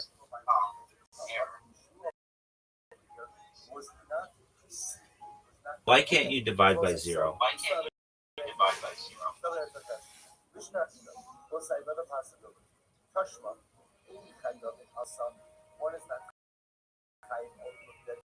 Division by 0 is undefined because it violates fundamental rules of arithmetic and leads to logical contradictions. Core reason. Division is defined as the multiplication. For money, it's like a bunch of math stuff. Any number multiplied by 0 is 0. That makes it impossible. Oh, there's too much math. Okay. Specific cases. Non-zero divided by 0. For instance, 1 divided by 0. No number equals. Okay, so why not infinity? Why? Since the result depends on the direction of the consequence. Allowing division by 0 breaks the consistency of mathematical operations such as the distributive property and leads to absurd conclusions. To maintain a coherent mathematical system, division by zero is simply undefined. One of the possibilities. Either A, it doesn't. B, it swaps the punishment. It's not a color mode either. It's about this. Or C. I always felt like it should be infinity, but it's not.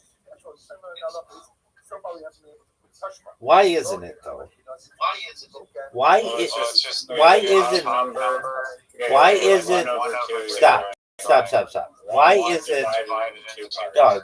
Do you not know what that means? Do you not know what that means? Why isn't dividing by zero infinity?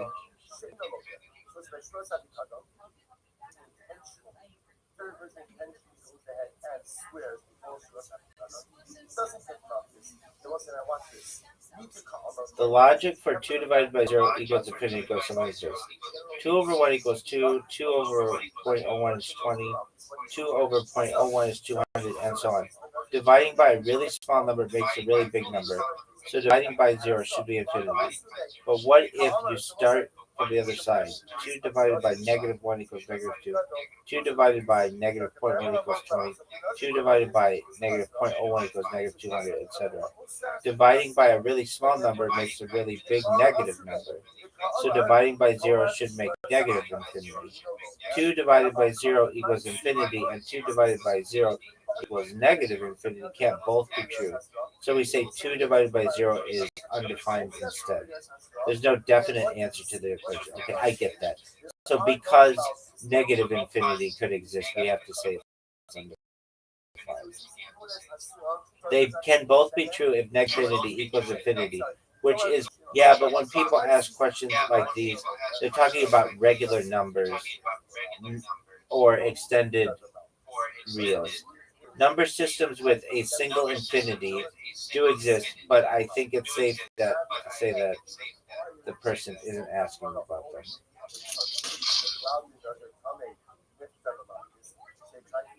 Did you go to college? Fuck yeah. Oh yeah. Did you get a degree? Fuck yeah. What was your degree? Dick slinging. Did you actually get a degree? Yeah. And what? Politics. Serious? Yep. You got a political degree? Yeah. I thought you don't like politics. I don't like talking about it because I know a lot about it. Was getting a political degree difficult? It wasn't easy. It was challenging at times. Yeah, I mean, there's a lot of writing in it. But that's why when people want to come in here and they always want to talk about politics, it's almost like someone who wants to talk to somebody about a war, but they don't know that person's been to war. It's like I'm like the silent veteran on the matter. It's like I don't want to talk about this. I've been talking about exactly. I've been talking about politics. Like the first half of my life was talking about politics. I don't like to talk about it. And really because my people's views change. Nobody's perfect. But yeah. Were you going to try to be a politician ever, or why did you choose that? No, I love politics. I love history. I love leadership. I love how to manipulate mass amounts of people with opinion and marketing. And it was certainly of interest to me. But yeah, you're well set to become the world's most popular. 100%. That's the end game, baby. I don't talk about this thing, and then I go viral, and then I'm the world's expert in it. I'm not the world's expert in politics, but I know a lot more about politics than any of the people who come into my space and are like, "Hey, I want to talk about." Nick Fuentes and fucking Ben Shapiro. Like, okay, yeah, I've been hearing mine. But yeah, it's kind of it's my forte. I don't like to talk about it. Again, it's like the veteran who doesn't want to talk about the war. I get burnt out. Friend somehow been on this fucking call for literally 12 hours. Did you know that? That's got to be a record. That's crazy. I literally have been on this call for 12 hours. Are you proud of yourself? It's just a black hole. Every time I come in here, it's literally a black hole. My day is gone. That's what I like, dude. I was just saying the same thing about you to people in an X space. They were like, like, what's your normal day like? And I'm like, well, it really depends. Like last night, this is a couple nights ago. I was like, I was talking to a friend of mine from Canada and Australia, and whenever I talk with these guys, like I'll be up till like 5 a.m, and that screws up my whole week or perhaps a month of sleeping because my hours get all reversed. But we have a good time together, games together, and make jokes and things like that. And they're like, then this one person's like, okay, well, what time does this happen? I'm like, it can randomly happen. I have another friend who comes in every evening about 7 p.m. to play bowling, and they're like, okay, well, what time do you get up? I'm like, it depends. If my friends are there till like 5 a.m, sometimes I just stay up the whole day, or I try to, or I'll go to sleep and then awake at like 4 p.m. It just they were like trying to get me to some kind of schedule, and it's like it just doesn't work that way. No, I didn't want to be back to 5 a.m. Well, guess what? 5 a.m. is 5 divided by 24, and that is outside the realm of normal thinking, but inside the world's mathematics. And you can know with good faith that your friend has a 25%, which is 1/4 chance of being the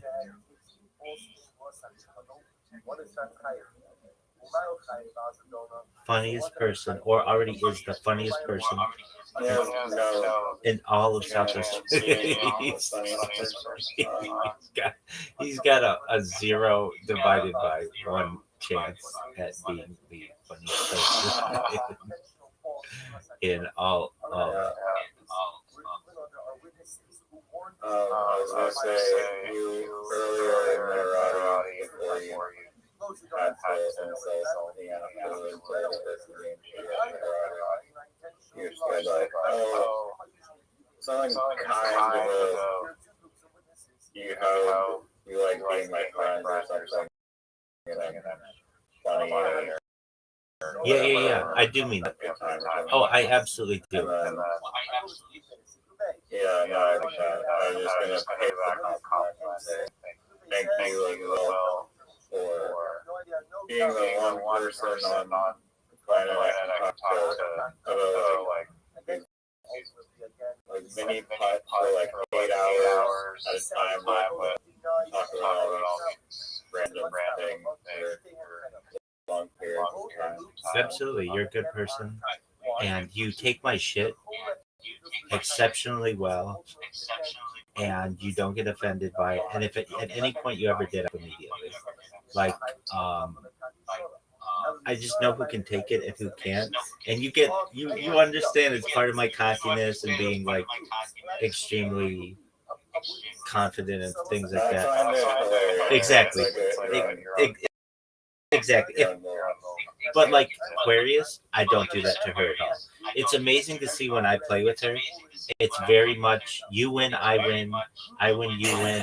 No. It absolutely is polar opposite. It's polar opposite. And I know because she wouldn't play me if I shit talked her. That's not her way. And so I never do that. I absolutely never do that. I don't even really, we don't even pay. I mean, I'm always kind of keeping an eye on the score, but she doesn't. And we just do it to have fun, and that's fine. But then when I get you, I know you can take it, and I love giving it out because it's so over the top, and there's a lot of content for me to do that with, like, oh, I'm the best fucking Scrabble player on the fucking face of the earth, or this is the greatest shot in the history of humankind. It's just like so over the top. Like, who talks like that? You're playing about a mini game, but to me, it's very, very funny. And if I've watched my streams in the past, and I watch shit talking, and it is so funny. It's like it like enhances it because we're playing this little mini game, and I'm just like, oh, that was the worst fucking shot I've ever seen. It's very much like when you watch William Montgomery, and he's like, what? Who said that? Who said that? No, bitch. Who said that? You want to come up here? Fuck you. That's like when he does that, and he's just like so over the top. It's very much like that. It's very funny to me. And but well, I'll say this: if at any time it ever offends you, or I ever do offend you, you blow a whistle, you throw a flag, I will correct myself, and I'm very good at generally not making the same mistake again. And if I didn't think you could take it, I wouldn't do it. Like with Zoot, do I do it to Zoot? Not like you. Not like all the time. It's like a friendly bugging. Yeah, but I do. We're not trying to actually just chirping. Right. Well, like with Jacob, like I don't know Jacob as well. That's why I'm giving you tons of shit, and I don't really give him shit because I want to warm. I want him to warm up more than just be like, oh, that was the absolute most dog shit shot I've ever seen. This is absolute bullshit that you would even try to contend with the world's greatest mini golf player. Like, who the fuck are you? Shut the fuck up. Like, that's what any say. But when you get to know me, you recognize that this is someone who can be humble and can be kind, but also can be extremely cocky. And if you let them go, it's actually a really fun, it's a really funny show that they'll put on to just tell you how good they are at some minute little activity. Glad you get it, and I do it even when you're not here on the stream. I do it all the time. Oh, I wanted to tell you this. This is something that I thought you might think is interesting, though I don't know. So this was a stand-up joke that I thought of that I've never heard anybody say, but I'm sure someone said it. But it just was like a little. It's not that funny, but it was. So there's a summer Olympics, but why aren't there a spring and fall Olympics? Spring and fall sports. I thought that was kind of funny. You laughed at it. It's like a funny thing. So yeah, I could. So there's a summer Olympics, of course, and there's a winter Olympics, of course. But I thought to myself, why isn't there a spring Olympics or a fall Olympics? Naturally, some of the fall sports that we might see are American football and maybe perhaps rugby. But what would we have in the spring? There might be gardening. There might be rainfall precipitation measuring. You could potentially have who can pollinate the most amount of flowers. In the fall, you could have who could harvest the most. You could have like farmers involved. Who could grow the biggest crop? Who could harvest the most amount of pumpkins? You could have pumpkin carving as a fall holiday. You could certainly have who could scare the most amount of people, or who could make the largest Thanksgiving dinner.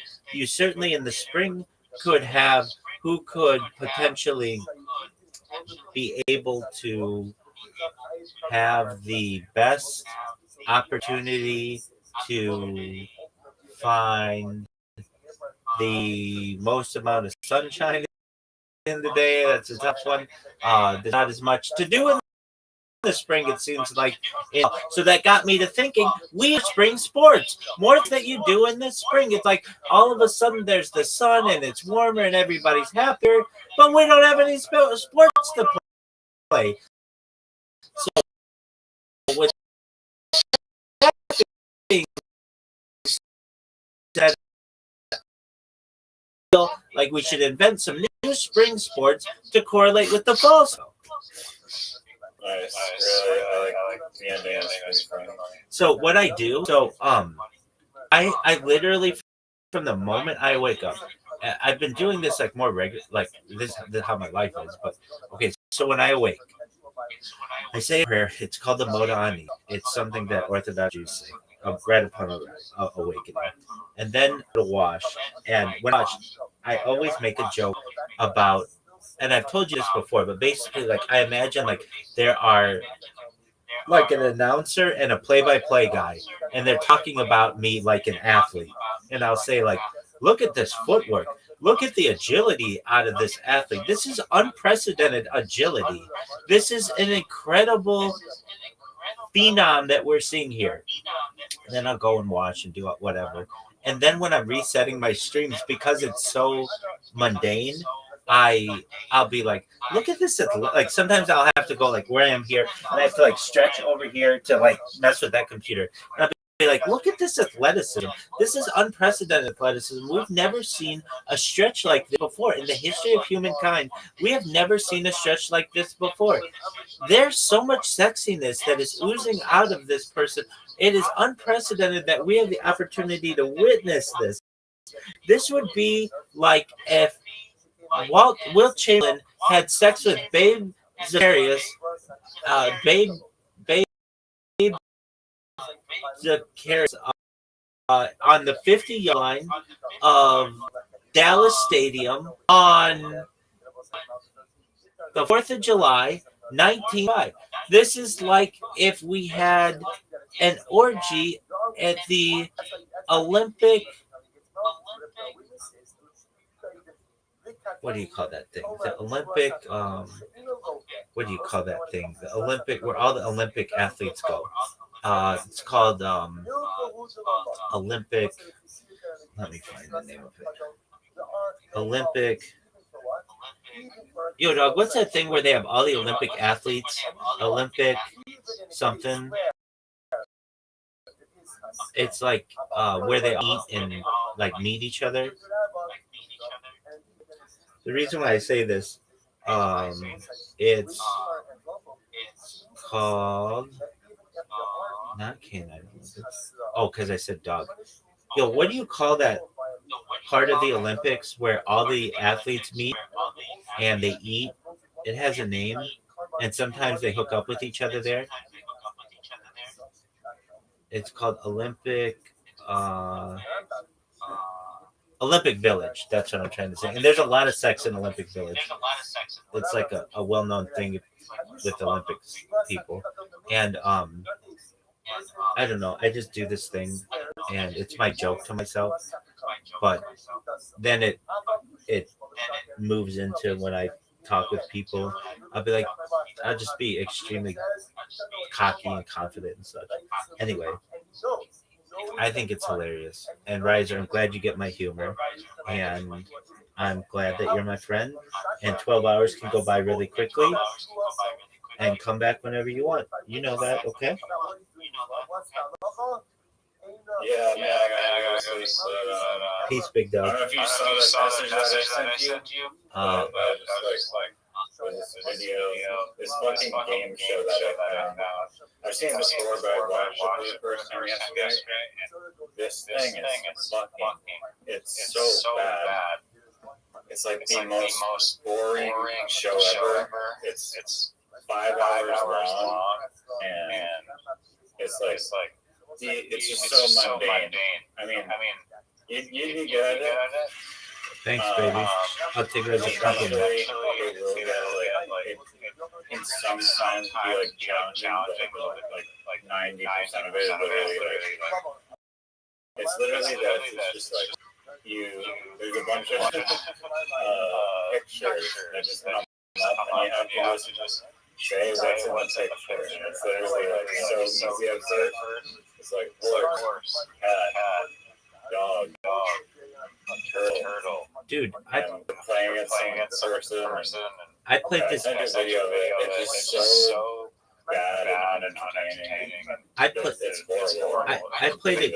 I played a game like this. It was a crypto community like a week ago on Sunday, where they just would show you a picture, but it was a hand drawn picture. It wasn't like a live picture like this, and you had to guess what it was. And whoever could do it fastest gained tokens in the cryptocurrency. I like that game where you have to hand draw people are guessing. That one's fun. You fucking love Pictionary, don't you? What? Whatever the draw one is, draw this game sucks. Okay, well, I have not seen that message as of yet, so I'm glad I saw it now. And I see you sent me. What's the Coca-Cola thing? Oh, the guy who remade the Coca-Cola. It took him a year. And then, the thing about the scammers. I'll do my best to track it out one time. But like you, I need to get bed. So again, thank you for your time. I hope Yellow is not feeling neglected. Go take your nap that you were going to take 12 hours ago. And sweet dreams, big dog. All right. Peace out. Peace.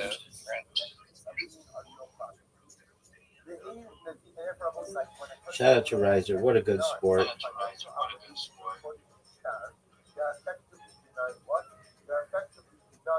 Do you feel that he's a good friend? Yeah, he's a really good friend, and I like him. He's changed. I've never known anybody from Canada that well. I've known people from Canada, but never somebody. I don't know. I've talked. I guess I know. I've known some people in Canada, so I've talked to a lot, but not this much. Not like 12 hours. Anyway. Is that the end of your story? Dude, I have this fucking ramen that has been sitting for like a day, and I think I might get fucking sick by eating it.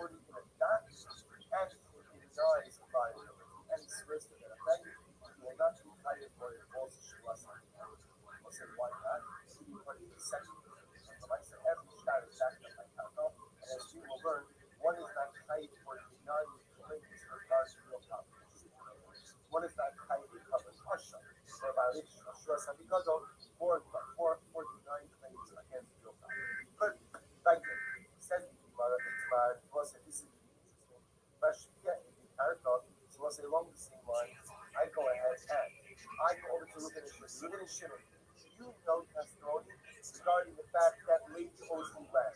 So I'm maturing them, right? I'm going to make it a Shua Sa'idos regarding a real property claim that I have against someone else. So I'll say, what's that law? And then what happens? You know the script. What's the script? They say, we have no knowledge. They swear to that effect, and then what? Then what? Turns out that they're lying. They have knowledge. So what's that? Shaila is they do not knowledge regarding a claim that is focused on real property. Shaila is what is their liability? So for you, Rabbi Yochanan ben Elazar, Chadam Echad, Chadam what's supposed to live Rabbi Elazar? One says Bechayim, one says they are punished. Says if you understand Rabbi Yochanan ben Elazar, so I say what's Rabbi Yochanan ben Elazar? Why? The Rabbi Yochanan, HaKofer b'Mamon Shemishalam B'Chayim.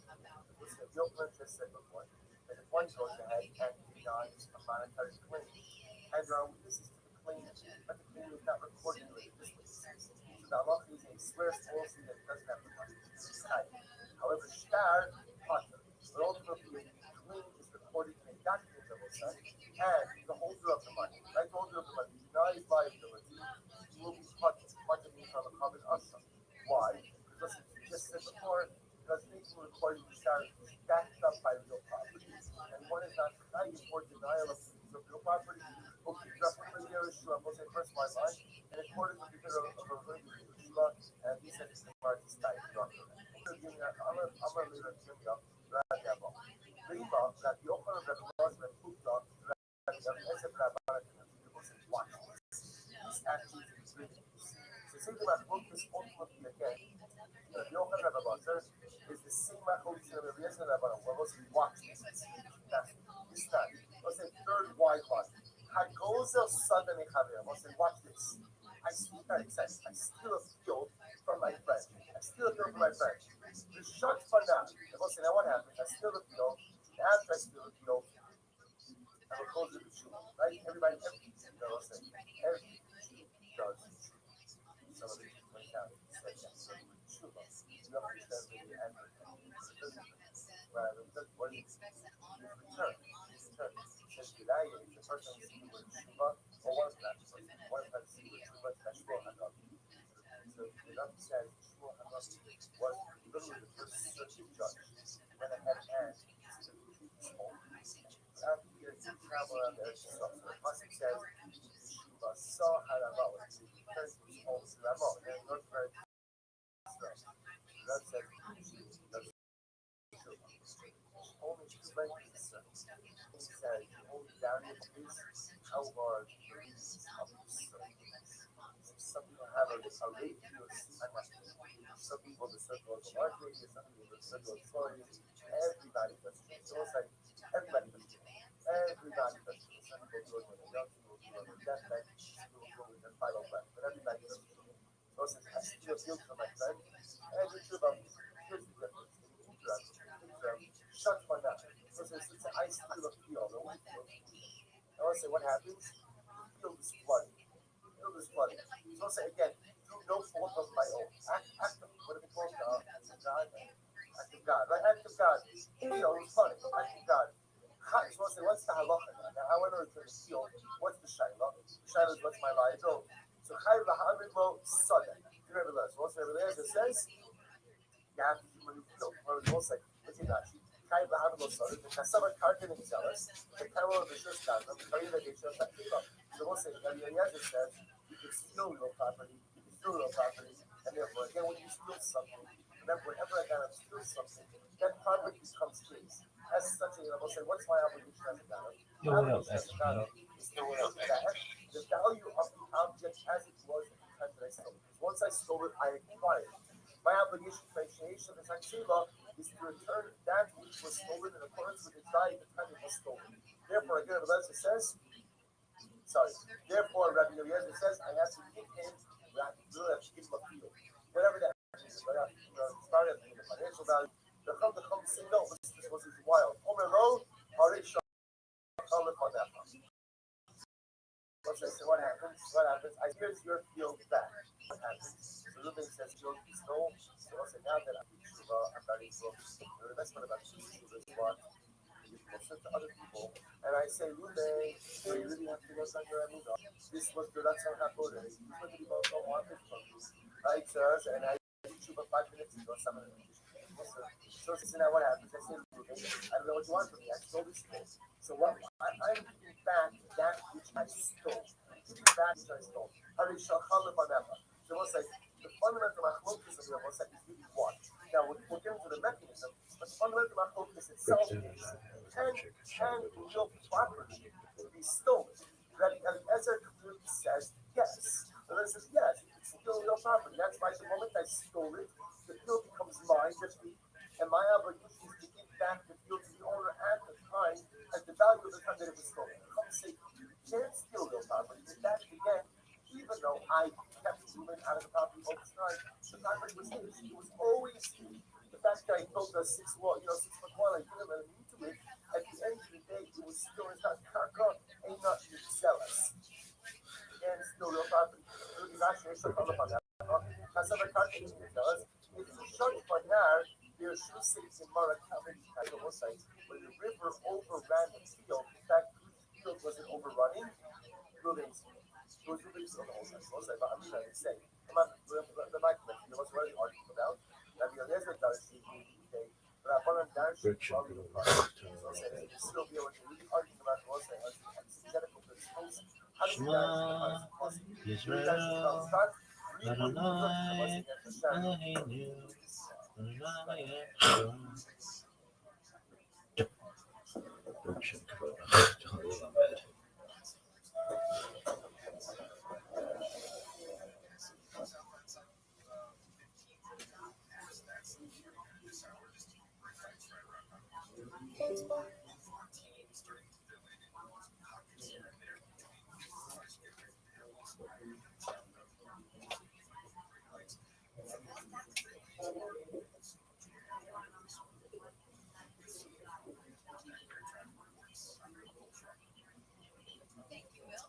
All right, Terosai, good morning. Good morning. Let us begin by thanking all of our sponsors for this morning share to thank our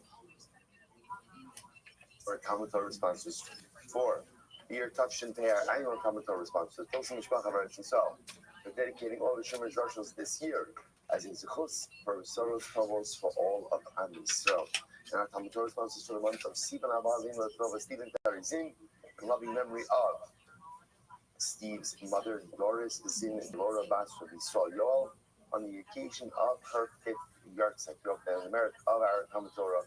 And Shamos Avon Ali, the families in the Chala, all of those who need a report, Shabbat, because of Kol Chol Yisrael, the Kodesh Baruch Hu should messages, the Shalom and the Karov, and our holy soldiers to be successful, the Kol Naaseh Yedehem. So with that, let us do. We have a lot to do today. Hashem, some incredible, really incredible and beautiful Gemara ahead of us. A sprinkling of Agadato. And Miras Hashem today. So today's daf is Lamed 835. We are picking up in Miras Hashem on Lamed Daled Amud Beis at the dots point in the middle of the page. The Rishon Omer Chayiv Kan, the Chayiv Bipikatos. Once I remember again, the Gemara over here is still referencing the 4 different opinions that we had on Lamed Gimel Amud Beis. And as we pointed out, one of these very nice machloksim. What do I mean by very nice machloksim? That at the end of the day, everyone is agreeing on the result. The result is that by Shmuel Sa'idos, one is not chayit unless, of course, the claim. I think so much. Welcome back. Right, that the claim is for a monetary one, right? There has to be a monetary claim involved. Halacha l'maisa, they dispute exactly how to go ahead and arrive at that conclusion. So Shimon Omer, chayit kan v'chayit b'pikadon. So Shimon chooses to learn it out from Shmuel Sapikadon. So they laughed about Rabbi Shimon and Eretz Yisrael. They laughed about this. So the Gemara says, "My chocha." So let's understand what was there. What exactly is there to laugh about? The Tani Malikadon Shekemo Asaba Mushpa Kinishpa Mezid Kishoke. So Pikadon is different than Shua Saidos. How is Pikadon different? Number one, by Shua Sapikadon. I also remember again. This is one of these scenarios where we're at a little bit of a deficit only because we have not actually learned the sugya of Shvus Hapikadon just yet. But we'll have enough information to operate properly. So the Gemara says like this: Shkino asa ba mushba kinishba. Shvus Hapikadon mushba means someone who takes someone who is injured by someone else. like someone who takes the shua themselves. And furthermore, Mezid Khashoggi. So in Shua Safikam, both of these cases are different from one another. Masha'in came by Shua Sa'idos, where there is no distinction. So we are some mifli, mushba, the asara eidos, the Shimon Minove. So what does Rabbi Shimon know? That mushba means, again, that he could be adjured by someone else and still create liability. From where does Rabbi Shimon know that? The Gamra Mikadon, because ultimately you don't have Mikadon. Pikadon nami mushba yachid and bigmane eidos. Pikadon itself, ultimately, that you could be adjured by is there not from eidos. And my focus, I don't understand. So what's the laughing over there? What's the mocking? So Rabbi Shimon Kavachomer Maisilo. Yeah, so in my focus, Rabbi Shimon Kavachomer Maisilo. Maybe Rabbi Shimon learns this all from Kavachomer. If there's liability when adjured by others, should there not automatically be liability when one takes the oath to themselves? Rather, again, it must be relaxed about the position of Rabbi Shimon because of the issue of equating the music and shogi. Not just because of Shema, also by Mishpah, maybe it's the shogi. So the covenant is different. Mishpah say this twice. Because number one, Mishpah is not like Mishpah, being adjured by others is not like you're being explained yourself. And furthermore, again, this is not like shogi. Listen, one second. Nikki, Mishpah, Tavis, Edis, Minale. So maybe you know that there is liability, combined liability, even for intentional violation of your partners. So let's see the Nala, a very simple idea, because the Shua Sa'idos, there's no mention of the Nala. The Nala means the matter is hidden from the individual. Now, when you see the Nala means that there's only going to be combined liability for shogi, and absolutely, and that word is used in by Shua Sa'idos. How can I relate to the Nala? So we also say the Nala, I'm going to go through now, and my profile, so I was just, so what's the matter? That's the one again. You know that even over here, trying to finish with the Rabbi Shimon, which is kind of self-explanatory, but they're intrigued by the statement that they laugh about the sheep that are strong. What are they laughing about? Well, if you think about it, music, the last the show is because of it. You need that, and it shouldn't go along. So maybe what they're laughing about is as follows, that the idea that music is not like children by Pikadon was learned out from the Mishnah. That's where the machine derives this position from. Behind the sofa, and this is what they were laughing about.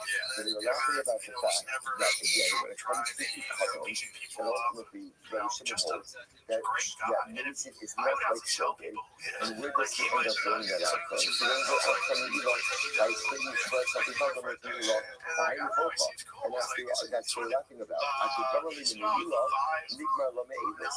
Why did you learn out stress of Pikadon from the Milah? When you could just as easily go out and learn it out from the Milah, which makes a bit more sense. Which the Gemara says, so you start on the Milah Habayir Milah, so it makes more sense to go ahead and learn it out from the Milah. The Gemara says, because most both of these spaces are disapplication. So there's a very strong non-mirror between these things. We both come to disapplication. Other activities the opposite. And the Eagles having a mirror, why not learn it out from Eagles? Shipping Tachta, Nitachta, and Zirchava Tachta. Start on the Milah, shipping Milah, I think so. It makes more sense to learn it out. Let's say it's from Milah. Why? Because of the following similarities. Bakol, Maya, Vikavla, Homesh, Asha.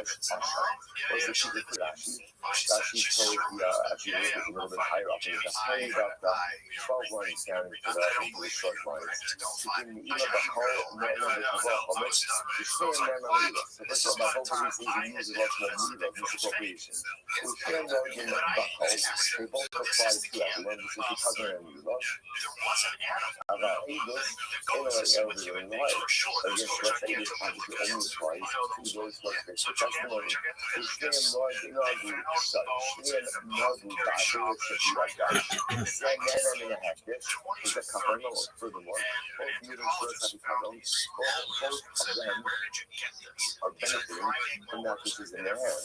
So again, the guy from the Yula are listening to this property, and the guy from Chicago from the Thunder when you spoke here with the Rafuki Aegis Roman, I spoke to Shneim Saibos, but there's no real no involved. ושניהם בקרבון קבוע, both the carbon and Mila have a fixed carbon.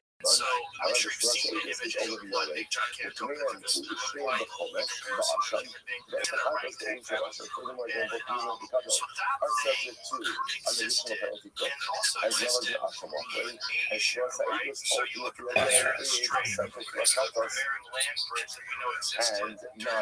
not comment. So the idea here is in which forces to compare Mila to the carbon and the carbon to stress agents. Okay? Grabo, negociations. There is a common again that plenty of comparisons between the carbon and Asians or other comparisons. Okay, fate, ideal, cover the cafe, again, let's go back to that for just a moment. Okay, that's the case.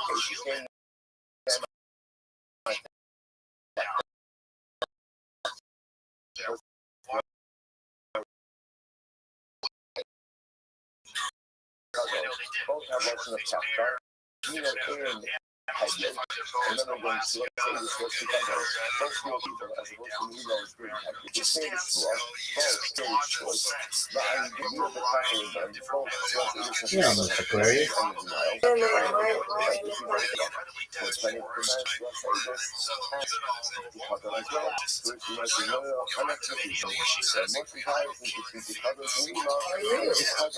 Oh, I've been up all night with Riser. We spent 12 hours together. Yeah, that was fun.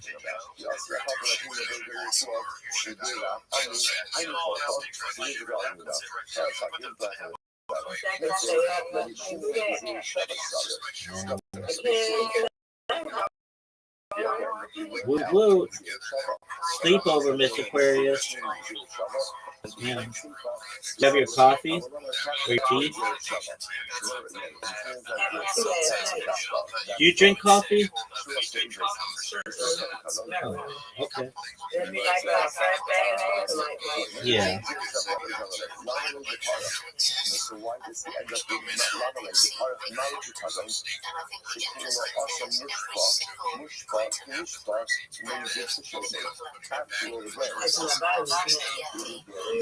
Good on you.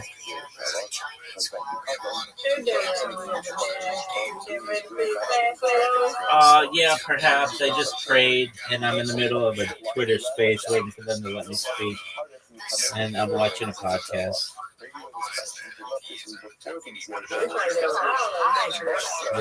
Yes, ma'am. Yes, ma'am.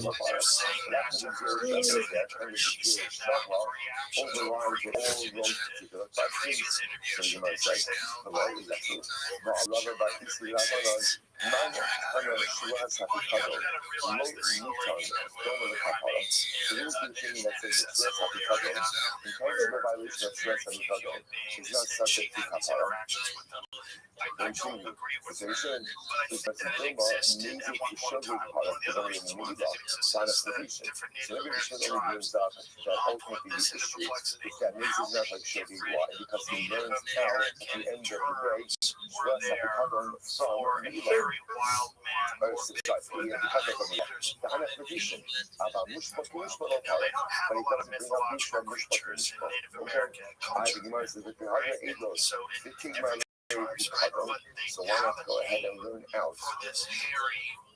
Just a fabricador, excuse me. Right, just a fabricador. Needs to have the showcase. There is not because showcase in nature law. Just like fabricador. That law is one type showcase. One is not type basis. As a result, that institution activities showcase in nature law. Ultimately, as a let's say this, is only liability for showcase that basis. Creates the number to cover the need law. Whereas the type of line of the often class of that the guy before us make us take a look. That's why we call it protest. We like stress that excellent. I appreciate it, Mr. Aquarius. I hope you have a wonderful day. God willing, I'll see you tonight. all of those Yes, ma'am. as well as too much difference to Hadasha, like that's entering into the state of Torah, or conceiving Kodesh in the state of Torah, the Kulan Ne'emar Bahem, the Ne'elam. In all of those cases, the word the Ne'elam is used. Now, what does the Ne'elam teach me? Again, there's one takeaway. What does the Ne'elam teach me? That Halacha L'Maisi only tied to Shogeg, not tied to Mesi. Like, because the Ne'elam means I was unaware. I was unaware. The Khan Lo Ne'emar Bahem Ne'elam. And yet, my Shua Sa'idos, it does not say the Ne'elam. What does that teach me? Ultimately, I get to go ahead and teach you Shogeg like Mesi. So let's say Shogeg. So what's the bottom line here? The bottom line, right? Well, over here, they laugh at the shimmy, ultimately, including the meat of their laughter was the idea that we were seeking to learn how USA Eagles, from Nilo, as opposed to a more linear look of learning how to USA Eagles. The bottom line, Halacha L'Maisa, which is very important, is that, and this is Halacha L'Maisa, one of the unique qualities of USA Eagles is liability, carbonic liability. When you take a false choice, whether it was the Shogeg or the Mesi, this is an important point. Because remember, again, like other types of trust, for example, trust usually, or trust ultimately, again, if you actually personally take a false shua, this is liability. Intentionally take the false shua, there is no liability. Same thing again, like Thomas Nicholas the Gadasha. Now, that's not a shua case. That's not a shua case, but that does take us back to the beginning of the Mishnah. Because we do have that again in the first Mishnah, of either entering information English in the state of Torah, or consuming Kodesh in the state of Torah. If you did those things intentionally, there is no carbonic liability. But if you did it unintentionally, there is carbonic liability. So again, why the distinction? Very simple. Because by all of those other cases, the Torah, when it talks about liability, uses the lesson of the Ne'elam. The person did not know. Like Shua Sa'idos, there is no mention of the word Ne'elam. He did not know, and therefore, again, there is the Gemara to say that there is liability, carbonic liability, whether you file intentionally or unintentionally. Beautiful, beautiful. We'll say now, let's go Mishnah. Those are great, some great Mishnah said of us. Mashpia Yahweh, in the Kavod that you use it. Shara is correlated in Nasan, Jews, and Lord Nasan. And so this is an interesting case. I'll go to the finish. I see the very thing. I am adjuring you, right? So I'm adjuring them. I'm imposing a shua on them. If you do not come to Beijing and swear that Ruben promised to give me $1,000, you just understand what the claim is over here. I'm upset because Ruben promised to give me $1,000. Now what happens? What happens? As often happens with promises to give $1,000, right? The giver reacts. Ruben decided no. So now Ruben made this promise in front of Shimon Levi. I want to impose the Shua Sa'idos upon Shimon Levi. You know that Ruben promised to give to me. Come to me to testify my behalf. If they refuse to do so, I will look to it. Ultimately, again, they're talking. The reason why they talk is very simple. Remember, again, it looks like Shua Sa'idos is only liability what if there's a monetary claim. There is no monetary claim when someone promises to give you something. Like, in other words, if Ruben promises to give me a gift of $1,000, that is not an impossible claim. I have no monetary claim against it. Because there's no monetary claim, therefore, again, there's no Shua Sa'idos. So I will say, this is the beautiful linkage between the last Mishnah and this Mishnah. Because remember, again, if there's one way,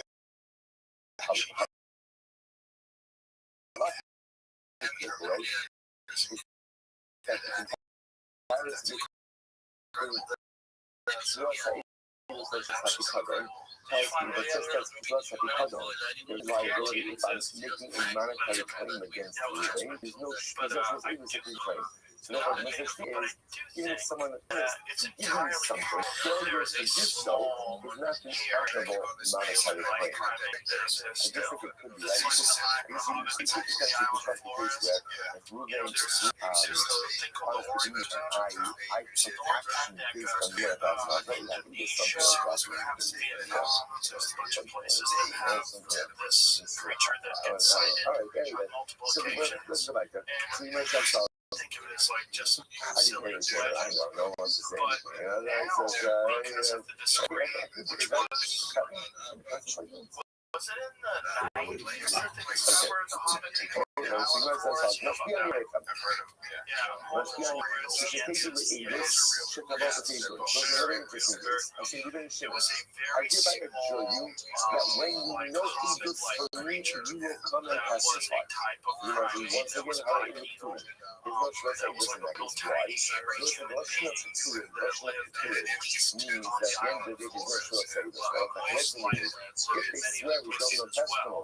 Now again, remember what I say. I mentioned something yesterday that even in cases where technically speaking you're not liable for Shuas Egos, you may be liable for Shuas Shav, or Shuas Sheker. That is because you're dealing with incredibly small but the idea here is, I assure you that when you know testimony from me, you will come and testify to me. There's no Shuas Egos there. Why? It means the Kadma Shua Egos. You know what's going again in that space? The Shua is the testimony. Remember, there's no testimony. There's no testimony yet. So I'm going to go back to that's what's the interesting thing. So I stand up and share. Mama, משפיעני עליך, שאם אתה לא תראו שתבוא ותראו. I stand up and share. I say, Kevra, that's what I'm saying. Is if anyone here knows testimony on my behalf, come today to and testify to me. Again, how it is to you. Ultimately, again, there is no Shuas Egos. Why? Actually, it's having one. That's when you go to see email physically. Shuas Egos only applies when you see it out. If you have witnesses. But we just speak to a group of people. And essentially say, I'm convinced that someone here knows Abel's things, someone knows Abel's things, ultimately they're going to touch their face. I'm going to show you. That's the only other thing which is on the commission of the knows in the Abel. Check out all the things you bring in the cities. I go to people. I say, Hebra, we're going to finish. We're going to finish. I assure you. Right? That if you know Abel's for you, if you will come and testify, and they say, you are saying on the yoga without Abel's. No, we do not know Abel's. But it turns out that he does know Abel's. They know Abel's from me. Oh, but how do they know Abel's? What's the your industry? Your ABPA is very interesting. They don't have first-hand knowledge. They have second-hand knowledge. They know me, but they heard it from a lot of friends. For example, one of these two guys who were Shimon was part of the relative of Apostle, or it was true. In all of these cases, ultimately, again, they're partners. So what do you see here? You only shout Shuas Egos if what? If you prove that you're giving testimony, capable means you have information that is testimony worthy, and you are a person who is capable of giving testimony. And if you do not go ahead and comply with those details, then halacha l'maaseh. Next, Salafiyat Abdu Sha'amra Mikvah, Mashpia Ani Aleichem, Shemachem Yodin Lo Egos Shetavah V'Tivu. Let's say I send my Eva, I have an Eva, I send my Eva to Ruben and Shimon, and I say, I tell my Eva to observe Ruben and Shimon, so they should give testimony on my behalf. All those who listen to this, it's actually interesting. So let's say I give testimony. Let's say my claims against Ruben, right? My claims are even over $1,000. Right? And so, case number one is I send my Eva to Shimon and Levi to observe. Right? Or, interestingly enough, Ruben said to Shimon and Levi, you know what, if you have any testimony of your asking you to write a testimony on that side, because normally, it's the plaintiff. The guy making the claim, I guess we call it the guy making the claim, who is Shimon or is the jury and the witnesses. In this case over here, it's the defendant who's doing it. So in this case, in either of these cases, treated as Shishon of Yaakov. Also, a very important qualification. There's only a theater to us until they hear a person making the claim. Only if the person making the claim, again, the plaintiff is the one who either objects them himself, or is the one ultimately, it has to come from him. If it comes from it, or if it comes from the defendant, that is not Shuas Egos. We're talking about, let's go through this.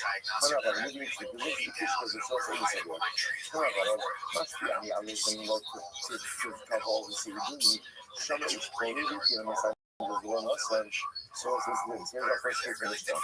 Right? I go to the insurance. I see the women. Sooner lady. So you know it is that really promised to give me $1,000, but he failed to comply with this premise. Ultimately, again, so you might have thought your fault. You might have thought that ultimately, again, they would be liable. I'm going to test with zero shallow. Ultimately, again, the context says test with zero shallow. Ultimately, was an Emma Kafka, the never allowed Kafka, so this is the Kafka colors. So it says Kafka by Shosayos, it says Kafka by two colors. Mal Halon, the Tias Long is well, after the Tias Long is well, so that Shosa, because of the most of the piece of the year is where the defender. Right, the defender, or I should say, there's an actual monetary claim, and there's an accusation of someone that should have the money. So, for the restaurant, there's actually an actual monetary claim, and someone has to be in possession of the actual money. So, the idea, as opposed to a claim of a gift, is that important, right? So, again, maybe there is testimony that you get to give me $1,000. That's very nice. Reneging on that, that's really not a good thing. It's always good to keep your word. But when I say reneging on the gift, does not create an actionable claim. So because that is no Shosayos in that case, yes. But the other thing is to the Eagles. So let's say the next case was, I go over to Shmuel and say, Shmuel, maybe, when you know testimony from me, I hereby adjure you that you're going to go ahead and give testimony. In other words, that's not Shosayos, why not? So the Gemara says, I adjure you that when you know Eagles, when you're coming to testify to me, you want to throw up that sooner or later you will be tight. Amromar, the Shabbat called Allah, who a plain Ya'ah on Yaza. What is it in the Pasuk? And you said, Kadma Eagles, the Shua, so it's Kadma Shua, the Eagles. So let's say it's just to bring out the way the Pasuk is phrased is the testimony comes before the Shua, before the testimony. Right? So the independent of it is very important. So that's the similarly, first all the information and then, but in this case here, what's happening, the Shua taking first, I'm saying, I agree with you that when you know testimony, you will come and testify my behalf. Doesn't work that way. Yes, unless the base happiness is violent, the reality. So always the next case, I stand up in court, and I say, Kedra, if anyone here knows testimony, or I say to them, Kedra, right, if you know testimony, come and testify my behalf. I'm a Shua, I feel it. Shmuel says, this does not work. This does not work right. Because in order for there to be liability for Shosayos, what has to happen? You have to specifically identify the people that you are adjourning. Shmuel adjourned. I stand up in here, and I say, Kedra, everyone here, if you know testimony, come and testify my behalf. Doesn't work. Because I'm not identifying people. Shmuel says, by the way, even in a case where, let's say, the agent who I do, let's say, I happen to know that I'm talking to Ruben and Short, like, Shmuel, sorry. Like, I know that I'm doing it, but I'm just praising it. Hopefully, you know, Shmuel says it still doesn't work. Still not work with two cards. Or two cards that fight with the what the people are. But says, no, we're literally understanding right next to similarity. So you know, talking to the whole share, I'm standing right next to similarity. So you know, it's like, I'm standing right next to him. Clearly, I'm talking to them. How much more on that? So that's what it says next to why you know it's not the thing, it's not going to be dummy. You might have thought that since I'm standing right next to them, it's key to I'm talking to them. How much more on that? How much more on that? Then in order for Shosayos to work, there has to be specificity. It has to be clear which two people are in the first group. And I recognize that's the focus. We all see a trouble, we are done funding. There is no training. I see a group of people. And the witnesses that I went to juror are in that group. All of them must be on the other hand. I can be able to know either since I'm going to be doing it. And I say to the group, I adjure you that if you know with testimony from me that you should come and testify my back. Not for you, You went across. And she may leave you in there. Would be liable. This is how long I go who aid. But I know you can aid them. Ultimately, in the process, who aid. Only stress able. And when you identify specific people, you are a jerk. Now, you are my call only time. What happens is, let's say I stand up in front of the school and I say, I hereby adjourn the entire group. You might think that that does not work as well. I'm a low marshal who aids a hurry who aids you. That's part of the insight. You can adjourn a group.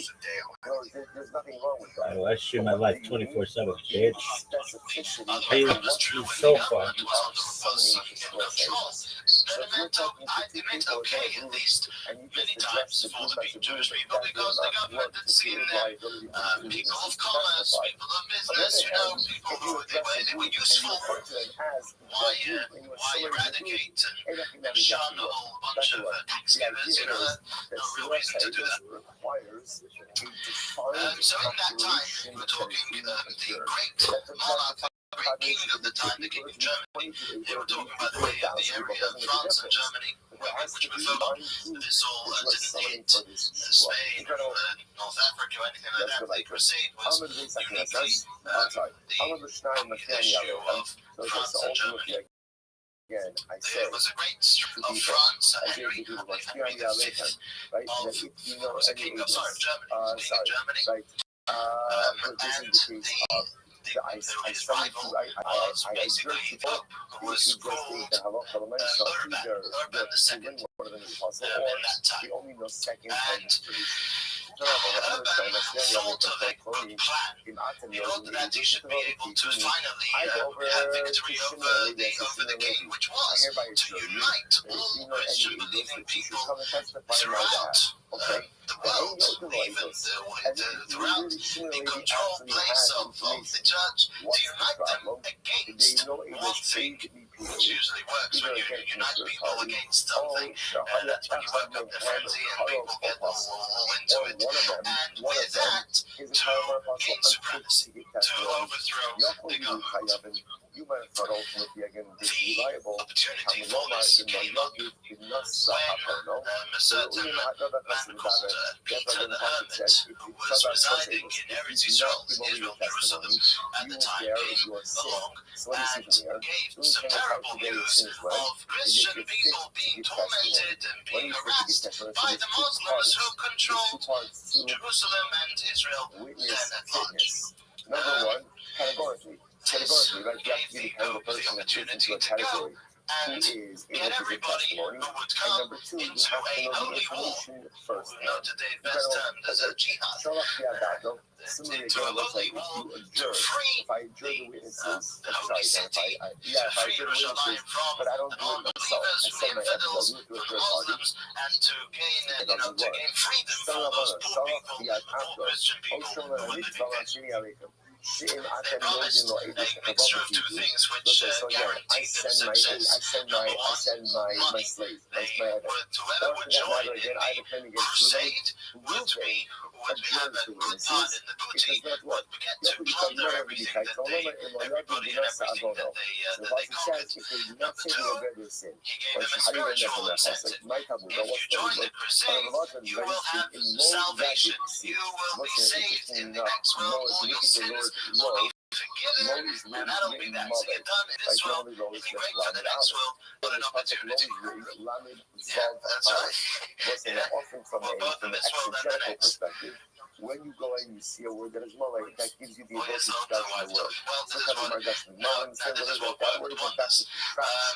Really what it This is is like what this. worked wonders. And we'll see soon why. The main crusade came about because they would make a ceremony with a cross, and therefore in Hebrew it's known as Masa Hatsolov, the go ahead and give the testimony, then ultimately they're going to liability.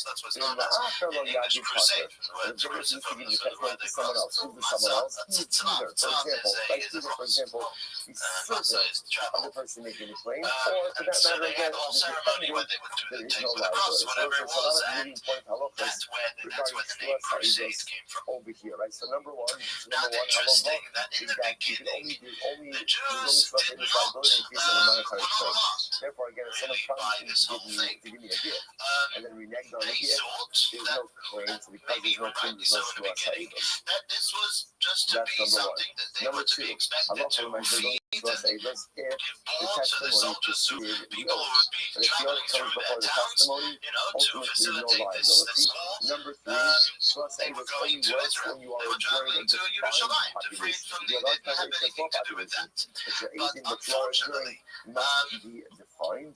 And ultimately, again, number four is trust only works for people who are testimonially fit. Right? How you testimony will be fit. Number one, categorically, you're not a clerical apostle. And number two, you only know information firsthand. And number five, it only works if the actual person making the claim, the plaintiff, is the one enduring the witnesses. But either the plaintiff's representative or the defendant endures the witnesses, it doesn't matter, there's no stress like this. I wasn't to rank up the masses into a much smaller group. Exactly what was trying to stand the jurors thought or understood maybe that they would be under the protection of the government and their armies. That's dedicated. Now, again, I adjure you. That's especially this was thought to be true by the German Jews, by the Jews of Ashkenaz, Jews of Germany, because they had this, the King Henry, who was the greatest rival of the Pope, and extremely powerful, very powerful man. And if they're not going anywhere, they're not going to come to Germany. They're going to circumvent Germany. They'll get into Israel another way. They're not going to do anything in Germany. They were mistaken. What happens if you say to someone, right? I adjure you by the heaven and earth. They were these people were coming from. Apparently, again, heaven and earth is not the proper Russian of Shua. And now here we're going to get into different names of Hakadosh Baruch Hu. One of these names I said Aleph Dalet. So Aleph Dalet is like the name of Adol Noi, right? Or the Yud Hey, right? That's again going to be Yud Hey and then Vav Hey. Or Yishakai, or Yitzvaos, or Hanum Berachum, Be'era Akayim, Be'at Chesed. Also, by the way, tremendous hashgacha in seeing the stones wide. There's not a source behind what this man is almost coming your way. And incredible concept in the music that to get us already again in the mindset of coming your way. So again, you know, the collectively, over all of the other descriptive names of Hakadosh Baruch Hu, so again,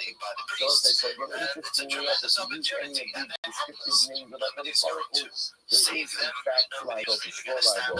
Okay, I'm a Kabbalistic, and this as an aside, you know, because I say this, same way that there's true liability if you use any of these descriptive names, either names or descriptive names of God. So I'm a Kabbalistic, and there says if you curse someone using these names, or ultimately again curse any of these names of Hashem, ultimately again there's going to be liability. Rashi says in the Kabbalistic, the Baruch Hashem recommends you go, Yaakov Tori is Tori, Shazel Yivok Shnetal, fine. But the Chum become closer, the Chum get your partner. Then we'll define them as close as we know itself. And the color of the Yimov of the Lord, so again, it's if anyone uses everybody read about history who suddenly were going to become a hero. This is who joined the Father with his name. Ultimately, again, he's Chayiv. The first five lines, if I come in closer, if I come in closer, ultimately, again, that's the right part. Again, we'll see the root of that mathematical anywhere.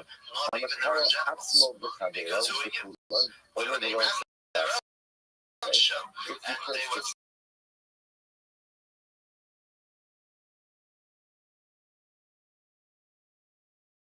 they were quite simply a counter to be, and the ones who would fall on for the irreparable. Like Yud Hey and then Vav Hey, like Adol Noi. The reason why the Jews of Germany were mistaken was because this Henry So the Gemara says, if you go ahead and you curse yourself or your friends do, you're in violation of Sase. Yaakov Hashem Elohim, Yaakov Elohim, you see Hashem, your God strike you, or Yaakov Elohim, or God strike you. So you are with the Torah. This is the curse ultimately again that it says in the Torah. And that's what is this talking about? So we Allah in already Egypt and the drought of the flowers, Yaakov Hashem the Shach, in low Ti'idu, and was Egypt from the Torah. Says that the Gemara saying is like this: if I go to a similar lady, and I say similar lady, Hashem is with you, with Shachafes, Hadachas, all the stuff we're talking about. If you don't give English on my behalf, if you don't say the English no, that actually works as a suicide. That works as well. That's why, because also that's the example of how the genetic curse. That's not genetic in the Torah. So if I use that percentage to affect suicide, ultimately again, that works.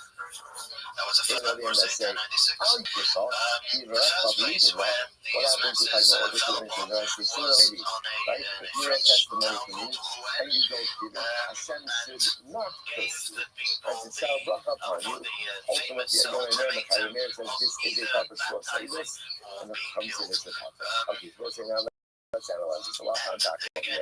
Must be understand my color. What's the ratio? In the first part of the story, must be I adjure you.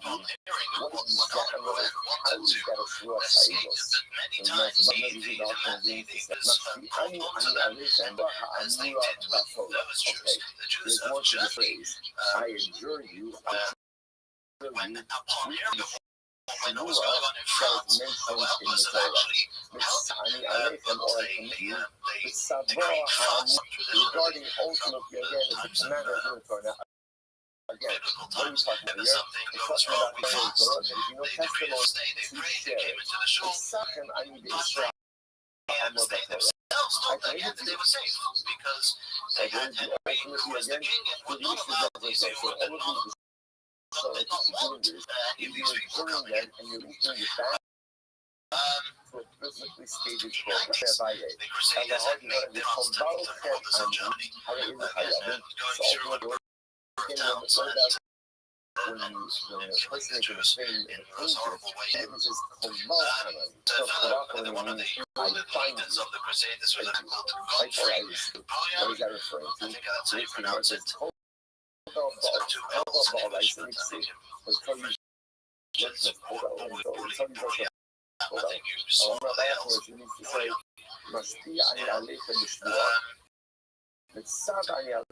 Henry, upon hearing that Godfrey was at the borders of Germany and war was coming, sent a quote, an order to Godfrey, or request to Godfrey not to come in. The request came with a hefty bit of money.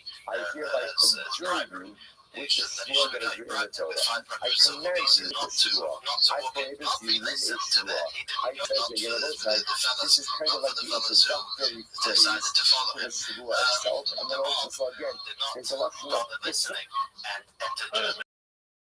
Combined with a luxury of law, and they went into a number of Jewish cities, which were famous actually for their Jewish communities, for their yeshivas, and they made happenings, so we could say, of the Crusaders, pretty much there. The first city that major city they came into was a city called Jattenburg, sort of names in some places, Speyer, are considered to be in many of the liturgy of Spira. I think in English it's Spira. They came in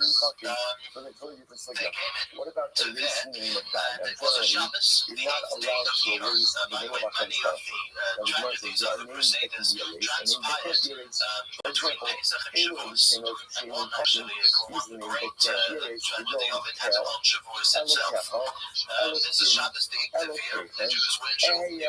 Hello, Aleph Dalet, which is Aleph Dalet Million, Yud Hey, which is Yud Hey, and then Vav Hey, Shachai, Shiva Kos, Hari Eva Inu Chachim. These are all examples of names of Hashem, which security cannot be erased. On the other hand, Abba HaGedol, HaGibor, HaNorah, HaAdir, HaChazak, HaOmez, HaOziz, HaNor, HaYakim, themselves after the all the details, which are not names, rather what are they? Kill about 10 people, the circle committed to fall into their hands, and then the last minute, something interesting that happened. There was a Muslim to agree to the king, and found out that the mob had actually not listened, and that was rioting in the city, trying running with his army, and spread to disperse the mob in order to be I don't say I enjoy you by laughing at me. I say I enjoy you by obviously very frustrated and like this wasn't because he particularly had to like do it. I am These people in his place in his country, the head of the mob, given the punishment of having his arms off, which was like he actually told to his credit, he safeguarded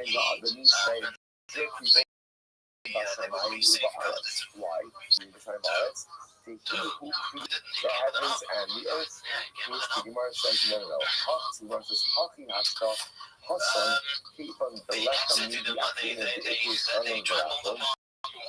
Vadai the Vadai the Nishim Kamar. So what does this do? When it got from the tunnel, I know that the Zilak in the tunnel is supposed to be incredible. There is only one entity in this world that is called either baptize or be killed. And that is a Baruch. So super fun. There's nothing else in this world that is called Ra in the Chana. On the other hand, Papa, even the Shamayim Ba'aretz, the Shamayim Ba'aretz Chana, also you can heaven and earth. So again, yes, heaven and earth refers to he who created heaven and earth, it's possible, but there's also something else that's called heaven and earth. What else is called heaven and earth? Heaven and earth. Right, heaven and earth itself is refers to as heaven and earth. It looks like the different factors of the immersion just over here. And when you see that in the Chana, there's nothing else in this world that is called Ra in the Chana except HaKadosh Baruch. So therefore, by definition, when you use that logic in a shua, it is clear that you are filling them with the name of Hashem. It's a name of Hashem, because that's feedback. So let's come back. Remember, the example even Moshe Rabbeinu, right? Swear by heaven and earth. And again, so it's actually a reference to heaven and earth. It's a reference to when you use when you use question of Rachel is clear. It's referring to Yishu Rachel Yishu Chana. But yet interesting enough, when you write those words, it does not constitute the name of Hashem. In other words, by implication, I know that it's referring to Hashem, but yet writing those words does not constitute the writing of the name of Hashem, and therefore Halacha and the erase. It's also very profound to contemplate that the only thing in this world that's called Rachel and Chana is that it's not. And let's receive yourself, but it's not true. Like the other Rachel and Chana just means compassionate, merciful, and people do that as well. Like there aren't people capable of that quality, so perhaps it is things like this. People are absolutely capable of compassion and mercy. But in general, when are people capable of compassion and mercy? When it suits their needs. So I think it's about the merciful. When it says it benefits me, in some way, and by the way, sometimes the benefit just is known as a compassionate and merciful guy. That happens. I think that's what the only entity that is kind of lacking, which means having Baruch is capable of selfless compassion and defend. They did put up a resistance for a while, was successful, however, sooner or later it was obvious that they were going to fail. This cleanliness, rather than falling into the hands of the Crusaders, he slaughtered his own son Yosef, and the fathers slaughtered their children, and the famous aphorism which we read on Tisha B'Av, which we read on the night of Av, which says, we did not merit to raise you for the learning of Torah. Let us merit to give you, to offer you, say to the children, to offer you as korbanos, as sacrifices, which to have them to kill, they actually kill them as sacrifices, so to say. Many thousands died in lakes and were buried in 9 great pits. Altogether, there were about 10,000 Jews who perished in the First Crusade. About 10,000 numbering many different towns. Lvov, Mer, Gilder, different other towns and cities in Germany. But as we know, many people remained totally robbed of everything they had. Their families crushed their everything without anything. The Crusaders actually, for a period of 87 years, just to common history, the Crusaders for a period of 87 years had their own sovereignty, had their own rule in Jerusalem, and obviously they did not let any Jew or Muslim anywhere near Jerusalem. And even when they did, at one time it was only with heavy taxes and only allowed them to live in a small area, in a small corner of the town. There were two things we could say which were the legacy of the Crusaders. We know there was obviously more than one crusade. There was, I believe, about 5 crusades. The later ones, however, not as the first ones. But you can see that they all left was, number one, the Jews are vulnerable. Everybody, whoever really wants to, is able to get up and to destroy them. That would not be at the end of the day anything real to stop anybody from destroying Jews, real Jews and proper Jews. Every medium of safety failed, collapsed right in front of them when it was tried. The other legacy, which we could even see as something, obviously but something extremely deep and awful, was the legacy of Messiah's nefesh, of self-sacrifice. This was a great display of self-sacrifice of Jews who committed suicide. Not only that, but maybe something even more harrowing was to kill their own spouses and children. So it's not to betray the Almighty, so it's not to betray Hashem and His Torah. And this is something which, throughout Jewish history, the great horse of utter self-sacrifice, full sense of the word. There were the next Crusaders, the next groups of Crusaders, there were obviously some very horrible and terrible images of scenes of self-sacrifice and again of killing and mutilating and so on, of torture. It was different to the next Crusades because those who conducted the crusade were more the noblemen, in quotes. The noblemen meant not that they were less fanatic or bloodthirsty as the first ones, but they were people who listened to their superiors, as we saw that the Crusaders at the beginning didn't listen. They were a mob, they were fanatic mob who wouldn't even listen to their leaders and their generals. These, however, if there were to be an order, as there was by Germany and so on, to stop, to turn, and they would follow the orders. Also, there was a little more safekeeping as far as the governance was concerned, because, as we said, the governance were totally against the Crusaders and therefore when the Crusaders did come to destroy Jews and Jewish communities, they were a little more safe than the next Crusaders because of the governors. But then again, there were terrible things going on, similar to the first Crusade. Whereas you are allowed to erase the prefix, you cannot go ahead and erase the suffix. Incredible. We've got to remember as well, besides the Crusaders, when we're talking here, we're talking here in the era, as we said, of the 12th, 13th century. Primitive, these are the days of the castles and knights, the dark ages. Everybody was a little bit familiar, done a little bit of research, was as much as possible entered a little bit into the world, to the scene of these ages. We'll know these were, these were ages where the stage was right for things. Right now, again, the word of the is Ado, and then you write the normal chassis in there.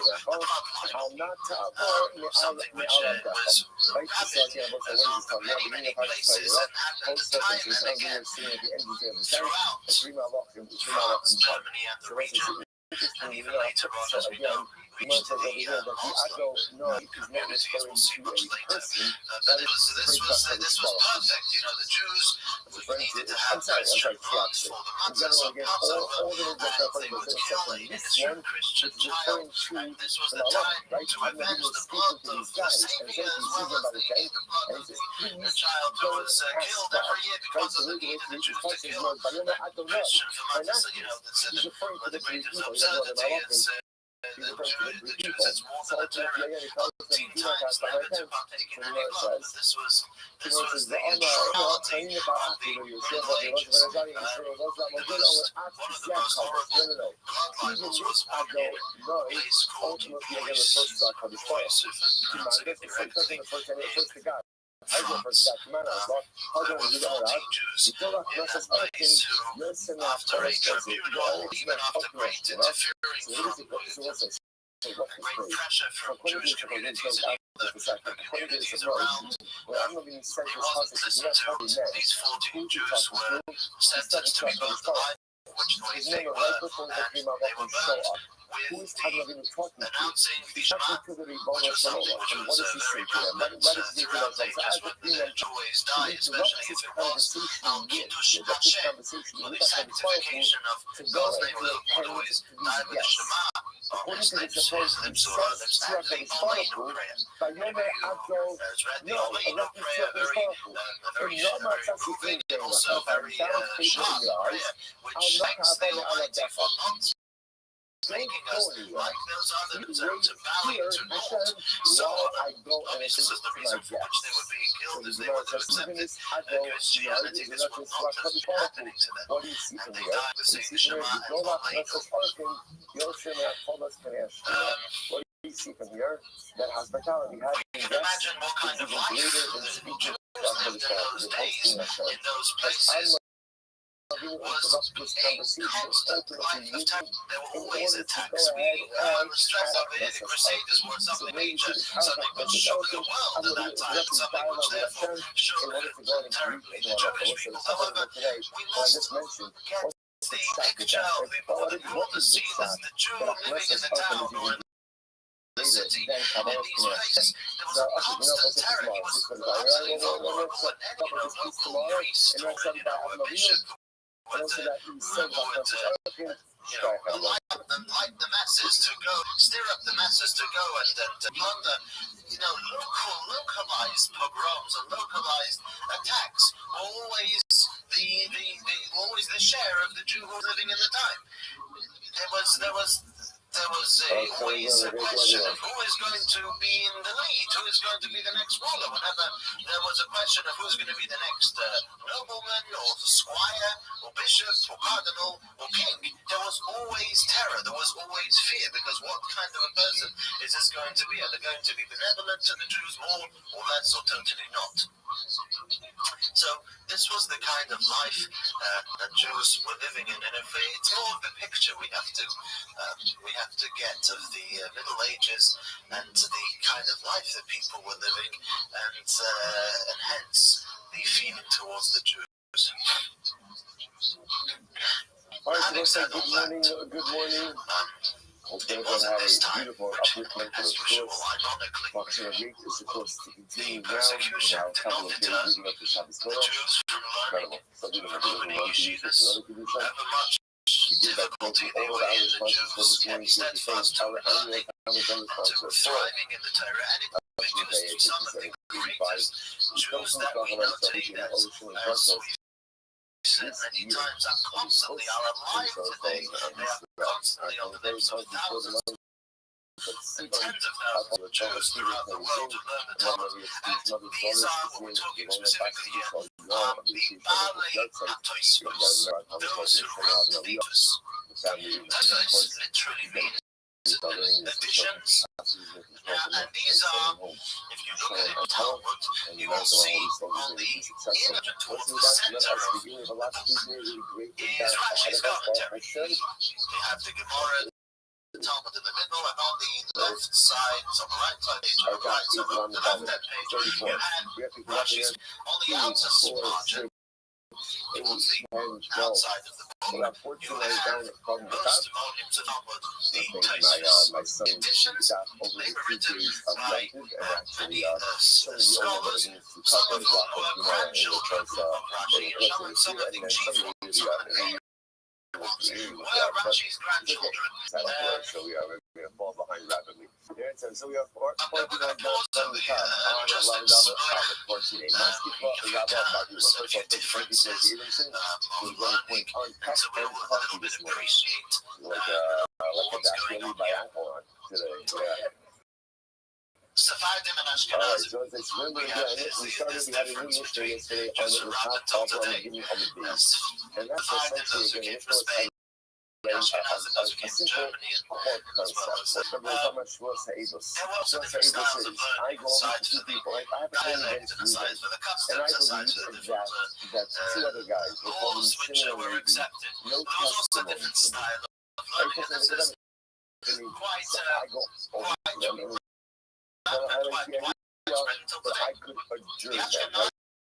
I can go ahead and tell them, you guys know testimony for me, right? Even if you start testimony for me, in my case against you, I could say, Rashi's commentary was and is therefore extremely vital because one has this very cryptic and assumes a lot of knowledge. And they go ahead if you don't have that knowledge, or you weren't passed down that knowledge, you're going to learn that. That's Rashi.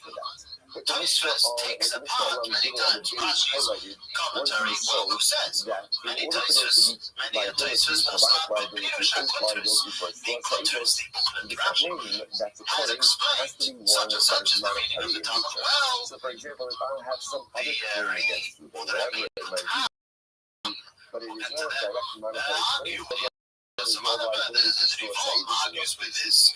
There's another certainly an argument, a different explanation, which one explanation is better, and so on and so forth. That is the style of the Ashkenazi or of the yeshivas, and those yeshivas who always delve deeper and deeper into the meaning of the Talmud, of the commentaries, which commented on the Tosfos, and so on and so forth. Sephardim usually way of learning is not absolute. It's not absolute, but one could say, as a general guideline, was a little more veering to the halach, to the law. It was a question of putting together the Talmud in a way that would come down to practical law, and technical law of law. And those were the differences between the yeshivas. So Tosfos, the Baalei HaTosfos, those who came after Rashi, were the ones who were the Ashkenazi yeshivas. They led yeshivas, they led learning, and this was the style of their learning. from Shavuos Ha'ilus, One of the great Baalei HaTosfos was a man called Rabbi Yutal. His name wasn't Tam. His name was Yaakov. Now the word Tam, meaning of the word Tam, is a borrowed term. When the Torah speaks about Yaakov, our forefather Jacob, And of course, Russia, because obviously I'm not really covered yet in a meaningful way, is someone else's in possession of my item. If I get my item, we now have a little bit of a dispute about whether that they have it. I can make them take an oath that they don't have Chicago. Okay, so being much talking about Ula. As opposed to his brother Esau. Esau was a cruel, a cunning individual. And so this was the contrast that we have in Esau. We have what's called simplistic, straightforward, being that Rabbeinu Yaakov was a great person. He got the name he got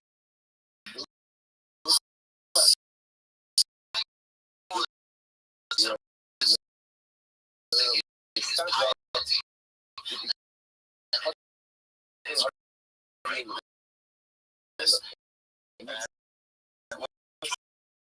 A sort of comparison to Yaakov, forefather Jacob. Rabbeinu Tam was a grandson of Rashi, and interesting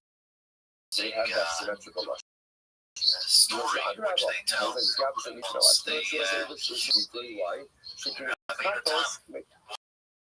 a little boy, and he was sitting on his grandfather's lap, and he was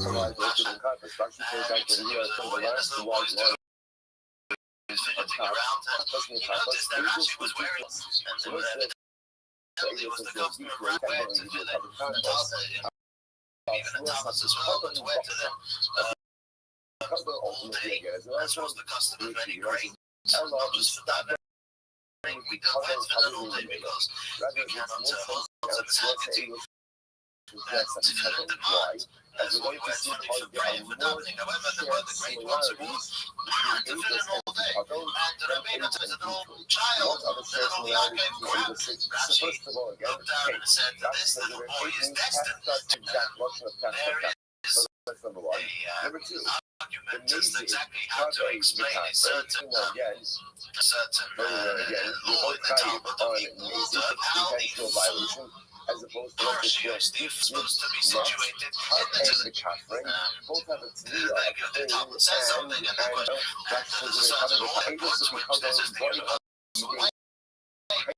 in my appearance, it will be follow the one that Rashi don't like. However, Rabbeinu Tam did argue on the Shulchan because the Jewish law says that if something is not fair to peasant tefillin, Rashi said of tefillin, and a Rabbeinu Tam said of tefillin.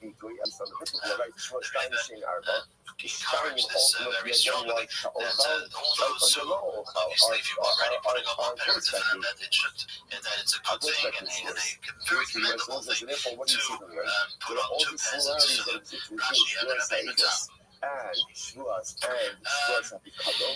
If it makes more sense to compare those two, in his generation, the greatest comparison of his region, the greatest, he was the leader of the Jews in the entire front. General, he was a rich man, he was quite a wealthy person, and but in 1147 there was a crusade, and fell on attacked Rabbeinu Tam.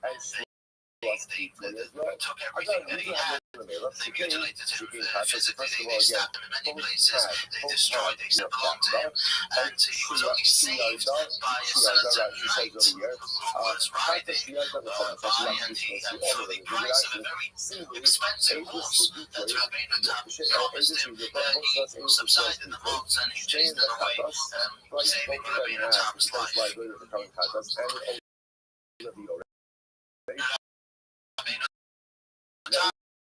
Was looked at as we said the entire region as the greatest authority in the question was sent to him France. He had quite a fortunate illness, unlike all the boys, and Jews, and when all the efforts were futile, and the Jews were burned alive, he passed away only a few days after think of video games. You could compare Schwarz to Schwarz deeply in many ways as well. Not make that comparison. I'm not refusing, right?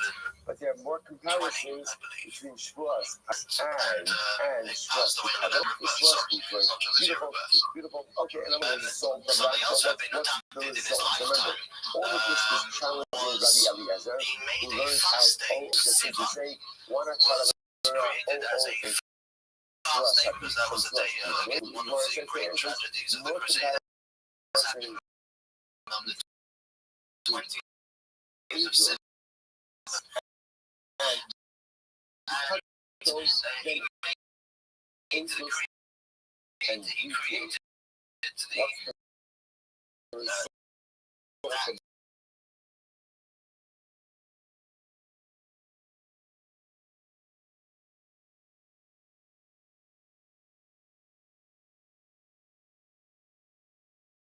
that for us, remember, we come through out of here, that Schwarz are able to occurred into 18 years of monetary claims. If the claim questions the debt of monetary institutions, then there's no viability for Schwarz. It's just to get rid of it. For example, the sort of and it's some of these things don't sound reliable. And it's impressive.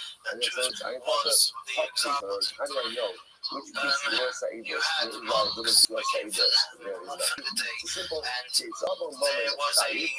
They constantly it's a claim. It's for money. Then I'm not going to be faithful and to be committed to be brutally to the question. And I started hints of a build-up against the Jewish towns, and then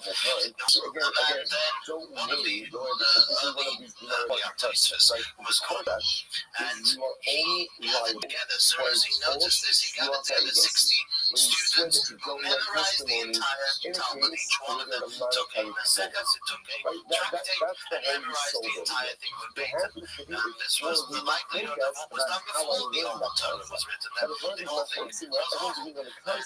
In the year 1240, this built up to when certain apostates betrayed Judaism and taken over Christianity, which unfortunately many of the greatest tragedies to Jews started with these people. This man in 1240 brought accusation to the Talmud and the Talmud.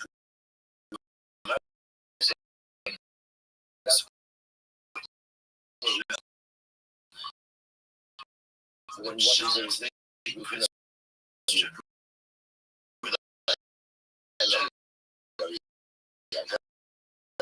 insulting against Christians, and he insisted on an argument, on a debate between himself, between four rabbis. It was headed by Yomi Paris. Yomi Paris was also one of the great scholars of the time, but obviously any one of these debates, which there were a number of, as we'll see later on, there were a number of these so-called debates, but they were extremely unfair. It was rabbis during always they were single-sided, and it was only used to be making further accusations against the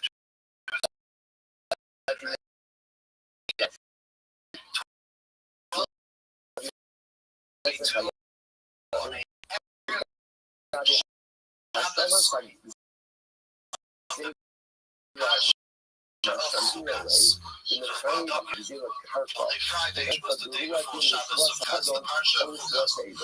24 columns, carved in every ounce of stone. They were loaded up in the cathedral and the ceremony. Obviously, the town was illegal, and anybody called the Mayor of Rotenburg, who was another mayor of Rotenburg, great wrote many works, composed a keynote posed a piece of liturgy as the word Shal is for H. The Torah was burned in fire. We actually, this was the kind of, so this is again one example of the kind of alignment that the Jews had to go through and to live in the Dark Ages. Some terms over here, we partly are tasteless, but now we'll introduce something because coming to this era now. What happens again? What happens if I go for the Lord again? I say the same maybe you know testimony about me. You've been owing me money. The word Rishon means first. It's not. The word That means last. swear that they don't know any testimony, but in fact, Wrote the Mishnah. We will went through those that they are called Tanoi. Tanoi or women is a Tanoi.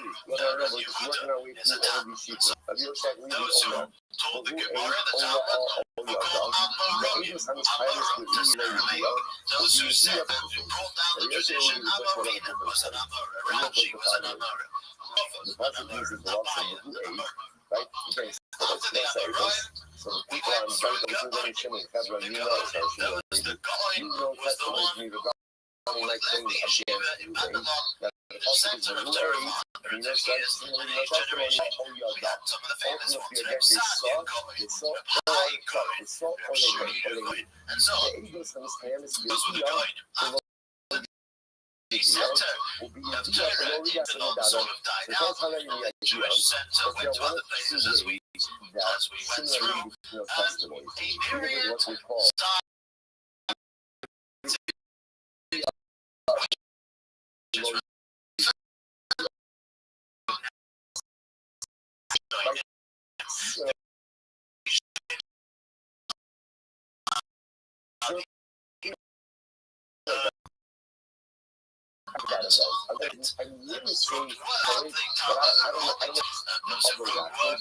I'm really saying, it's just the name that we give them. And probably it's relative to the Amoraim, relative to the later ones. The difference between Rishon and Amoraim probably is to be understood more interesting holiness of sanctity. You go to any yeshiva today, and if somebody want to explain a piece of Talmud in a novel way, very often these words will be the Tosfos. The Baalei HaTosfos are really shown in the earlier ones. The Maharal all these people that we're talking about now, that we're going to talk about the next few lessons, are Rishon, are the early ones. They considered city. And the words that they say were not only to be understood as eyes, to be understood as more truthful and more holy. There's just a little story which illustrates that. they end up kicking the camels along them. The great Torah once came to the first rebbe. I don't know, whatever you see, listen to this. So come on, so you have a camel that's made, and therefore by definition it's kicking, and then where do you find that? The inside, and the camel things is meaning, what do you find? A dead camel next to the moving camel. From the Talmud to the truth of what he said seemed to be something very flimsy, not a good. There was an interestingly that the ultimate this camel said, why couldn't the Maharal bring proof from places in the Talmud much stronger than this proof?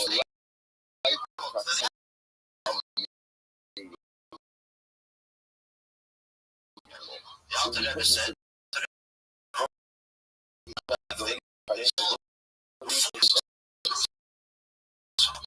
another 6 proofs from the Maharal. He said, they went and wondering. With knowing then the Alter Rebbe started refuting every one of these proofs that they had spoken and come up with.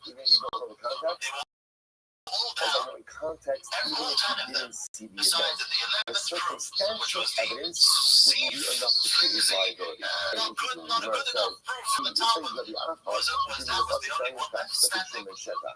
Because if you're using really hard that you could create financial liability based on circumstantial evidence, but it is, you could even potentially create capital liability based on circumstantial evidence. What does this mean? You must have descended. I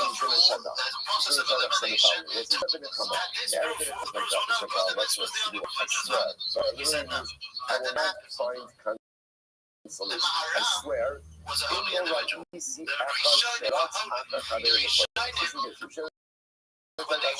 you what just happened to you. I saw a guy, I saw Ray running after Shimon. And what happened? They ran into a football, they ran into a woman. He was walking on wire, and he told me we don't find the football. So that's the outcome.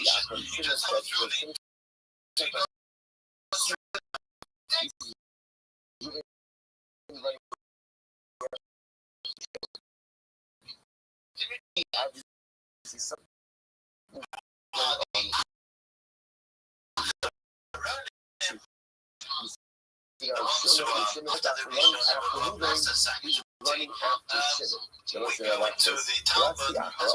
Francis sang the adult. Wow.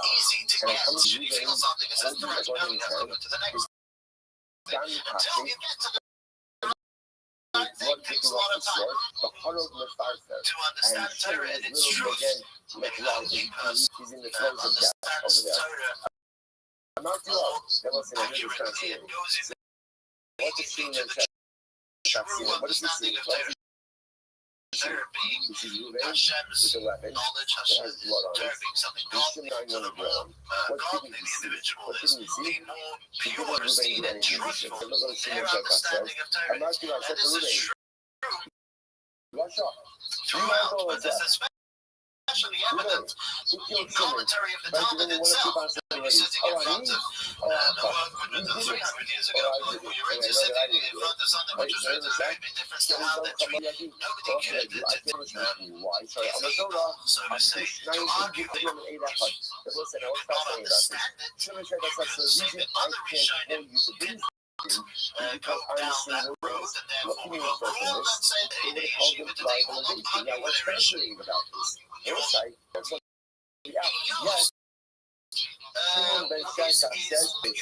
in a basis of understanding. Under the vision with these words, and not other words, there must be meaning to that, and that sheds light maybe to quote the Rishonim.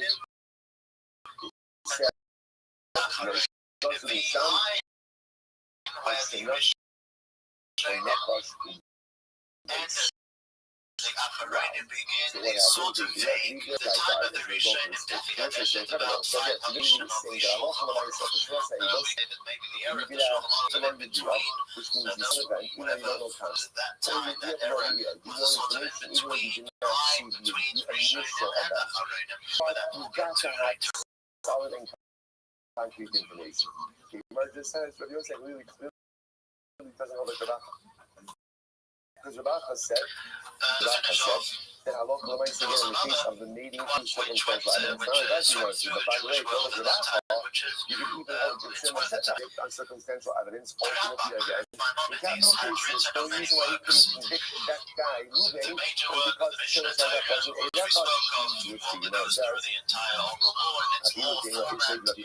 Then he wrote a number of other works. One of them was the Moira Nevuchim, the guide to the book text. The Rambam lived in an age where, as we went through and we learned about the Rambam, where philosophy was where,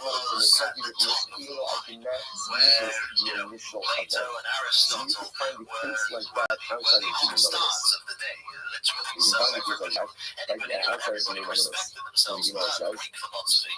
And studied the arts, because it was a very rich time in the Jewish world, as opposed by the way, to the era we're talking in now, when things were extremely dark and primitive backwards. In a capital case, what would be an example ultimately again of Yediyah below The error, Yediyah? also the place in the world you see the Rambam The in Islamic countries, the Christian countries were in direct contrast. right? I At that see time, to you the Islamic holding countries the who were sword. very, very much Clearly again, forward thinking, someone so to say. killed Riyah, I The did not Rambam below and Riyah, I the didn't see you do it. Malayatos sort of, their error is sort of the same. One together, Rambam it's like living I could come to the they lived conclusion in that Egypt and so on, chilly. and this being Have you Europe, read this the being capital piece France of and Germany, I'm sorry, the Rambam is actually quoted in right? How can you Tosfos ever have that? books. So the Gemara The entire places they do quote the Rambam. Rabbi Maimon is quoted once. There wasn't that much of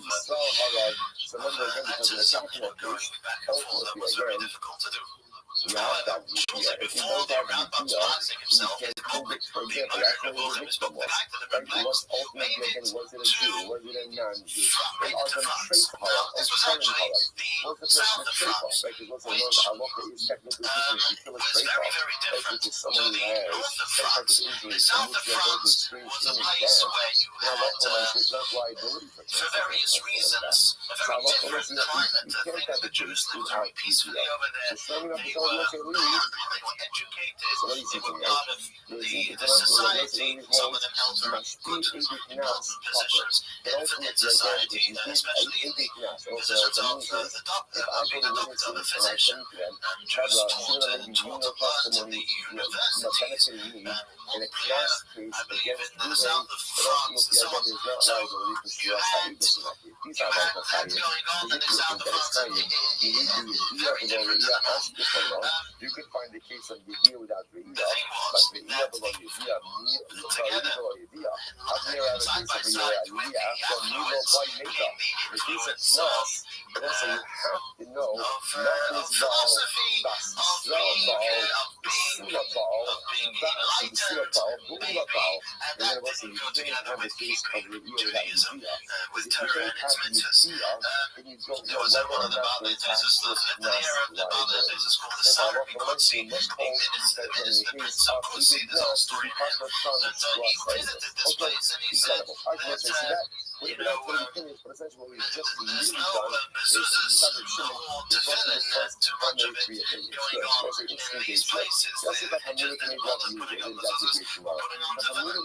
This was the kind of place they were, this is the kind of this was what was happening. And he was talking about, actually, he was talking about Spain, but the south of France also I go ahead and that sort of thing about it. to Ruben, They did have their scholars, the Baal Eshkol, and Avram ben Yitzchak, who wrote the Sefer Eshkol,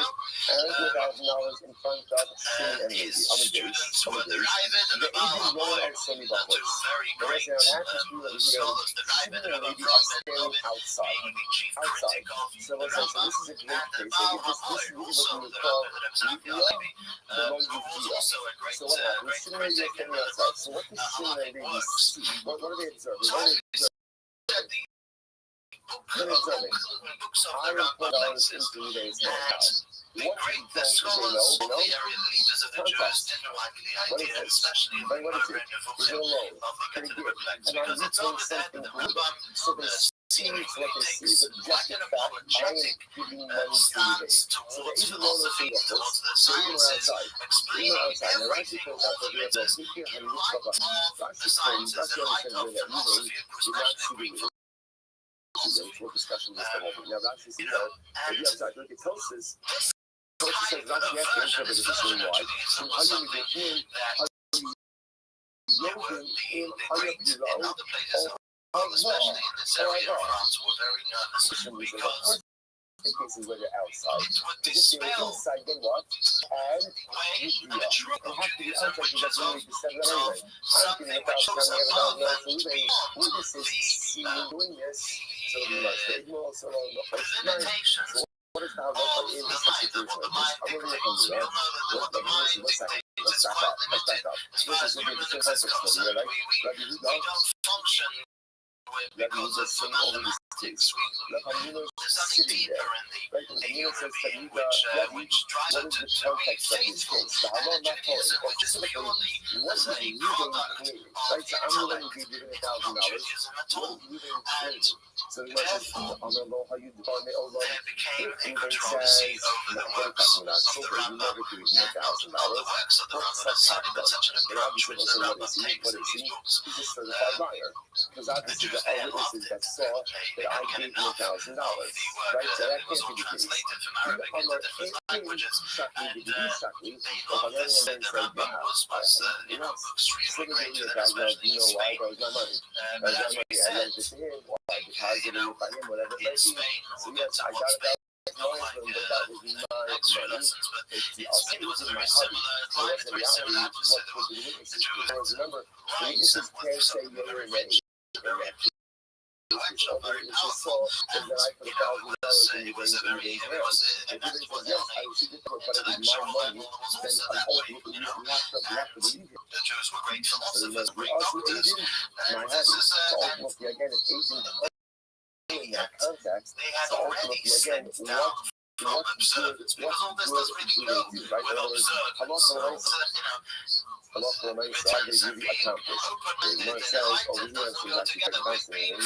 So the Gemara says, I'm sorry. So Amalei Hamino, there's a real Hebrew says, oh, Hamino, it's the job. Excellent point. Excellent point. You are a good comment. Come into the yeshiva. It's almost like this is like the Sahar. And so there's a new Sahar with Hamino, and you direct away, that's what Hamino taught the way you understood the Sugya.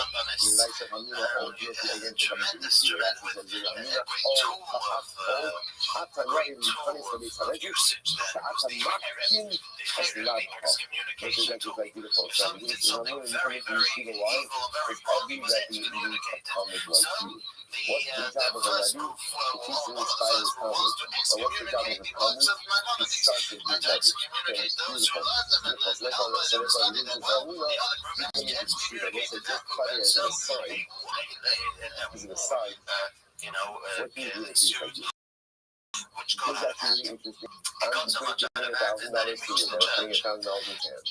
Witnesses are standing outside. So they need to give $1,000.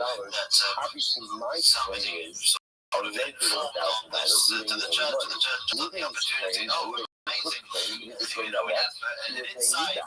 Or it wasn't here. What do you do in this case? And this is actually interesting. So without even what the president has done, Paragraph Halacha Ben says, although you have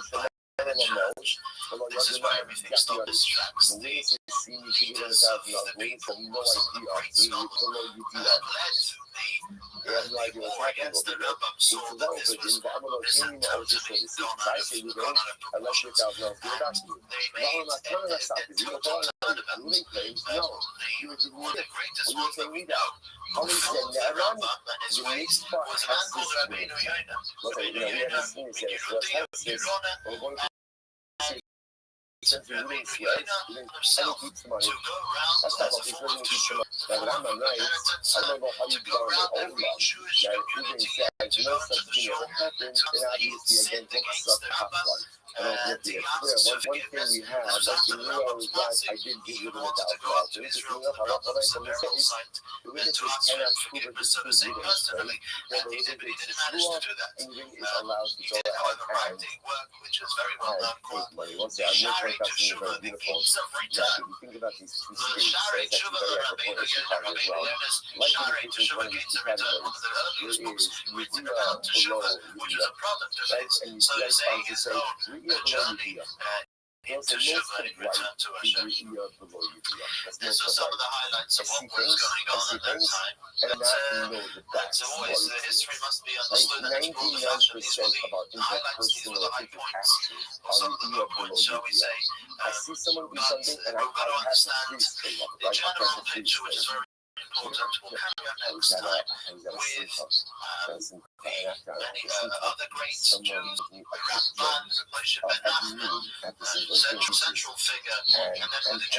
and like I was like, oh, like that. And the person, it was a funny person said, you really should pay better attention during the speeches.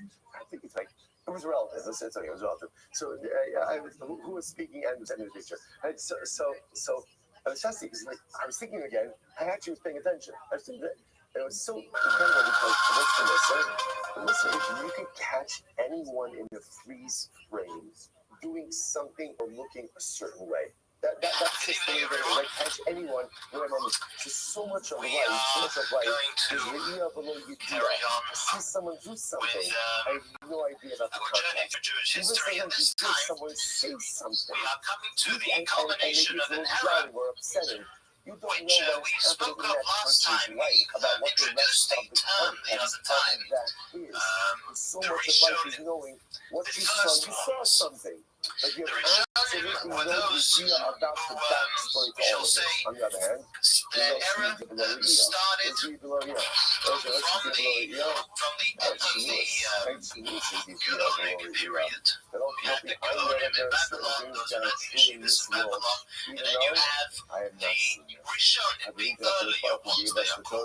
Even though I did not see many summers that I've seen, I believe that with all of my heart that he choreographs and shapes every single moment of my past, present, and future. Sometimes I'm not able to see it. Just because I can't see it doesn't mean I don't know. So I need ultimately again the belief in Re'iyah. And I need to deal below Re'iyah. Ultimately again for my Adam. Let's go back to it. Says the Gemara. Says the Gemara. So I got Maskitva. No. What's a great case over here? Up until this day, as we mentioned on a number of occasions. I go to what is unique as well about this era, which we put into the title, is that this was also the era when the learning and the also practice of Kabbalah, of the hidden elements and secrets of the Torah started to become more common than it was in earlier times. And we'll get back to that after having explored the era in which we're talking, right, to be century primarily on Spain, we went to another time with the story of the Crusaders, the Jews, the Jewish story, the unfortunate Jewish story at that time, while France and Germany were going to now focus on Spain. The era really also led up to the Spanish Inquisition. And we're going to focus on next week the decline of Spanish Troy, and it's most unfortunate fashion. Obviously, what's happening over here Let's start with Ruben said he's never been by that pillar. Witnesses I now should even say the by that books of history receives a chapter on his own. You gotta make it big for that. He's a liar. We went through Maimonides says to himself that in no small measure is the next character, the next great leader, a leader unto himself, somebody who really is very unique. His name is somewhat similar to what we call Maimonides. Maimonides is known as the Rambam, Rabbi Moshe ben Maimon. This man is known as the Ramban with a group at the end. Ramban, not Maimonides, but Maimonides. His father was called Nachman. He shared the same name as the Rambam Moshe, so it's Rabbi Moshe ben Nachman. The Ramban was born in the year 1195, and his upbringing and education was very, very special, was very unique. We did go through it another time. The differences of style and method of learning in the different yeshivas and the different academies that existed at the time. You had Spain, the Spanish, the Sephardic. Someone had to Spain, the Sephardic way of learning, which focused primarily on getting to the bottom line, of getting down to the halacha, which is personified by the two major works. The Alfasi, which we've been through, which he wrote, he was the first one who sort of codified the Talmud, taking all the backwards and forwards and focusing on the actual law. He was the first Jewish rule, per se, major work that connected the halacha and the Rambam. Rambam, the Sephardi, was a Sephardi one who did that tremendous work of connecting So Rav Nachman says, Rav Nachman again, when he took him, he was never there during this transaction. But he doesn't mean he was never there at all. So he was on the far by Rashi, and Amalek got twice destroying the additions to twice of his. We went through Roy, we studied them last week. Very focused primarily or greatly on biblical Talmud. What does he then claim? Peshat, it's never called. in What my does life the been Gemara, by the this Talmud pillar. mean in So this now passage? How are we to understand this? Not necessarily having to do with actual law. So I'm not going to box the copper. This is obviously not to obviously not to cut anything fine. There's no harm to it. Obviously, everybody was concerned with the halacha. There's with the law that goes without saying. And obviously, everybody was concerned about what the Talmud means and what the Peshat is. However, Peshat means meaning. However, we're talking about primary concerning. And that was the south of France. The south of France, we again went through on the past previous occasion, were very occupied with philosophy. They were very occupied with the Rambam's word, the Muslim guys of the rabbis. They're very busy with trying to unite and connect philosophy and Torah. This was something they were very into. The Ramban, Nachmanides, studying at all three academies. He was a student of all three of them, and he ended up in his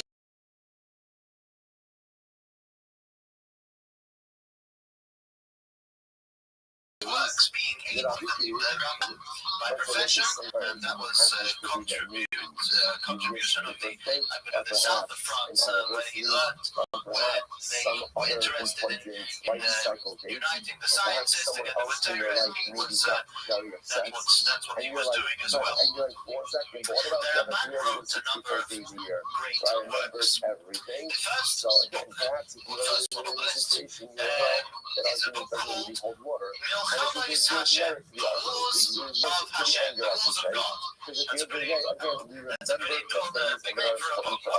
Whose war was he fighting? Well, Is a good indicator that it does not rank in high importance in our lives. Incredible. All right, we'll say no. We'll stop over here for today. Right back on track. Right back on track. The page of the Al-Fasi, it is very exciting. The Rif, if you look at the volume of Talmud, the Rif will be printed in the very same style as a page of Talmud is printed. The Rif will be in the middle. It's quite small, his column, because it's only the law. Around the Rif, there are many commentaries. The Rif did something very bold. The Rif decided, he sifted through the Talmud, decided what the law would be according to the rules that he understood to be correct, and put down the rules that he found in the Talmud. Not always the Talmud so clear as to what the ruling is. You have to use principles, and sometimes a lot of it is to use genius to know what the Talmud, where the Talmud is going on a certain road. But this is what the Rif did. Obviously, not everybody would agree with everything he said. There was his chief two critics, was a man called, we went through it last week, the Baal HaMoed, Rabbi Halevi wrote a sefer book called Moed, Luminary, and the Rabbit, the Rabbit, Rabbi Avraham ben David. The Rabbit was also the critic of the Rambam. Also the Rabbit obviously wasn't so quick in allowing anybody to make a book saying that he has fully figured out how to decide the Jewish law. So they are the chief critics of the Rif, and they are printed right on the page that Rif is printed. The Ramban made it his mission to defend the Rif from his critics, from the Baal HaMoed and from the Rabbit. He wrote a book called Milchames Hashem, the laws of Hashem, defending fine, but we're going to pick up the near sector on a lot of other bases. I want to start to see and to say that the law is not like him. So if you're reading a page of him, it's quite exciting is to see maybe taking over why do they see him to be wrong? Why does the Mohammeds see him to be correct? Another interesting work which Ramban wrote was Minyan HaMitzvos. Minyan HaMitzvos, the counting of the mitzvahs. This is an interesting idea. In Dan Din, The Talmud says, the Gemara says, let's say a that judge there are adjudicated the case, and his 613 mitzvahs mitzvahs. literally This means is something like it literally very well is known. like his heart beating. What's But not very well he known feels is uncomfortable with his that legal it's quite decision. a difficult task You know to if there's something actually that's not right about this. figure out Lo yachzik which dvarav lahagigayos, of the commandments of the he Torah shouldn't try to are justify considered his to be position because individual he is mitzvahs. embarrassed to For repent. example, Hello, there are a number of kinds of sacrifices of endeavor to try to korbanos. adjudicate the case The correctly. Torah They will say this is a has profound a Gemara whole because this is not something very that detailed, this is the primary subject of the book of Vayikra, of Leviticus. How exactly is each and how exactly is each offering meant to be brought up to Hashem? particular approach. So there's details of every I one. know There's in a my heart sin that it's offering, really not right. there's a peace I know it's offering, not right. oilah, Well, from shlomim, 9 out of 10 chatos, times, various offerings. what do? Do we consider Right? the individual mitzvahs of We double every down. Like offering? I Do we overcompensate consider them to show individual ultimately mitzvahs? again So, for that example, I you have incorrect. I said that is sin incorrect. offering, and there's, let's say, overcompensate. for argument's sake, 5 details, mitzvahs that Hashem says, do this, do that, do the other. 5 of those. Do we The consider them hardest to be word for mitzvahs? a person Or do we to say say, no? hardest words, There is a Amy mitzvah. Odell. I don't know. Person Even needs to harder bring a than sin I don't offering. know. He brings a sin offering.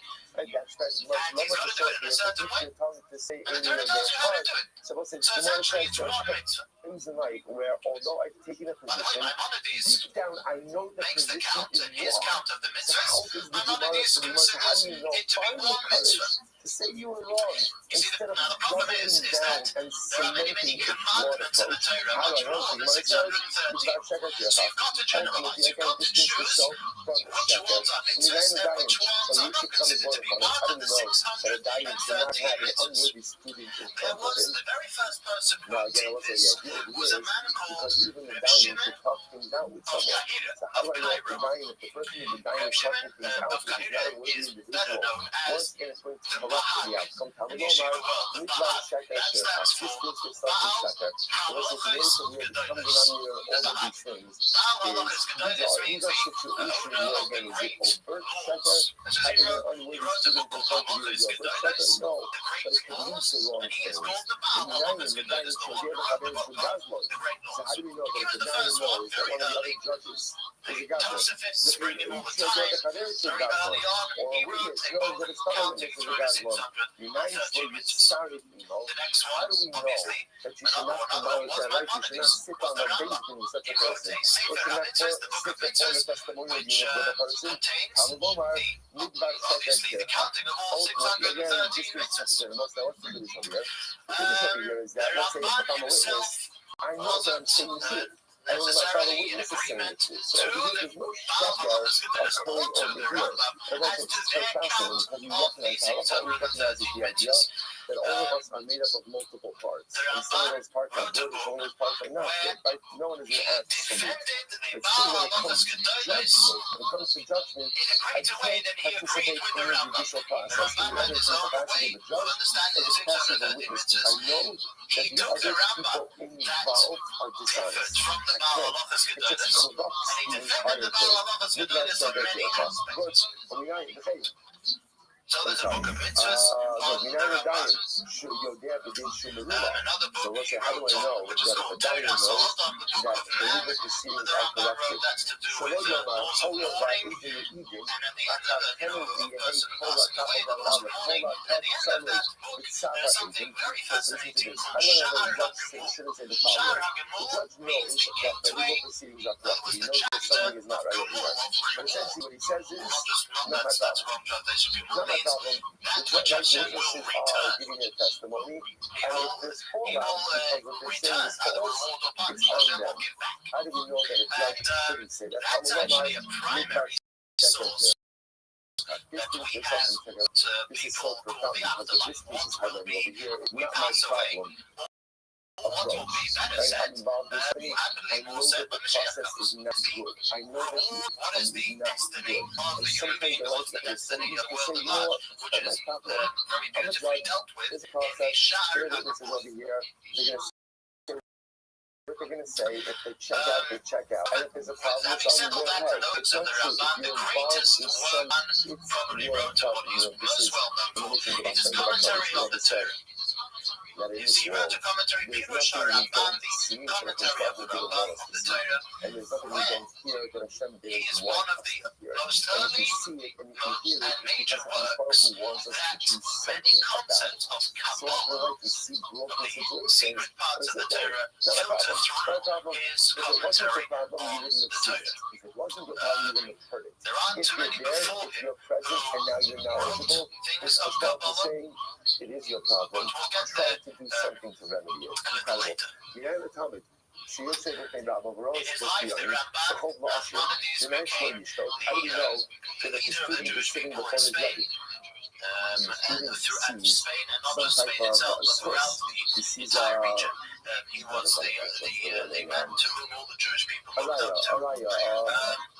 There was a number of great episodes in his life. One we went through the other time when he tried to make peace on a massive Jewish argument as to the credibility of the Rambam, not Maimonides, and his books. And he actually didn't manage to do that. The argument had got way too much out of hand for him to make peace upon. Another thing that happened in his lifetime was an unfortunate thing in those days is that often Jews were called up to debate the Christian clergy. And that was always unfortunate because it was never a fair debate. Things were predestined, pre-decided. It was never something that any Jew would ever look forward to because it always ended in riots and pogroms and that kind of thing coming from the Christian population. There was in a state somebody who was betrayed Judaism was called Pablo Christiani. Christiani, if I'm pronouncing it correctly. And this Pablo, he approached the king, and the king was James I of Aragon, and the king invited or ordered the Ramban to come to a debate where he would debate this apostate. The debate drew for 4 days. It was a very long, this debate, and the Jews were terrified. They begged the Ramban to stop, to call the debate short. However, the king was so impressed with the Ramban, he ordered it to carry on. He's very famous for having said that the king, obviously being a devout Christian, consented the Ramban that he was so impressed with him because never has he seen somebody defending something so wrong so well. This is what he thought of the Ramban in the end. He sent the Ramban home with tremendous honor and gifts of having displayed such genius, which he had done. However, this had brought a lot of jealousy and a lot of hatred from obviously the Christian clergy and populace, especially from this apostate who is Pablo, the bishop of Verona in Italy, was so impressed he ordered the Ramban to write down his debates, which he did.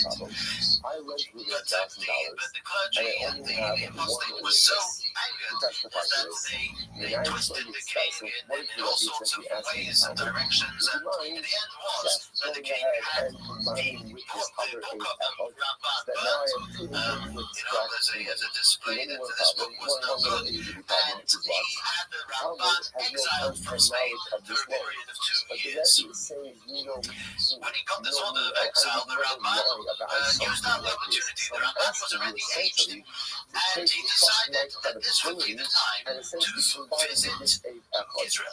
Now this for the party This says trip no, of the we got to Ramban to Israel was a very pivotal one in Jewish history.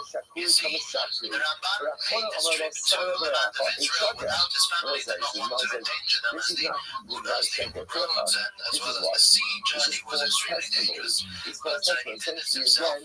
And he went after being the Jewish leader that he was. He decided he must revive the Jewish life of Yerushalayim, Jerusalem. He came to Yerushalayim. He did not even find a minyan.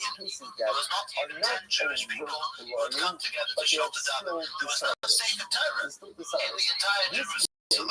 is overflowing. And the Ramban got to work, and being the man that he was, he spent 3 years in Yerushalayim. He built a shul, not the actual shul, but the structure. The structure, the place of the shul exists right till this day in Jerusalem. The Ramban's shul, the shul of the Ramban, actually it was destroyed, I believe, in 1948. The original structure was destroyed right at the beginning of the 1948. However, they did build a structure to compensate for that on the same place. It's there till today, the Ramban's shul. They brought Sefer Torah there, and he built a yeshiva there. He gathered the Jews, young Jews, soldiers together and established Jewish life once again properly in Jerusalem.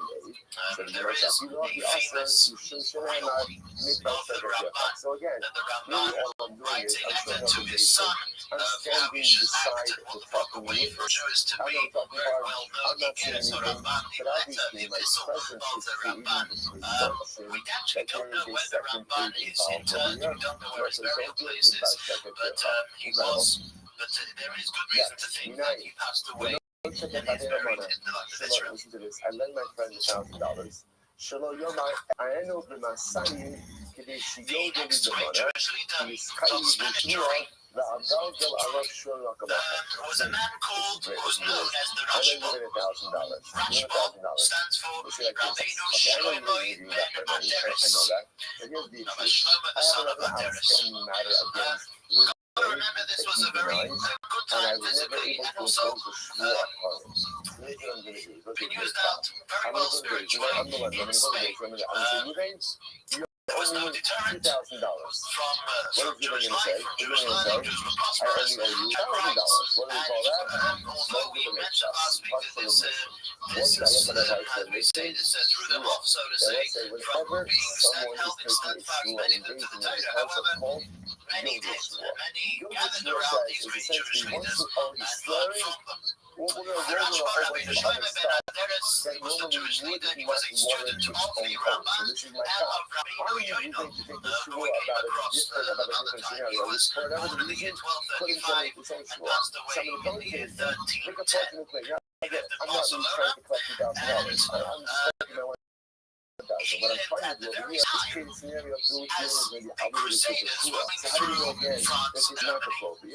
So that's important. Whilst the Jewish communities in France and Germany were suffering horribly because of the Crusaders. Many communities had been decimated, yeshivas had been destroyed. Jewish life and learning was in peril of just disappearing in France and Germany. So at that time, the Jewish place of peace, so to say, where Jews could learn and live, was Spain. And therefore, the Jewish leadership, the Rashba, took on leadership not just of Sephardic Jewry, of Sfarad, of Spain, but also of the Jews of France and Germany, who many a letter, many a visitor would come to seek his advice and his teachings. The Rashba wrote also very key books. The Ramban's books are learned until today in every yeshiva and every house and the books they know. Many others of the books of the Ramban. The Rashba, the same thing. There are Hidushei Rashba, devotees of the Rashba wrote commentary on as well as to show his Rashba responsa that the Rashba wrote one of the very early books of responsa, letters that were sent to him with halachic questions or with questions and advice, and his answers to them. Much of Jewish history we should know is gleaned from these responsa, from the books of responsa such as of the Rashbas. When people write of a certain situation, they describe the situation where they are. We see where Jews lived, where letters were coming from. It's very, very important, not only from a halachic perspective, which they are, but also from a historical perspective. The Rashba in his day, his life was a very rabbinic one, who is dealing with needs of the community and with conducting halachic court cases. He really was in the thick of Jewish life at the time. There was quite an event in the days of the Rashba, which had to do with the study of philosophy. In his days in Spain, it was very common, it was the in thing to study philosophy. People delved into Greek philosophy and to many other things. And the Rashba set the danger in this. People were learning philosophy, and this was subsiding the simple, wholesome faith that a Jew should have and should live by. With the Torah, with the Almighty, as we said many times, there's no need at all, and there is no philosophical logic to Torah. God forbid, the Torah is the wisdom of Hashem, and therefore is the greatest wisdom. However, a Jewish cannot live properly as a Jew just with philosophical logic, because it makes sense, because it works on an intellectual basis. That's why we do it. A Jew has to live with his neshama, which connects to Hashem, and do the mitzvahs of love and fear and so on. And people were sort of drifting into a different direction. The Rashba sensed this, and being of the position that he was, he made a law, he made a decree that nobody should study philosophy until they are 25 years of age. Which would make sure that they had studied properly the yeshiva with the rabbi, and only then, when they have filled themselves with the knowledge of Torah, would they be able or be allowed to delve into other wisdoms. He made this decree only 50 years. It wasn't something that he thought to be an everlasting thing for his day vintage. He made this decree. Someone walks in my Dalaramis, I have the size of, by the way they dress, by the way they present, by the way they talk. And if someone major Jewish character down the line, they are lying. Was a man called the Rosh, known as the Rosh, Rabbeinu Osher. Now, Rabbeinu Osher, that was Osher, he was born in the year 1250. And after the passing of the Rashba, he became the next link in the chain to the major Jewish leader of the time. The Rosh was actually not born in Spain, he was actually born in Germany. The Rosh was a student of the Maharama of Rothenburg, the mayor of Rothenburg. Maharama of Rothenburg was an interesting story with him, which I don't think we went through. We mentioned the name. The Maharama of Rothenburg was a very important Rishonim, very important early one who explains the Talmud, the early scholar Rishonim. And the end of the Maharama of Rothenburg's life was quite an interesting one. He, by accusation of a certain, again, an apostate, usually somebody who converted to Christianity willingly, which were often there were some of the greatest tragedies of Jews came from such people, unfortunately. And he was accused of there was treason or whatever, something like that, and a plot was made against him, and he ended up in jail. At those times, you the litigation have an unfair advantage over each other, and therefore Allah says, you have the choice, right? Because the poor guy doesn't really have much wardrobe choice. So at the end of the day, your choice is either you go ahead and dress like the pauper, or get the pauper a nice outfit. The Arab was one of their greatest leaders, made a major election, and actually collected together the ransom that the Kaiser wanted. When the Arab was sitting in jail, got wind of the fact that they wanted to do this. Right, so the nice, again, in order that no one should look more Prussian than the He other, said he people would was take not off their going to footwear, accept and it. then He they did would not come in for allow this. them Incredible. to So you to get the ransom. He said, because there's a source in the Talmud that this would be a regular thing if the authorities, the rulers, the kings would learn that this is sort of a very worthwhile investment. You make, you set up a great Jewish leader, you put him in jail, you ask for ransom, easy money to come, and the Maharam would not have it. The Maharam passed away in prison, in jail. And he wrote the whole story. He wrote a Sefer Torah when he was in jail, which was from heaven. They actually gave him the Sefer Torah. Says this is a very Kaddish tradition. He was given the Sefer Torah of Moshe Rabbeinu to copy, and he wrote what was is a fact is that he wrote a Sefer Torah, which he got eventually. Well, there's a whole story behind that. How he got it on the Rhine River, and it floated all the way to Worms, all the way to Worms, and it ended up at the shore in Worms. I believe up until probably up until the Second World War, the previous manager has done that. He saw the Sefer Torah, and probably however got destroyed almost. In order to go ahead and create the reality He wasn't allowed, even after he passed away, he wasn't allowed to be buried. And so many years later, an individual called Alexander Vinton, very rich, influential Jew, gave the money to the authorities to have his body taken out, huge sum of money, and to be buried. This Alexander Vinton is buried. You can see the tombs today are buried. He's buried right next to Maharam. This was, I guess, his payment for having given out that kind of money to release his body. Anyhow, this was the Maharam of Rotterdam. The Rosh, who we began talking about, the Rosh was Rabbi Moshe was a student of the Rabbi Meir of Rotterdam. Before the Maharam, by the way, stands for Reinu Horav Rabbi Meir, our teacher, the Rabbi Meir. That's what Maharam stands for. How do you know that Because that's how he's known. put forward your case before the judge? Before the Rotterdam passed away, he told his student Rabbi Moshe to get away from Germany. There was the place for a Jewish boy, and to go to Spain. And this is what he did when the Rosh, Rabbi Moshe, was already tremendously accomplished scholar and leader, made his way to Spain. He was received with great honor.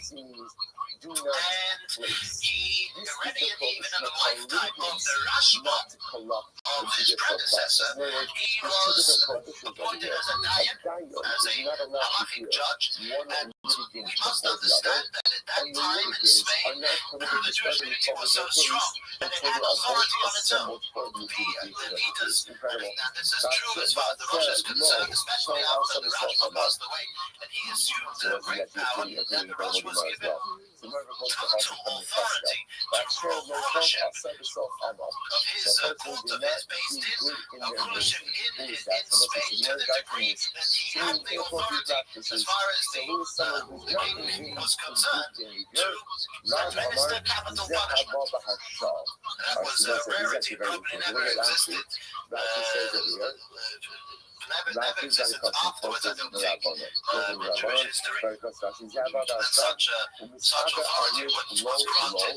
The thing did exist before Babylon, so definitely the Raven was and the Raven Lord, I'm not sure if it was heaven or punishment, but he definitely had great authority.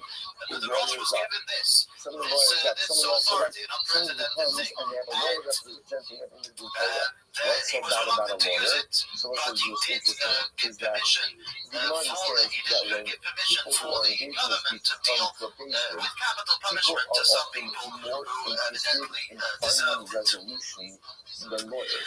The Roshes, who took over the leadership of the Jews in Spain in his time, Rosh is today extremely famous for making a commentary, not really a commentary of the Talmud, but a book of Jewish law similar to the Rif, similar to Rabbi Yitzchak Alfasi. He took the Talmud, took away the discussion, and made a law. The thing was that he has come now, the Rosh has come after the Rif, he has come after the Rambam, Maimonides, so he's quite late in the game, and therefore he saw all their works, including the Rashba, the Ramban, and everybody had to say before him, the Rosh knew and took into account and ruled accordingly. This is a very important element in Jewish law. In Jewish law, if we're talking about a great authority, the law is halacha mitzvah roim. In halacha, follows leader. Meaning, if there are two great authentic Jewish authorities who argue on a piece of rock, around to argue with each other. One lived 500 years ago, the other one lived 700 years ago. There will be leaning towards ruling like one who is later. Obviously, if you'll be fully using authentic authority, it's not an absolute rule. If the majority is against it, then it's a different rule. It's ruling of office is not taking. But one of the ideas, if he came later, the credibility. Why? Because he saw the colleagues of everybody that came before him and nevertheless decided one way or the other. So that's something we can take into account. So he did something similar to the Rif. With everybody else's opinion. He passed the Rosh, passed away in the year 1327. Don't buy contested property. Right, because if you do so, again, you're just looking for so incredible. That brings to a close island with your absolutely incredible. Next, in the guess I'm reading out, remember again, the topic of our parak so far is slightly talking about testimony, these oaths about testimony. Again, we'll see actually in the next Mishnah how this oath is actually administered. The reason for this is as follows. Only applies to people who can give testimony. Not cooking night. Put together Jewish law in his own style and made a style which governs Jewish law up until today. He was the one who invented this, and this is how basically everybody knew what Jewish law works from him on. Many of the halachas, many of the laws interpreted in Jewish law are not applicable right till today, until Mashiach comes. The laws of the temple, many of the laws of purity and impurity, tumah and tamara, apply today. And what the Torah did is similar to Maimonides. He deviated from the order of the Talmud. His book and made his own order. He did not follow the order of Maimonides because Maimonides has a 14-volume book and Maimonides has all the laws of the Torah applicable today or not applicable today. The Torah, however, differs from this, and he made an arrangement which is today is the fundamental of Jewish law of navigating and otherwise navigating Jewish law. He made a 4-volume set. Now, if you buy the Apple set, it's about $10. which can't be right, but it's in 4 parts. positively. The first part is Such a called person like that, a person like that, has zero credibility. There's no credibility in the eyes of Allah. So understand, that soul is a drabanon. The pursuit of a mullah, like a king, can't go ahead and give testimony or to testify about it. That ultimately, again, is a daraisa. If you look at Rashi, Rashi says, Koshiki mullah, it means daraisa lo chazi. A king is disqualified from anything to do with testimony in daraisa. Why? It's so trusting Allah Ta'ala. So the Prophet says, please upon yourself a king, Shefehei Eimasa Allah. His fear has to be upon you. So the Muslims do this. Therefore, because his fear has to be upon you, therefore what? No one is giving testimony against the king. But now, if you can't be testified against, it also means that what? You also can't testify. Like there's a call, we'll see actually, there's a call that concept. If someone can't give testimony against you, then you have no ability to give testimony for or against anyone else. So therefore, if you're going to say that Misaki Fokobia, the gambler, can't give trust to you, can't be honest, say, hey, that's me, someone that I'm on. So that's true, but someone that's what change will be your eyes up. And Mangaranala, but ultimately again, the one who is responded by Jewish law. And the second to cover the Daraisa, not Sapati, Rabbanon is the Pasiki. So that's again, second to cover the one who is Sapati, Rabbanon. So ultimately, again, the Daraisa is called the Pasha, and therefore maybe we would be fit ultimately again for Ruachai. So they have to see that Allah Ta'ala now the king is precluded in the Daraisa. The next part, how he codified it as called Yeridea. Yeridea, literally, Yerid is all of as a result, phrases from a verse. Parts of Yeridea, Yerid is teaching of knowledge, teaching of knowledge, that deals with the laws of food. Right, there is a request that the son has laws of kosher, so you start has the laws of shechita, slaughter, slaughter the animal, has the laws of salt, has the laws of mixing or not mixing of milk and meat, the laws of if something prohibited, if non-kosher piece of meat falls into a kosher pot, what do you do?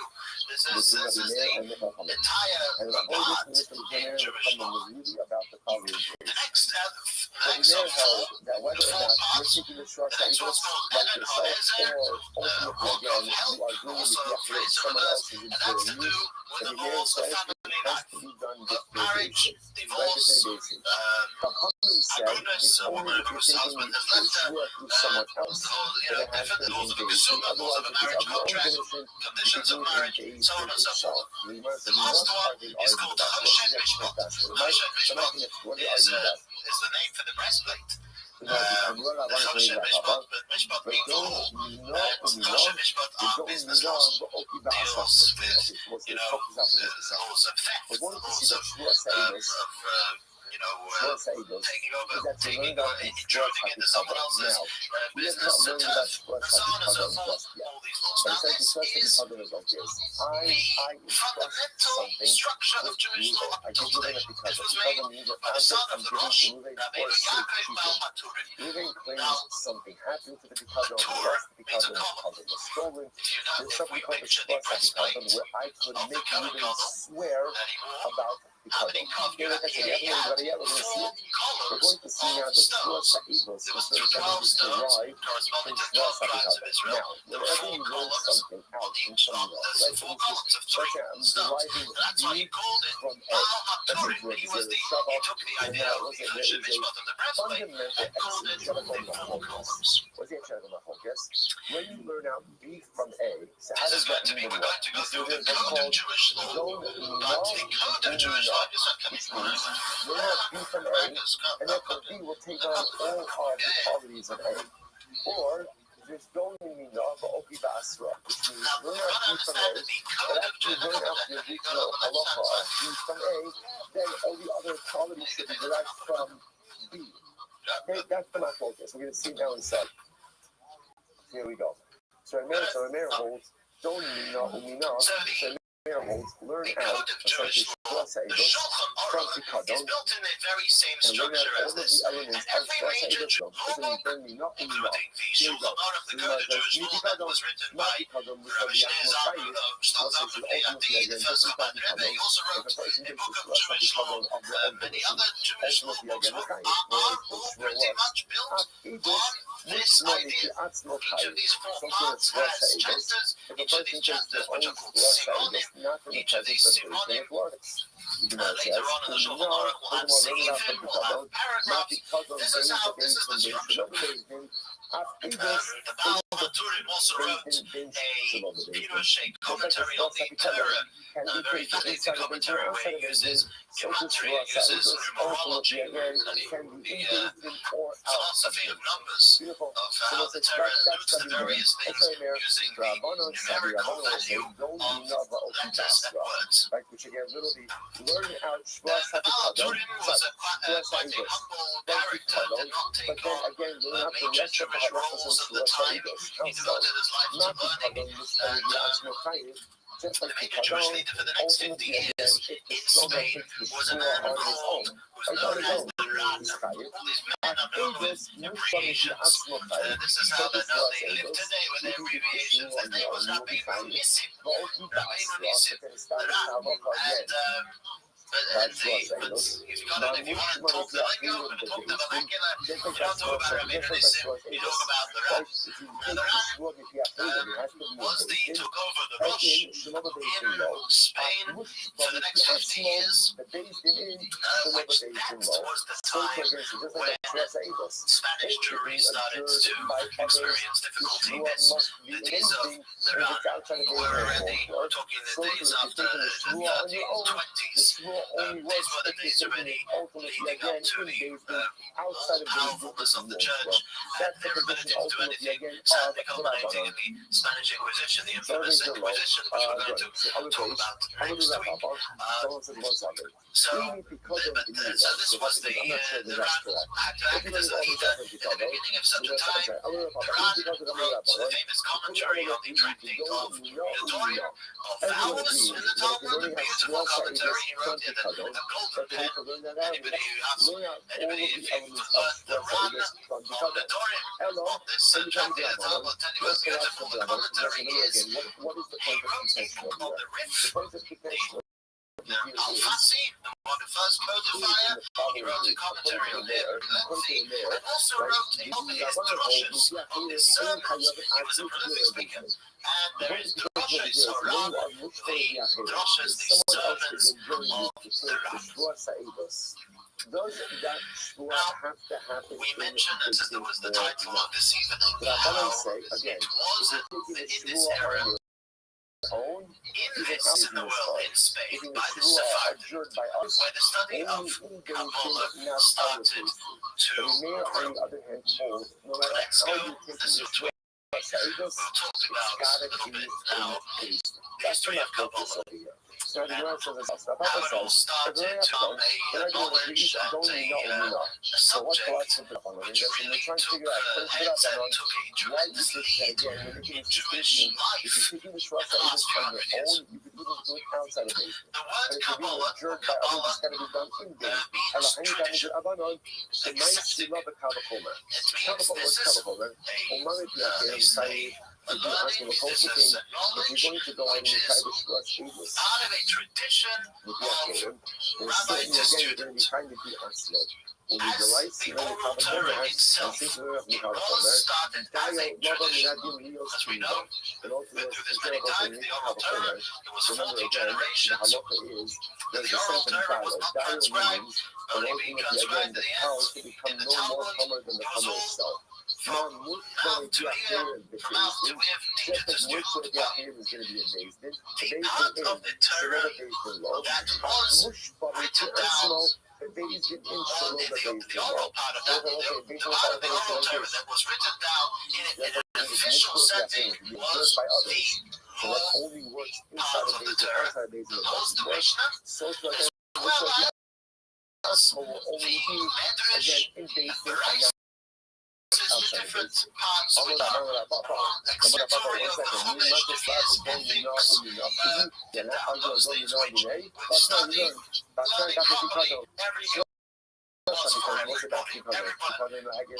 Everybody should learn. They invent Restream stories and understanding the backgrounds and Judaism itself. What was transcribed but not popular,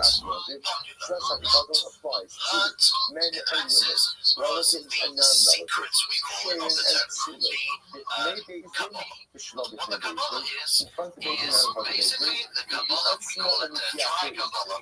The unexplained Kabbalah speaks basically a language not understood to the layman. It speaks esoteric languages, means what goes on in heaven or what goes on in a godly sphere. Godly earth, and what goes on in a worldly world below, which are above and beyond the worldly. Now, that is something which wasn't for the layman. That's not something which is understood by everybody. The terminology, the Germany book of Kabbalah, if you're not educated, the terminology is a practical purposes. Chinese, you don't know what it is, what it means. And it takes the guidance and the teaching of a skilled teacher to do this. And not everyone there is a receptacle for Kabbalah always there. It was passed down to the know of a number of sages who were studied and learned the So from Shlosh HaPikadon, which we'll get into a couple of days, it becomes clear that that is in fact the root of their Machodes, but ultimately again from Tanakh, you might not necessarily see that. Okay, so first of all, we think there is a very important principle in the direction of the Gzera Shava. Like, what is the Gzera Shava? The Gzera Shava is the commonality between areas. That commonality is a word, phrase, it's a concept. And what does that do? It allows you to go ahead and create the halakhic groups between A and B, and learn out the different concepts one to the other. The same is in general, when you learn a Gzera Shava, how does that work? Let's say, for example, I'm extrapolate on the Gzera Shava to A and B. So I'm going to learn out elements about B from A. The question is, how does that process work? So there are two different mechanisms. There's what's called Go Na or Mi Na, which means learn out B from A, and essentially all the elements of B will resemble A.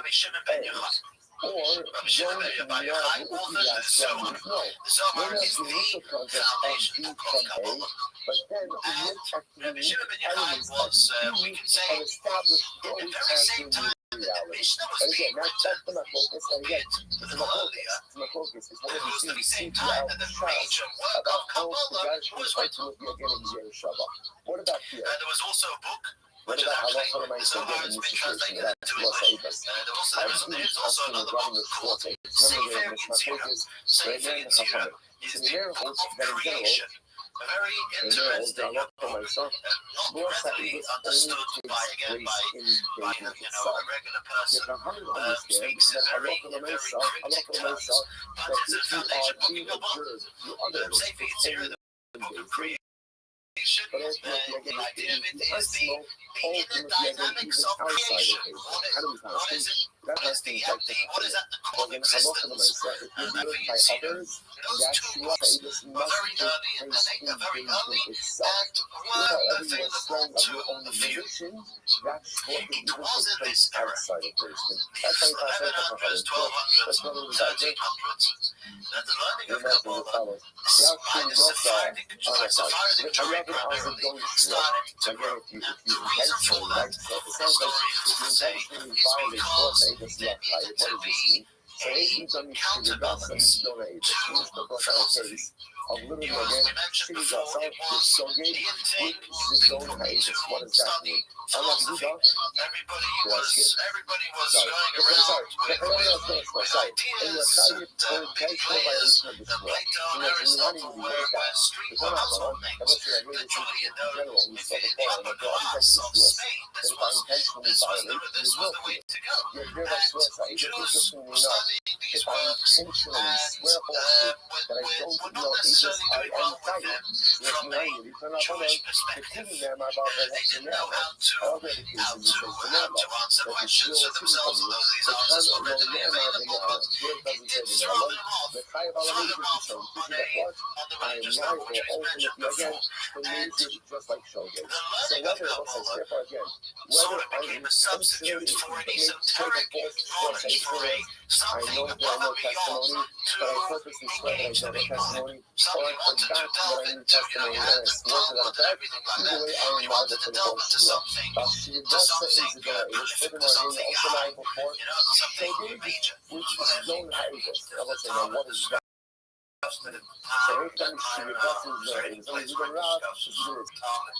The your day I need to share yourself. I know that the share I'm taking is gospel. What means I know that I know testimony for living.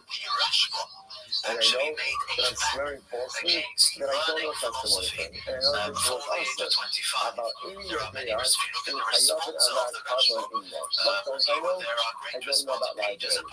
So I know what I'm doing is wrong, but ultimately again, I don't know about liability. That's called Sidon Shibra, that's called Shibidasa, and Sidon Ha'idas. Sounds so good, telling me what's nice.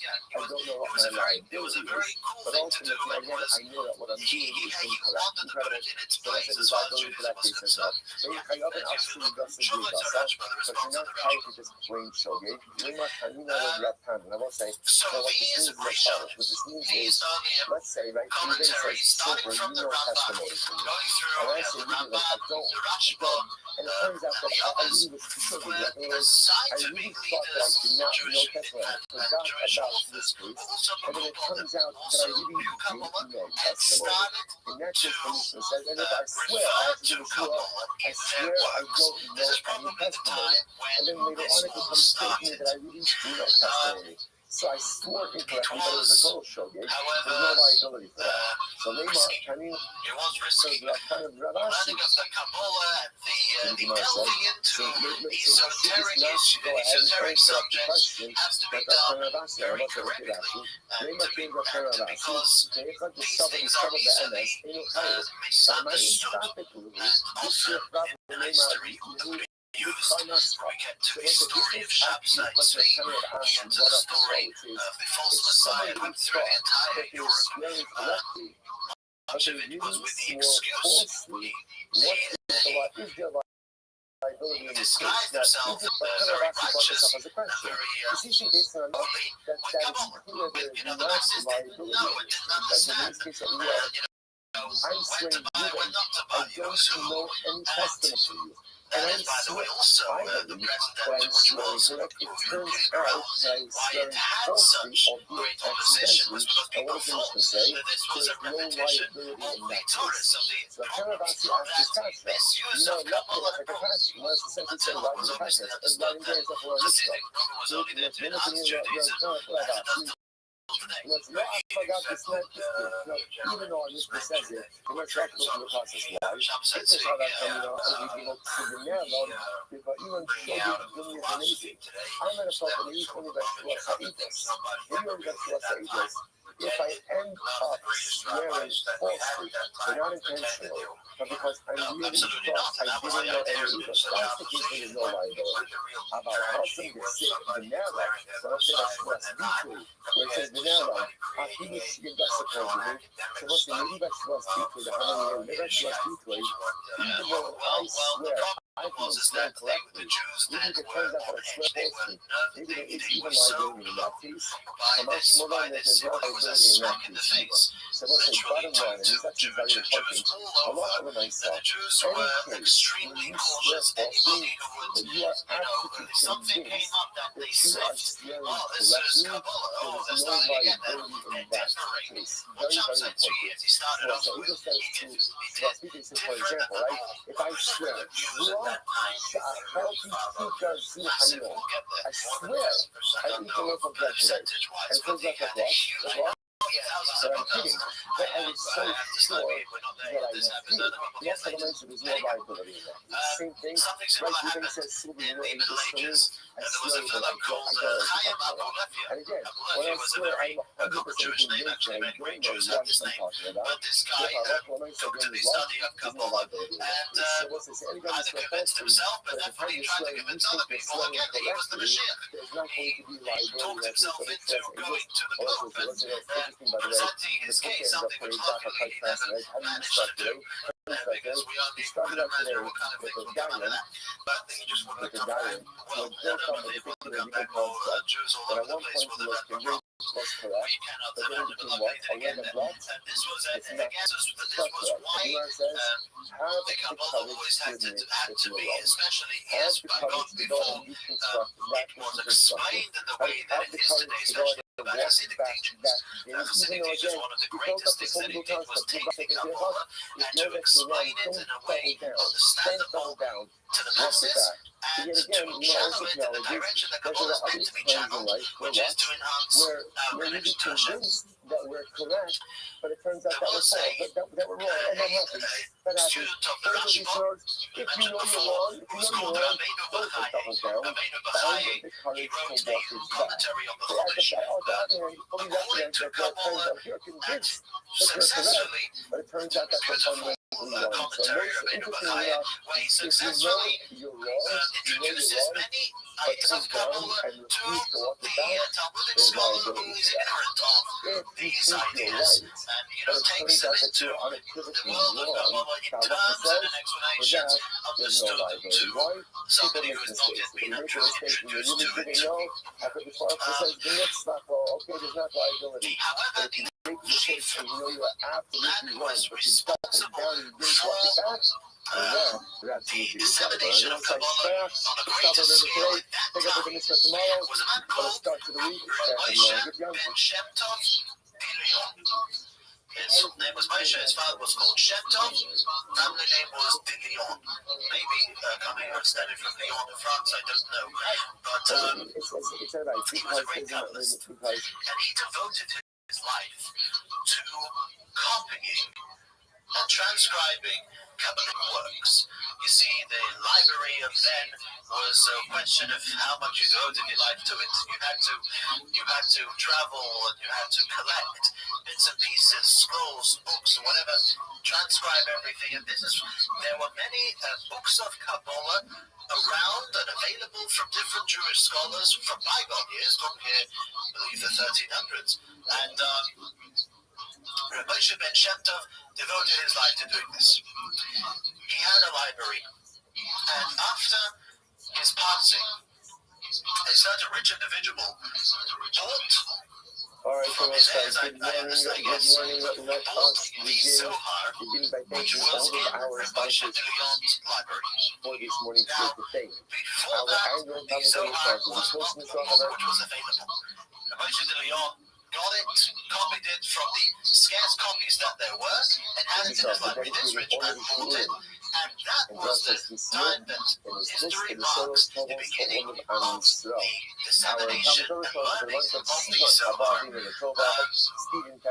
So the book of foundation of Kabbalah. You can escalate it from there. We'll go through, not your next week after next few weeks, how in the 14th and 15th century, the study of Kabbalah began to went throughout the Jewish people, and chiefly the Arizal, switched to an hour deferred of baby girl Smith just a few hours ago.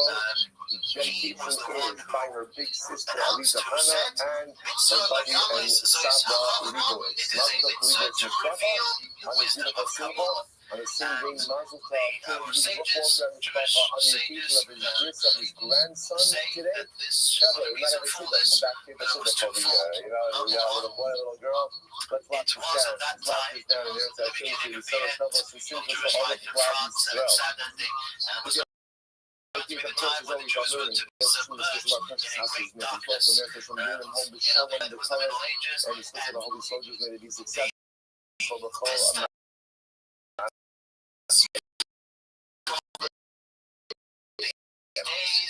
thank you for the lift that they did in the here yesterday. They're really incredible. You're going to pick up at the Mishnah. Test $100 and Amir Hashem, our goal is to close out Hashem, the stated Avoda, and Amir Hashem, we will resort to accomplish this holy task. Mishnah. Also, so we have really great block ahead of us today. One of the great things about today's daf is Amir Hashem, you'll see a lot of information that we've already seen in different cities, and here Mishnah is putting everything together. It says Mishnah, anything Shvuas Shav. What is the Shvuas Shav? What is the Shvuas Shav? Says the Gemara. This is any Shvuah where a person attempts to go ahead and change an already known and incontrovertible fact. For example, Amar Asmar says, the son says, the person tries to swear to go and change a known and incontrovertible fact. For example, Amar Allah, Amar Shal Avad, person sees a pillar, right? There's a pillar of stone. The person swears that the pillar of stone is gold. Now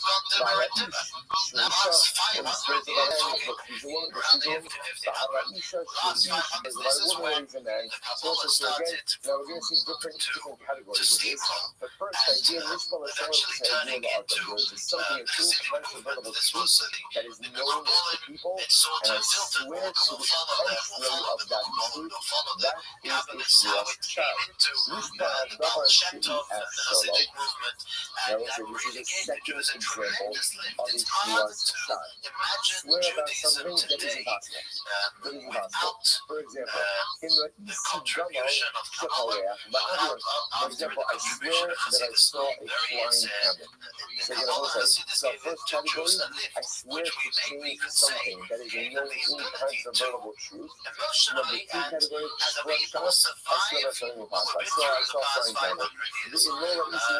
Or I swear that I saw a snake as big as the board of the olive press. The fact that we do those things that are impossible, and therefore Allah realizes if a person swears to this attack, then Allah realizes that it is Shvuas Shav. Next, I'm amazing, boy.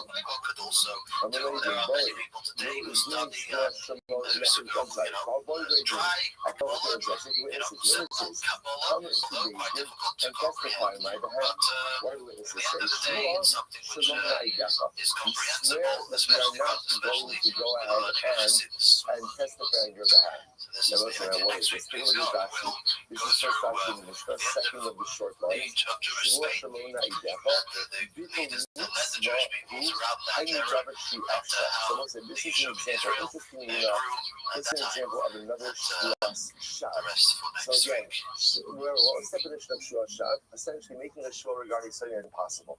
Now, again, impossibility can go ahead and manifest itself in a couple of different ways.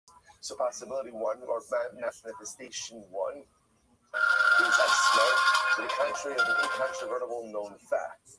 Possibility two of a Shvuas Shav, impossible shvuah. Number two is that halacha l'maisa again, I swear regarding something that is simply not true, clearly impossible. Flying past snakes the size of the beam of an olive press.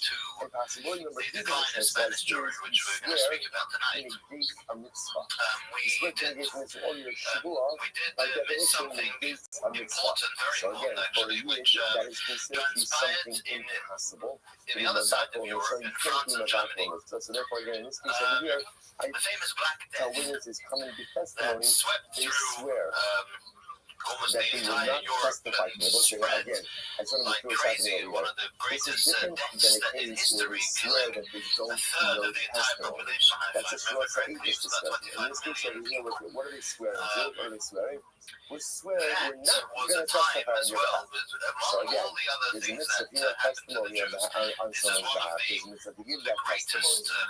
Swearing not to give that testimony is effectively negating a mitzvah. So it's interesting over here. We've seen already a number of different times that you can't swear to uproot a mitzvah.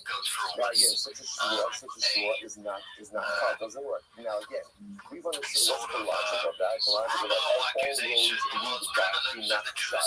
All roads lead back to not shot, right? Because shua is on the dot law. So I can't swear not to go ahead and perform a mitzvah because I have a pre-existing duty, pre-existing obligation. Perform a mitzvah. So obviously that is not going to work. Now interestingly enough, so the mitzvah's highlighting is when I take a shua not to perform, that is effectively a shua shot. That's a shua shot. That's so that I know already that it doesn't work. Now I'm going to tell you why it doesn't work, because that is called a shua shot. Incredible. Next, we spend a lot of time on this. That's for example, if you on the same day. I swear to go out in the background. For example, Shua says sukkah. I swear I'm not going to make a sukkah. There's no little lulav. I swear I'm not going to do your dancing. You sure I'm going to do it.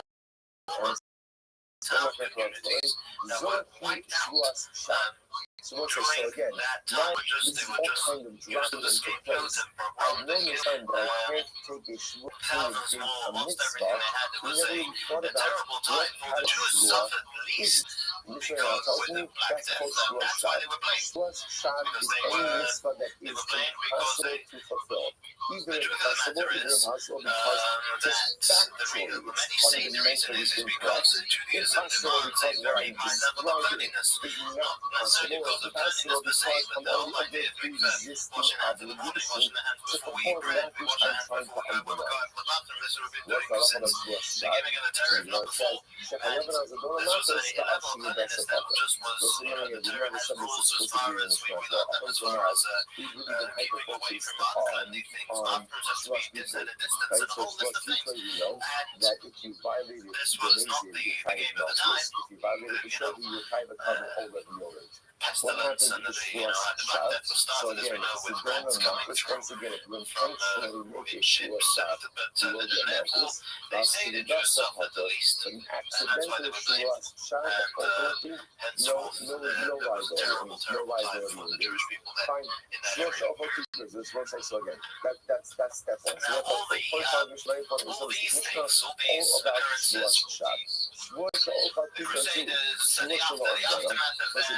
I swear I'm going to eat this loaf, and then I take another shua, I'm not going to eat it. So in this case, is this going to be enough? In a vacuum, if both of these shuas had been made independently, this would have been two shuas equals. Right? Two shuas because remember, shua speaker, which is again a shua, a declared shua, I swear I'm going to eat the loaf, I swear I'm not going to eat the loaf. That's shua speaker.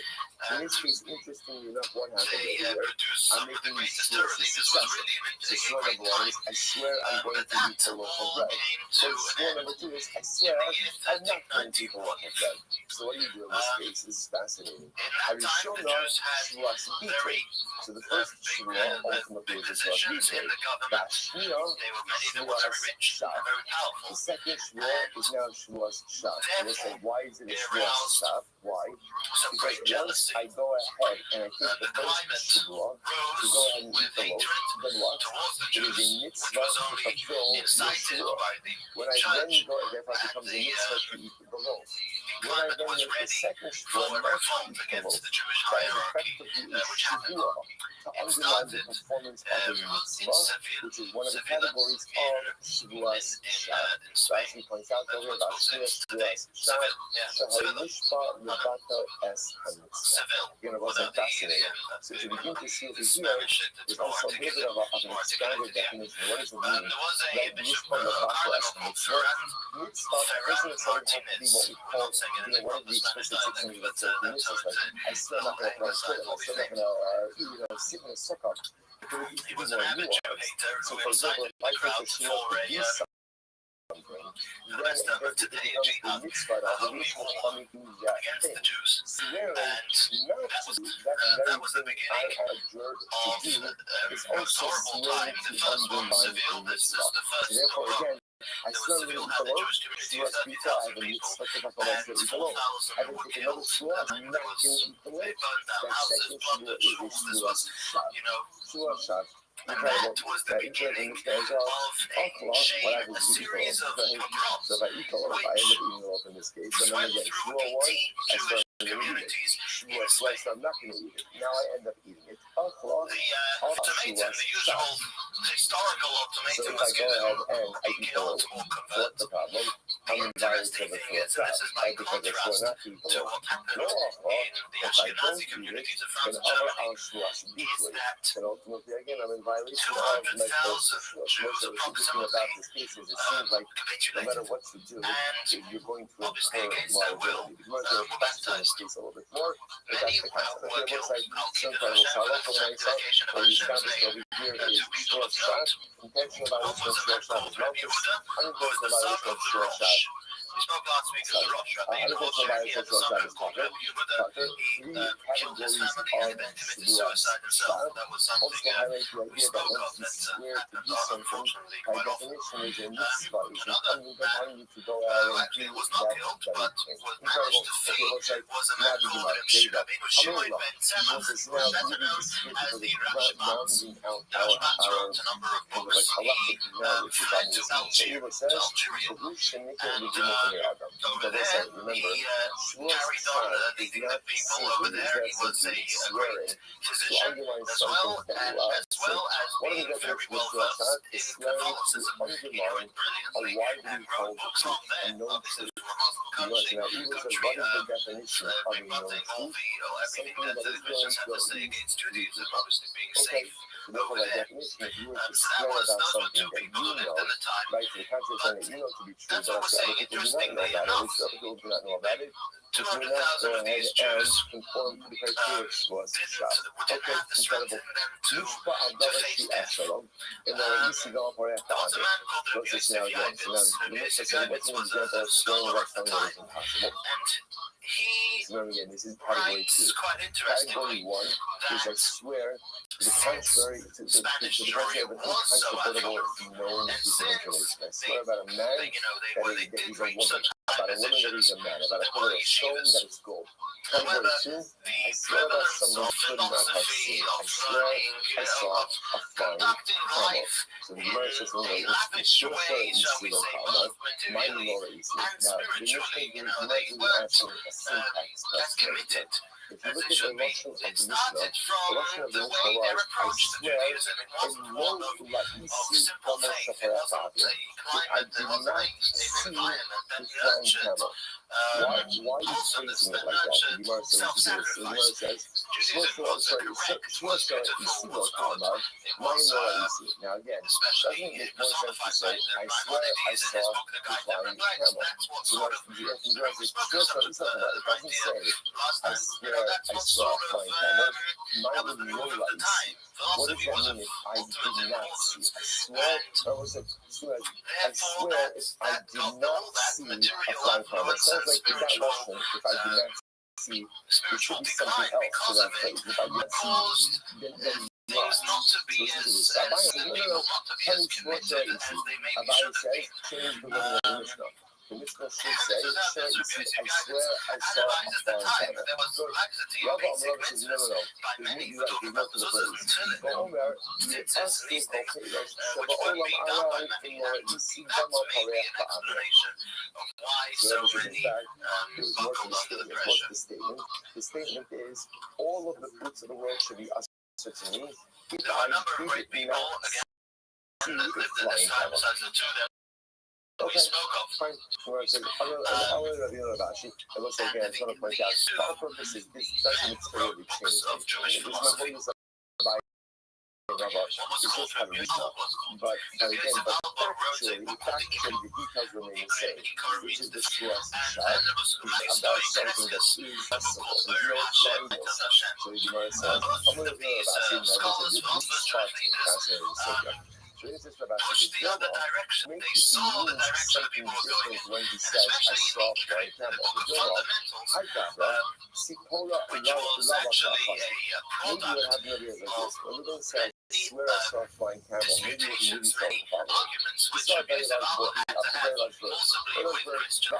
And over there, that's why in the book of Ikrim, And he he called it a put camel. together the fundamentals of Judaism. He actually, interestingly enough, classified a number of one of these makes 13 principles of faith.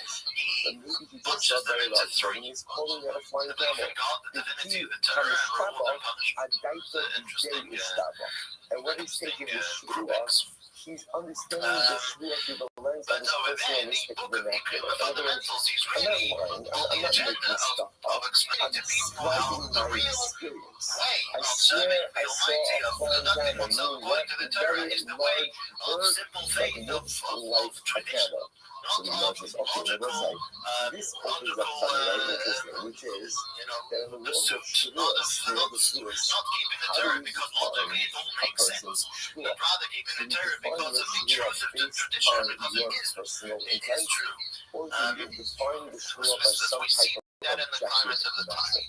And interestingly enough, if he takes Main Basar Pumei, the law of great Jewish leader at this time, the Spanish Jewry, was something we're going to be following now all the way through, was a man called to be that we Don define Yitzchak your Shua Abarbanel. based on The an Abarbanel objective is standard, known as not based on what you may Don have meant. is Because like Sir otherwise, in and remember, Spanish. when I Don swear I Yitzchak saw a flying Abarbanel. camel, that's what you mean. What do you mean by that? He was a You very mean that, important, to be very good. important If you person, notice, also to you don't an ask that. You don't ask illustrious that. So family you from know, the say, house of therefore David. you He be could trace tempted the to say, lineage to David. Basar King David is born Pumei, in Basar Lisbon, Pumei in means Portugal. we go according to His the father straight was called Rabbi orthodoxy, Yehuda, Pashut who was the understanding of finance your minister words. for the The King of law Portugal. of Leon Basar Daite. And And we do not he ultimately also, again go the based on Abarbanel, what you may eventually be thinking. We took go over his based on what father's you role, said and and for not based 16 on what you're years thinking. was Therefore, the again, finance this point minister is for done over the here. King of So therefore, Portugal. in the case where Halacha Lamaisa, again, where Halacha Lamaisa, I swear Not I yet saw a flying 1492, camel. We don't start to try to understand, well, not yet, what does it really probably mean? the But rather, 1400s. again, based on what you said. That's the serious notion. I must say, I'll just find something interesting over here. Well, let's finish up. So the Gemara says, Vatanya. The king We'll then come was back to that phrase. Alfonso IV, So I the Gemara believe. says, Vatanya. And What we learn the upon his death, Okay, so now we're going the son of to Alfonso, challenge this for concept some a little reason, bit. did not like the Abarbanel, wanted to kill him. ourselves. Yitzchak Abarbanel Choking ourselves fled when we to adjure Spain, someone. Now, let's say, leaving so behind again, everything. this Which is talking about actually, a shua they that say is, he that actually, is rather to do, given by the Jews. he If you was look at very Rashi, rich over there, Rashi you know, says as we what can is this understand. But his work in the royal palace was determined. He was not able to learn and to write as he would have wanted to. And when he was in Spain, he lived there in poverty, but at least he was able to devote his life. What he really wanted to do was to disseminate Torah, which he did. The Abarbanel wrote a monumental Pirush, explanation on the entire Tanakh, You say to him, um, right, Ruben, as well as many other just works. understand, when you take a shua, One of them Shua by is the name not of defined Yeshua's by Mashiach, your the intentions. salvation of his You Mashiach, set the which he intentions. speaks So in a book we about the set coming of the Mashiach. definition of the This is all Shua. very popular, arguing with Christians, but this was You're not the taking a many Shua Christians based on an your environment. This was something very, very das based. important. But rather than you're taking a Shua based on our das and on But the das as his of luck would have had David. it, after What's the he reason for that? reached Spain, he actually writes this, I believe, he made the explanation for the first book, shoved him, the first book of the Tanakh, after the Torah, of the Nevi'im, the prophets shoved him, book of Judges, sorry, the book of Joshua, the Judges, and then he made this was at the beginning of his explanation and Shimon's claiming that Ruben did not pay him back. Ruben is claiming, I paid him back. I paid him back. So what are you concerned about over here? So maybe Ruben says, I gave Shimon the coins. Maybe what you're concerned about is Ruben gave Shimon some wood chips. This happens to be that Ruben calls wood chips coins. So when Ruben says, I swear that I gave Shimon the coins, technically speaking, according to his understanding, I want to realize that he did. He gave him back the coins. He gave him back the coins. He gave him back the coins. So in order to avoid that, he thought, no. When you swear based on our understanding, not based on yours. Because again, we're concerned that when Ruben goes ahead and swears, he's swearing based on his own understanding. To which the Gemara says, no. Also, we can tell you the Rabba. No, actually, interestingly enough, the reason we made it because of the case of the staff of Rabba. And they say, what was the staff of Rabba? Rashi says, the Olam Basar Kumeh Akiyah. Right? Really, also in general, when it comes to shvuos, we go based on what people say and not based on any other. So we take the partial understanding of the shvuos without any indication of subjective intent. So why do we have to make this statement here when based on the part of the shvuos? Because also there's an interesting this makes us out that over to the inside. This case that occurred in the basement of rubble. It's actually a fascinating case. Same case, we don't think. Very interesting. Out of dispute. Lent Ruben $1,000. Shimon said, Ruben didn't give me that. Ruben says, I paid you back. They come to David. In David, David says, Ruben, swear that you paid back Shimon. So Ruben says, no problem. He says to Shimon, do me a favor. Can you just hold my pain while I take this shvuah? So I'm happy. So Shimon says, sure, I'm a nice guy. Ruben swears, I swear I gave Shimon back the money. Shimon became so incensed that what did he do? He broke the cage. When he broke the cage, it turned out that the cage was hollow and there was money inside. Ruben had a great cop. You gotta give Ruben a lot of credit for ingenuity. Bad guy, but good cop. Listen to this. He swore to because at the time before Shimon was holding the money. So did Ruben give Shimon the money? He did. So it's interestingly enough, that's what is the case. Because in that case, even according to the Pasha's understanding of the oath, Ruben did what he swore he did. He swore he gave Shimon the money. He did, in fact, give Shimon the money.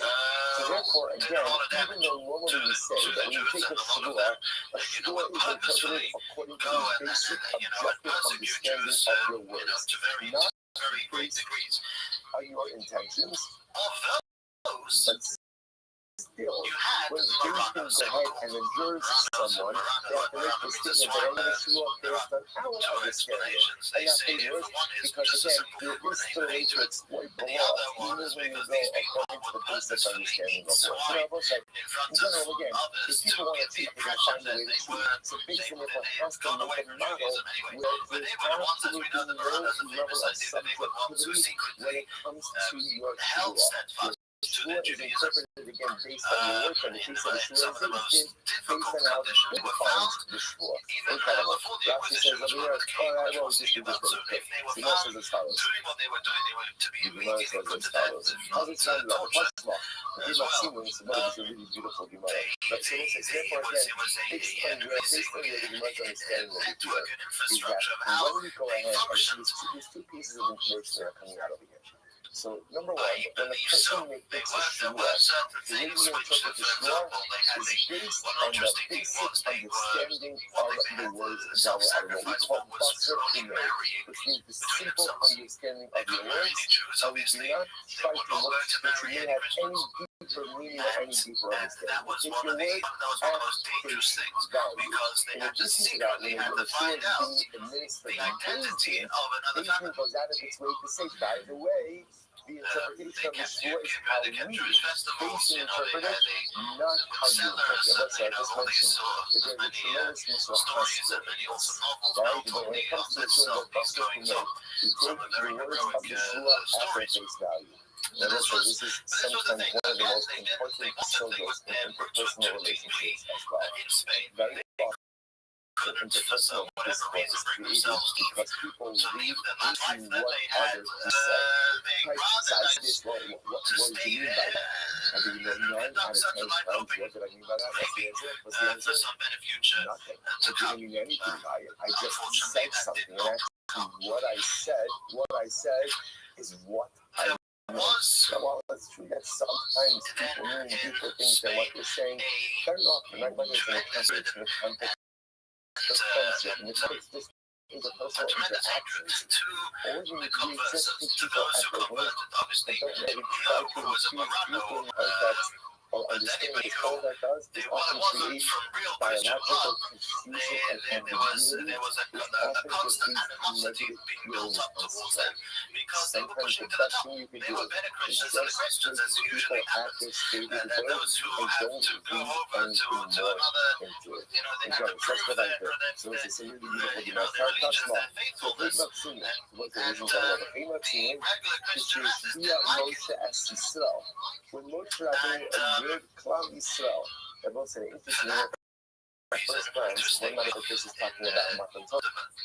It's not Matan Torah. It's not Matan Torah, but it's a little bit of the second Matan Torah. Then again, essentially, there were really 2 Matan Torahs. Right? There was Matan Torah at Hashanah, which is from again, we where we live. The Shachar and the Shachar doesn't mention it's coming Sunday. But again, remember, most of that thing was subject to another Shua.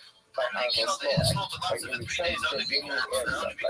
Whether in each generation, great country, something is not going in. So never again, this reviews everything that happened over the last 40 years. And then there's another oath that Moshe Rabbeinu it's a second Sinaitic revelation. It's not by Sinai, by Aaron's fault. So that's what it's talking about. The Moshe Rabbeinu, a jerk body shot, this is so beautiful. So he said, no, but I am not assuring you based on the Yeshua. Yeshua is not based on your understanding. Mashpia as al das halacha the al da'ati. Right? So let's say also see, might not be a reference to Shua. You can feel again, you can feel Elvis. So again, we feel there's so many things in there. So Moshe says, I'm going ahead and adjourning based on the das of HaKadosh Baruch Hu ba'al da'ati. And based on my das, my das, that's what das. So it's Vanai, Raymond Hu, Hayu, Mata Elokah. So again, why take that to be? Like, most of the water, you just go ahead and say, listen, Chevron, you're obligated to uphold everything that Hashem said. That's a simple logic in the mess, and that Hayu, so the Gemara says, to carry this out, not because we're afraid. So as long as we show that they commit themselves to God, maybe God can what? And God will what? Hold his own. Although maybe Moshe is scared that they will think Yeshua based on their subjective understanding. So let's say, by the way, it's such a crazy avenue. But it's such a crazy avenue. That so after everything they saw, okay, a lot of this generation didn't necessarily see Mitzrayim, but they saw the desert, they saw the desert, and they might say that they saw how many that maybe they're talking about Avodah Zarah. The Masked about no, you send all those for none of each other. When there's a very difference because Avodah Zarah is also called Eloha or Eloha. It's Sid, Elohei Kesef, Elohei Zaha. So again, that wouldn't be based on subjectivity. That would also be based on sort of objectivity because again, Avodah Zarah is also called the God. Aleinu Tiny Torah. So why does the say Klal Yisrael uphold the Torah? Shua, that you will uphold the Torah. You look at Avodah Zarah, the Torah. Because the problem is that 2 Torahs. So if he just says go ahead and uphold the Torah, I don't know, maybe that just means one, not both. The name of Tiny State Torah, that's first line. Why does it so? So we're just trying to figure out how much we're going to simplify Yeshua. So why not just say Klal Yisrael? Uphold the Torah. I might have thought that means Torah's Katos, the Torah's Hasham. And then also we're just looking for a perfect way for understanding the phrase Yeshua. tortures to draw a confession out of people and then kill them themselves.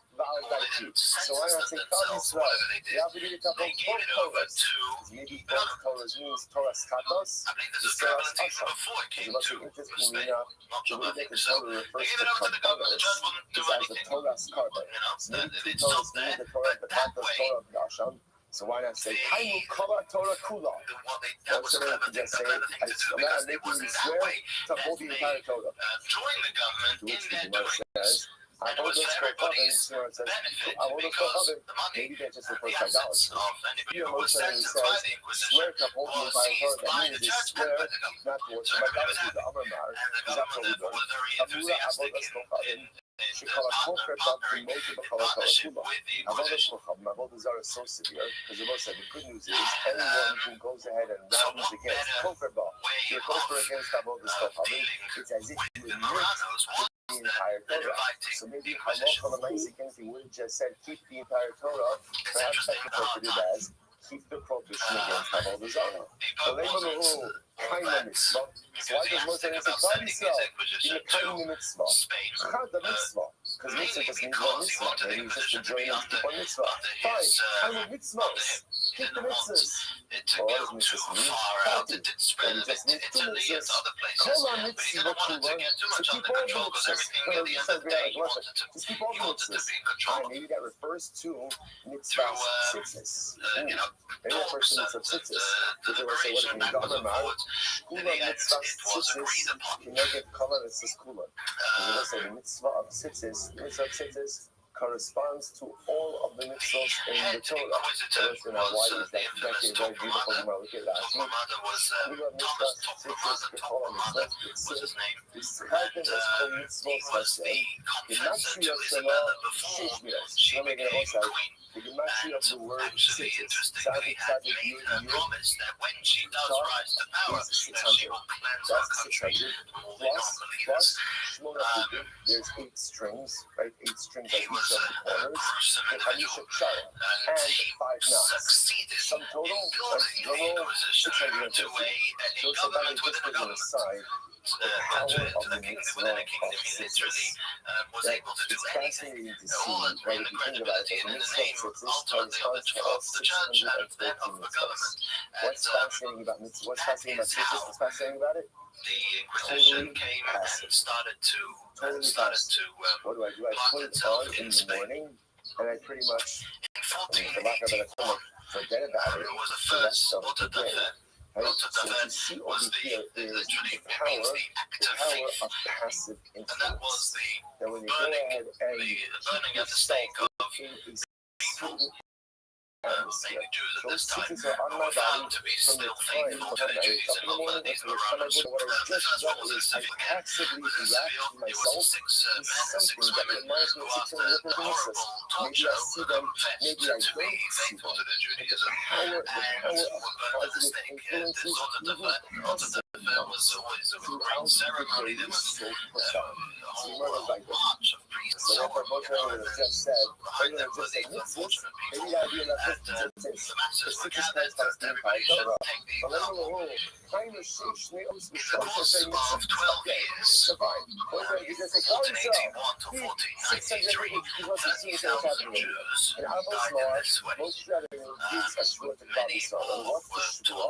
The shua ultimately, again, is as we said it, Mashpia, I'm sorry, over here. כשהשפיע משה הסיסות, אמר להם, דעו לשמוע על דעתכם, אני משביע אתכם על הארגס המוקום ועל דעתי. It's very important, again, ultimately looking for it must be a simple formulation of that. So yes, I'm hereby adjuring you to keep a 617 mitzvahs for the family, using this logic limited al dati, again, let's begin this in 5 minutes in Russia. What you going to just say? I'm adjuring you al das hamokol lamali. Why did Moshe have to observe them al das hamokol? Like why al das hamokol follow? The Moshe on the base. Hello, create you below here. Habi hafar yishua sat. Rather than what's happening over here is 2 things. So So got to make it number one to says, get around, but I'm doing everything that. I'm else, enjoying you. I've got besides you. I've got the you. It's fact cover. that they beat Now, them out, you they interpret this really correct. got to go. You choose your And so natural they did it interpretation of the right away interpretation. almost. I don't want any spells. I don't want any numbers. I'm enjoying you based on my das. And my das in Rosh Hashanah is 613 mitzvahs. Why include al das hamakom? Because making it Yeshua al das hamakom means there's no number. There's no number. When you swear based on the das of the people of Olam, ultimately again there is no number. This is the type of Rashi Ella. How to cover the Tankan, the Evi, the Shari, Squash, and al das hamakom. So when you do it, then the Hakira, the Neder, Shuda, das Radin, they know how. So then, by T, Muslim says, I'm defining the parameters of Shua, das hamakom. There is no unknown for this incredible site. This was a go back for 1 second. I just want to say something really beautiful. If you take a look at Tosis, Tosis says, Tzas Kasha. Remember again, so this whole shua is a bit problematic. Why? So you know, it says, Ma Hasam Elas Hashua, you know, Shari Yom Shiat Yavel Sofabe, you know, Hayira Hayadu as Hashua. So it's like, this is such a fascinating dialogue. So it's like, why is Moshe Rabbeinu enjoying while he's why is he holding a shua on them? Why? Because he's afraid that they're going to worship Avodah Zarah. That's what he's afraid of. At the end of the day, and Moshe Rabbeinu wasn't fearful about everything. There's no need for a shua. He's making them swear allegiance to HaKadosh Baruch Hu and allegiance to Torah and allegiance to God. Why? Because he's afraid they're going to worship Avodah Zarah. Says no. So make a shua. So what can they do now? What do they do now? By the shua. Otherwise, if you are afraid that they lack allegiance, how does the shua actually remedy that problem? It's a fascinating challenge. So again, the same people you're afraid going to worship idolatry. That's going to break the shua and worship idolatry. What does the shua do? What's like Tosis leaves it as a self-view. Tosis doesn't answer it. So I said that the Tibetan show, is the sum of the dumps. He says something absolutely amazing. He says, listen to this. These the tariffs. Into some application, the car HaTorah HaTfila U'Maishin Kovim, Sha'adam Oseh Ba'olam Hazeh U'Ma'oler L'Mala Koach Hazeh B'Masmizu. L'fi Zeh, כאשר נשבו יסוד בכל ליבם, ורצונם לקיים את התורה, says Tiber Shlomo. Because of took the oath to go ahead and fulfill the contract of the Torah, Oru Bazer Koach Elyon Kiviyahom. HaKadosh Baruch Hu Yisra Kavod, so it's not HaKadosh Baruch Hu that listen to this. The Torah says, say two things. When you go ahead and you do something in this world, it awakens powers in the celestial sphere. So we took a shua in this world that could not awaken HaKadosh Baruch Hu to give us more power in this world to do the things we need to do. Or I think you could distill this to even a simple idea.